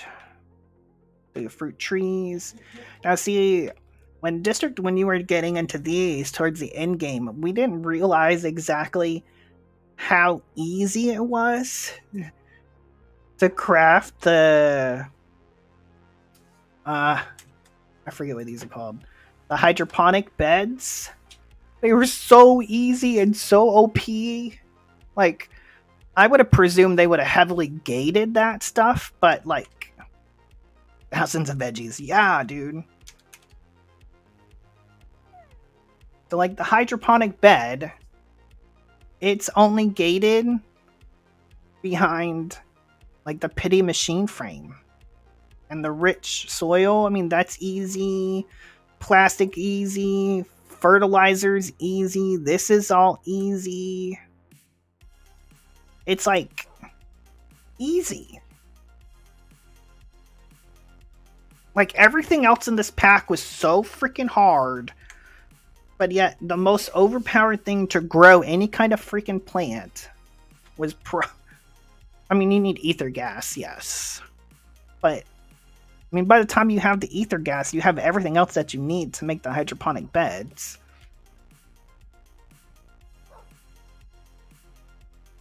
And here we have his sub puppy board. Here's where I redeem the dulcet tones. Squishy Chew just subscribed for 9 months. This isn't zombies. No, it's not zombies. But there'll be some zombies next week, though. We'll be doing a Daisy stream probably next weekend. And how's it going, Squishy? Good morning. Thanks for the resub, my friend. Appreciate that. And these are all the lovely people that donated at Game Day last year in November for the kiddos. And as you can see here, I am the headmaster of the tech school. So you come in here and we have the automation trophies where he's almost got them all, just missing the last 2 district, only 2 more to go. Come down here to the main base area. That's kind of where we're so close yet so far, right? You got your RS system with your crafters. Now, this was a cool idea to use these storage monitors. I didn't think to do that, but I like this idea to where you can see how much stuff you have without looking in your RS system. I like that idea. There could be some zombies around, exactly. The district keeps killing some puppies. Might be some zombie dogs. Yeah, there's some important stuff that you needed to keep an eye on, right? Yeah, like I would like to have one for like the essence, antimatter, the Gaia. That was actually a really good idea. I thought that was pretty cool. So we come here, and there's your second occultism storage, even though I thought that was your first one. I like how you have it kind of on display. I thought that was really neat. And back here, we're just going to have some random automation stuffs. This right here is one of the things that I need to get better at doing, is the requesters. That was the intention of the other one. You just couldn't work out where to do it. Word. I need to learn this. The second one worked because you had the space. Got you. Where you just keep certain items in stock. I'm just so used to crafting on demand versus keeping things in stock. And I think had I done a better job at keeping things in stock, the end game wouldn't have been as bad and grindy as it was. Requester has its limits, but it's a lifesaver, yeah. Yeah, I mean, it's a good idea to keep so many things in stock, I think. But I guess it depends on the playthrough. Because there are some playthroughs where you need it and some that you don't. So it really helps to know your pack, I guess, and use it as it's needed.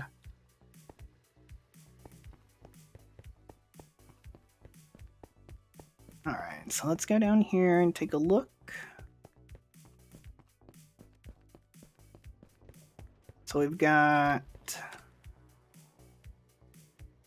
Now this is where you're making food. So this is the chicken. The kitchen, yep. The bowls here.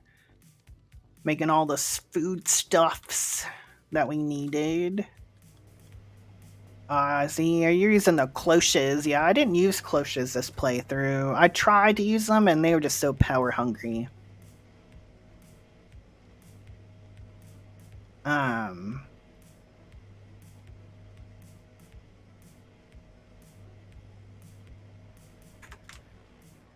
This is one thing I gotta get better at, is using redstone to turn these guys off. I was kind of playing around with this in a creative world, a little bit. All right, I have a way to keep these turned off using the comparator switches. So I might try that kind of next playthrough. And here's District's way more compact setup to make the rose quartz automation than mine. This is a really compact design. I like how this turned out. Our mixes is here. And then there's a deployer. Make it. There's your sandpaper. There's that. Am I missing the deployer? To use the sandpaper on? I think that probably would have been like right here. Maybe it got taken down. But anyways, way more compact than my setup. Depot next to the basin. Oh, right here. Oh, there it is. Yep. I see it. So right here. I was close. I was thinking it was right here, but it was right there. Cool. And then here's his stress unit setup. He's got way more than I had. I think you're making what, like 300,000 SU?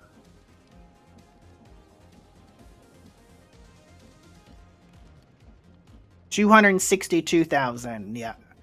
And you're currently using 140,000. Another bot. Nope. That's like the 5th one today. Like 1 an hour. Like, go away, guys. Block production. So these are all like cobbled generators, but you can control the output of what you're going to get by putting certain blocks underneath. So that's jasper, limestone, weathered limestone to get those. This is something I should have done, but didn't. And then this is your concrete setup. Really nice and compact.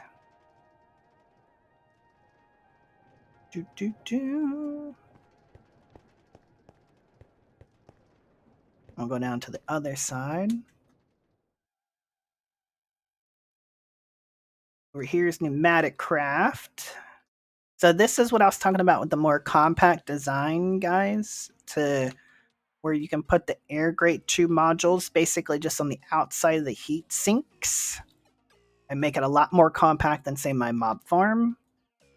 And then what's cool is if you add an advanced PCB and do this, you won't get blown away by the air. So that's a pretty good tip. Sometimes these guys kind of bug out. At least on mine they do. This is for... Oh, this is the advanced guy up there, yep. Because that thing needs a lot of air. Yep.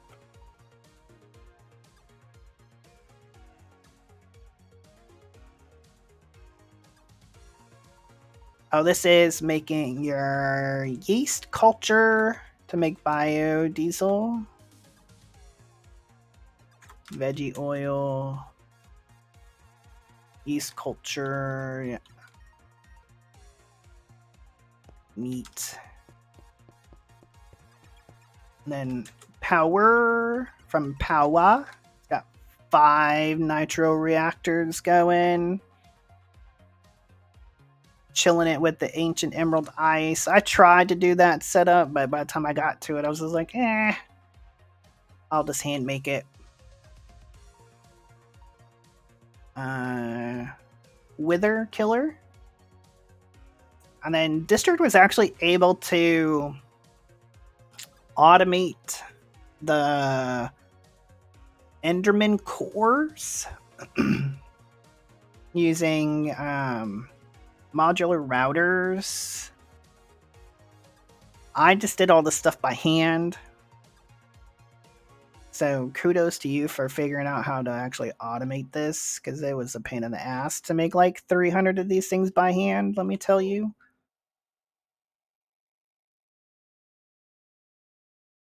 Smeltery in here.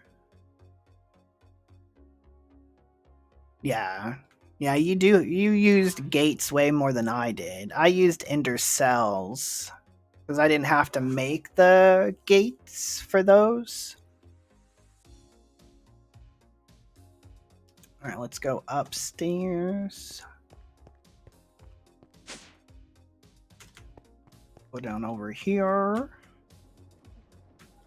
Some more create stuff in here. Still in the basement. And then we've got create automation here. All of the create stuff. Builder's tea. Automation, hot chocolate. Here's the God Shard automation. It's probably the relic automation.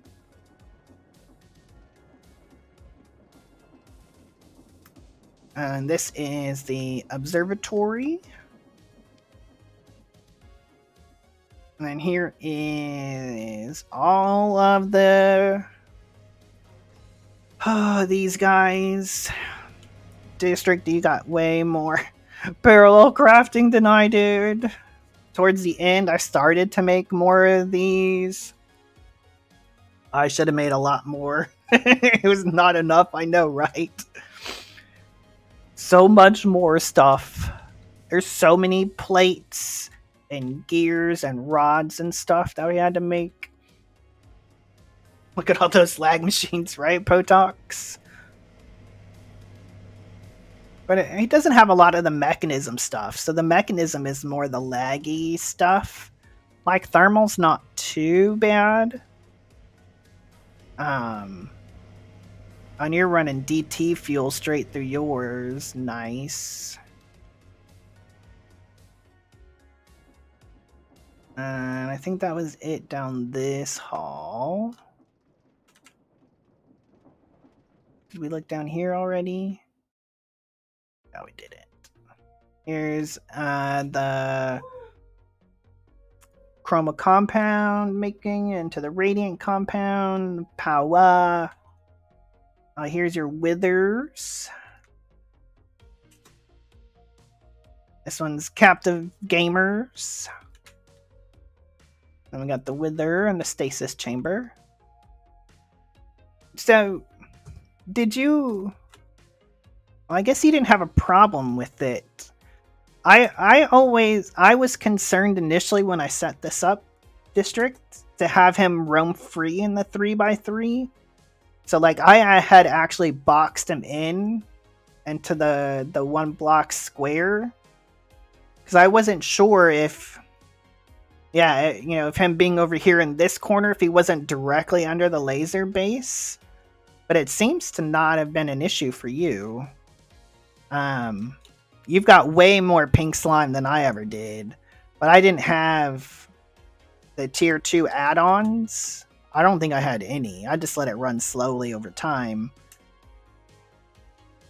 But, yeah, I had put blocks in the 4 corners. Like the cardinal directions to block them in. Right? Like, in some of the other playthroughs, we had to have like a full array. Like 9 by 9 by 9 by 9 by 9. And the entire playthrough, I only had 1 on each. No! I don't even want to know how much power that would have cost us, dude. Because 1 was enough. 1 was enough. We got all of your dissolution chambers. About the same number as I did. There's way too many that we needed. And here's Enigmatica. the advanced gun, the 3 pressure chambers. You got a bunch of... I think this was your lithium production. Yeah. To make the lithium. Brine and lithium, yep. Here's to make your etching acid into the virulent mixture, and then the molten pink slime. This is plastic. Now, District did the drone setup. So there is actually a quest. I need to set up the drone. Nah, I think you can just talk about it. I don't think they're gonna fly with the TPS as low as it is. So under pneumatic craft, so there is this sustainability challenge. You can just point to them the whole episode that covered exactly. So it wants you to fully automate creation of plastic sheets and speed upgrades from biodiesel with only pneumatic craft and vanilla mechanics. Consider the use of drones for farming and logistics. Now, I didn't use drones. I did the majority of the stuff through PNC, but I also incorporated some thermal, but we won't talk about that. But this setup was really cool. We tried to do it. I couldn't get the drones to work right. So that's when I just incorporated thermal. So I still gave myself the check mark because I tried. But the only person to 100% the pack, I mean...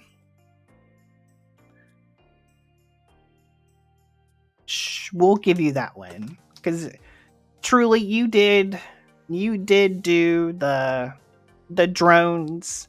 I tried, I came up short. It's fine. If it didn't have that one, then I would 100% it. I think that's it. We're down here. Alright. Now we have the Gaia reactor out here, kind of the center focal point of the backyard area. District did try to start off using the mana carts. So there are mana rails that run under the base, underwater, over to here to where his mana pools are, and out here to the pylon. But yeah, with the TPS so low as it was, they just weren't working properly. But your train rail system was way better than the janky one that I set up, so... Exactly, the idea was there. And here we've got your create smelting and some immersive stuff. Here's all your immersive automation. And then here again is the other part of that teleporter system from Blood Magic, which is really overpowered, which I think we're going to do next playthrough. And this is where we were testing out which liquids we could actually get infinite amounts of. And a word to the wise, hot tip when it comes to latex, don't do it with create, because it will void your buckets, because you have to do each level on its own kind of deal. But if you try to put, so like if you were to put a bucket of latex here, it would be a source block, right? If you put another source block here, you would think you would have 2 source blocks, but you don't. So when you go to take this one up, this one just got deleted. So it And there were so many buckets of latex that between the two of us that we lost because we were trying to do that and couldn't figure out why it wasn't filling up. So don't do it with latex and Create. You're just better off using black hole tanks. Exactly. So many. And you got your tree liquid farm over here. So I think I got everything. Oh, and another cool thing that District did early on is he used the tugboats. Oh yeah, the lightning crafting. Yeah, I'll get to that. He used tugboats to move the liquid from one side to the other. That was a really cool idea. So it'd come from over there to right over here. That's what these little channels were for. And so you got the tugboat dock, the barge dock, vessel detector. Yeah, to bring the rocket fuel over. That was super cool. We got the sushi shop down here, where you got lakeside dining, which was really cool. We visited the sushi shop a couple of times. And we come back here. And this is where the lightning crafting takes place. Is District automated his? I did all my lightning crafting by hand. I thought this was a neat idea. So you have everything kind of spit out with those guys.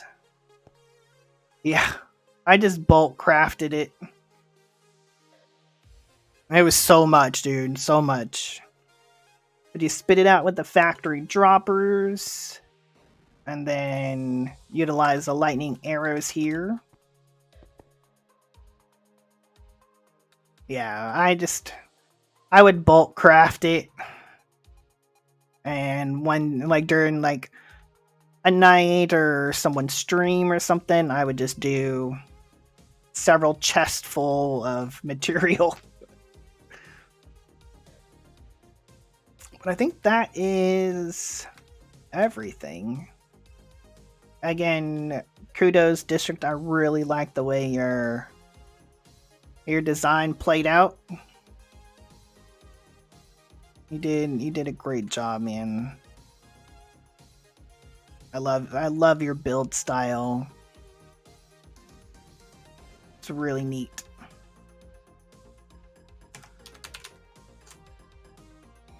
All right. So I think that's about it, folks. We have completed the pack in just under 38 and a half days. So that's what? 38.5 times 24, roughly about 924 hours. Thank you. So between 71 streaming days and 924 hours, we were able to 100% E6E. Now, I haven't seen many content creators actually do this. I've only seen one person do it on YouTube. And after seeing his quote-unquote end of the streams, his last handfuls of streams versus what we went through, I'm going to call shenanigans on it. I don't think that he made all the stuff like we did.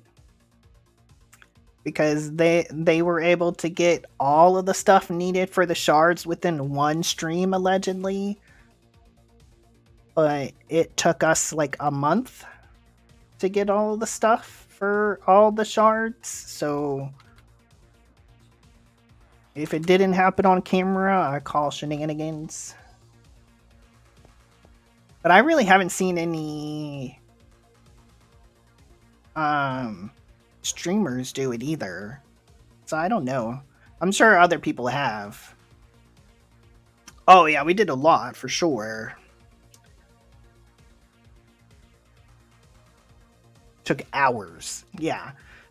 I think I started the shard production probably 2 months, month and a half, month at least a month ago, month and a half ago.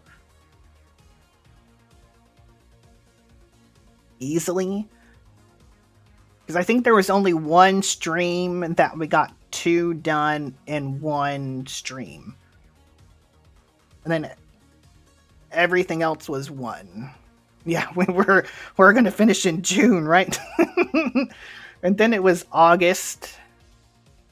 And now it's right before October. But hey, at least we're done before 2024. That's all that matters. Because that was my initial prediction, was before 2024. I'd initially thought it was going to take us about 1,000 hours to do this. So came up just before that 1,000-hour mark. All in all, I have to say this was a very fun pack to play. I enjoyed it. The beginning game was a little grindy, but not too bad. And then once you got into RS and could set up automation, yeah, I truly have enjoyed E6E. The quests were good, I thought. The recipe changes were good. It made it interesting. The end game I liked, even though as grindy as it was and how much we had to babysit stuff towards the end, it was still a very unique end game compared to some of the other packs that we have played, to where we're not making singularities to do the end game where it requires tens of thousands or millions of an item. So I thought it was pretty cool to do the shards right. Like, prove that you can automate Britannia, prove you can automate Astral and Blood Magic and Ars and all, all down each line, to where you don't have to make a bazillion of it, except for the dimensional shard. That one required a bazillion of the storage components. Yo, Cappy, what's up? Yeah, man. We 100%'d it. And got the World Shaper. We got it right here. The Creative World Shaper. But yeah, the only one that required a lot was the Dimensional Shard one. Yeah, the next pack, we still haven't quite announced it yet. I'll let District do that once we're done. We'll be starting probably in October. I think the first week of October, maybe. So yeah, District will announce it tomorrow on his stream during his world tour, what the next pack will be, and our official start date. So in between then, we'll have some bonus streams where I'll probably play some DayZ. So I started playing that yesterday and I like it. It's a cool ass game. And then we'll be on to our next pack. So if you guys want to go to District Stream tomorrow, I'll be able to find out what that will be. But yeah, I think that all in all, E6E I think has been probably so far my favorite pack that I've played. Heavy Navy with the sellout reminder. Why didn't that one play? What the heck? But good time to remind you guys that I have a YouTube channel. I put the link in chat. Go check it out. leave a like, leave a comment. Twitch VODs go up every Thursday at 2 p.m. Eastern Standard Time. Daily YouTube shorts go up every day at 2 p.m. Eastern Standard Time. Now, the shorts might take a break in between the Minecraft streams because I don't know how much good content we'll get for DayZ, but we still might get some shorts uploaded, so go check me out. But yeah, I have to say, District, this one I think has been the best pack so far. Ragnamon 6 was fun. I enjoyed it. But I think the uniqueness of E6E just puts it a step above, I think. So I would kind of rank it as E6E, Ragnamon 6, Chroma 2, and then Chroma 1. Kind of in those order, I would say. And then the Stone Block's kind of tied between... Well, Stone Block 2 is good. I didn't really like Stone Block 3 too much. Oh, there's a Ragnamon 7. Oh. See, I've been watching some of MLDEG, and he hasn't... Well, maybe he's been talking about it, but I don't understand French. So, when I watch him, I don't understand what he says. I just watch the gameplay. Okay, good. I mean, if this was like right after high school when I was partially semi-fluent in French, I could understand it. But, you know, I graduated high school a long time ago and lost all my French speaking abilities. So, I can understand a word or two every now and then. I do have to say, though, kind of from what I've seen with E9E, I haven't seen an entire playthrough, but that looks really cool, too. It's a lot more magic-based than tech-based. So that may not be for everybody. But I think this playthrough is evenly distributed. Yeah, a lot more magic-based, yeah. Like 80% magic-based, 20% tech-based.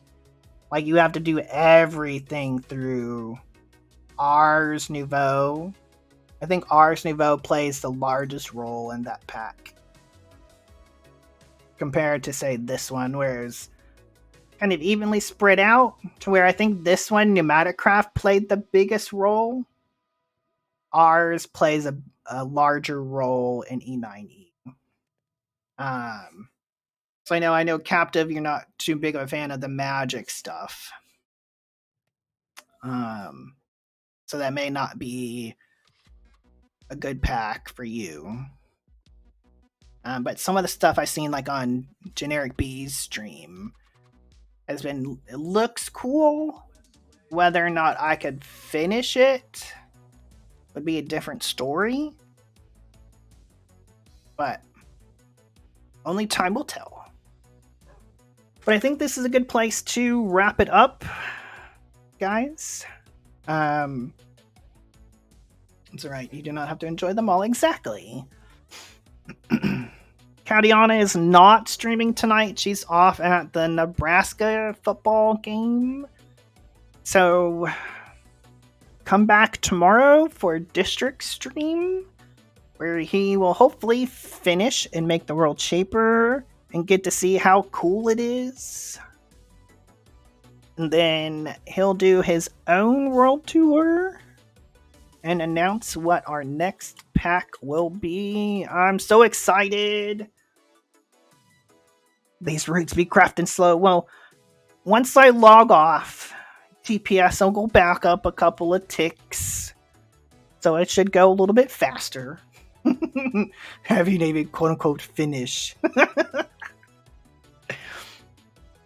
But anyways, I want to thank you all for hanging around with us for the last 13 months. in 924 hours of playing E6E, and hope you stick around for the next pack that we play. And check back next Saturday at our normal time, 1 p.m. Eastern Standard Time, where we'll switch it up a little bit and play some DayZ, where I am a complete noob and still learning everything, but having a ton of fun playing it. And then we'll move on into the next pack. But anyways, guys, as always, I will catch you next time. Peace out.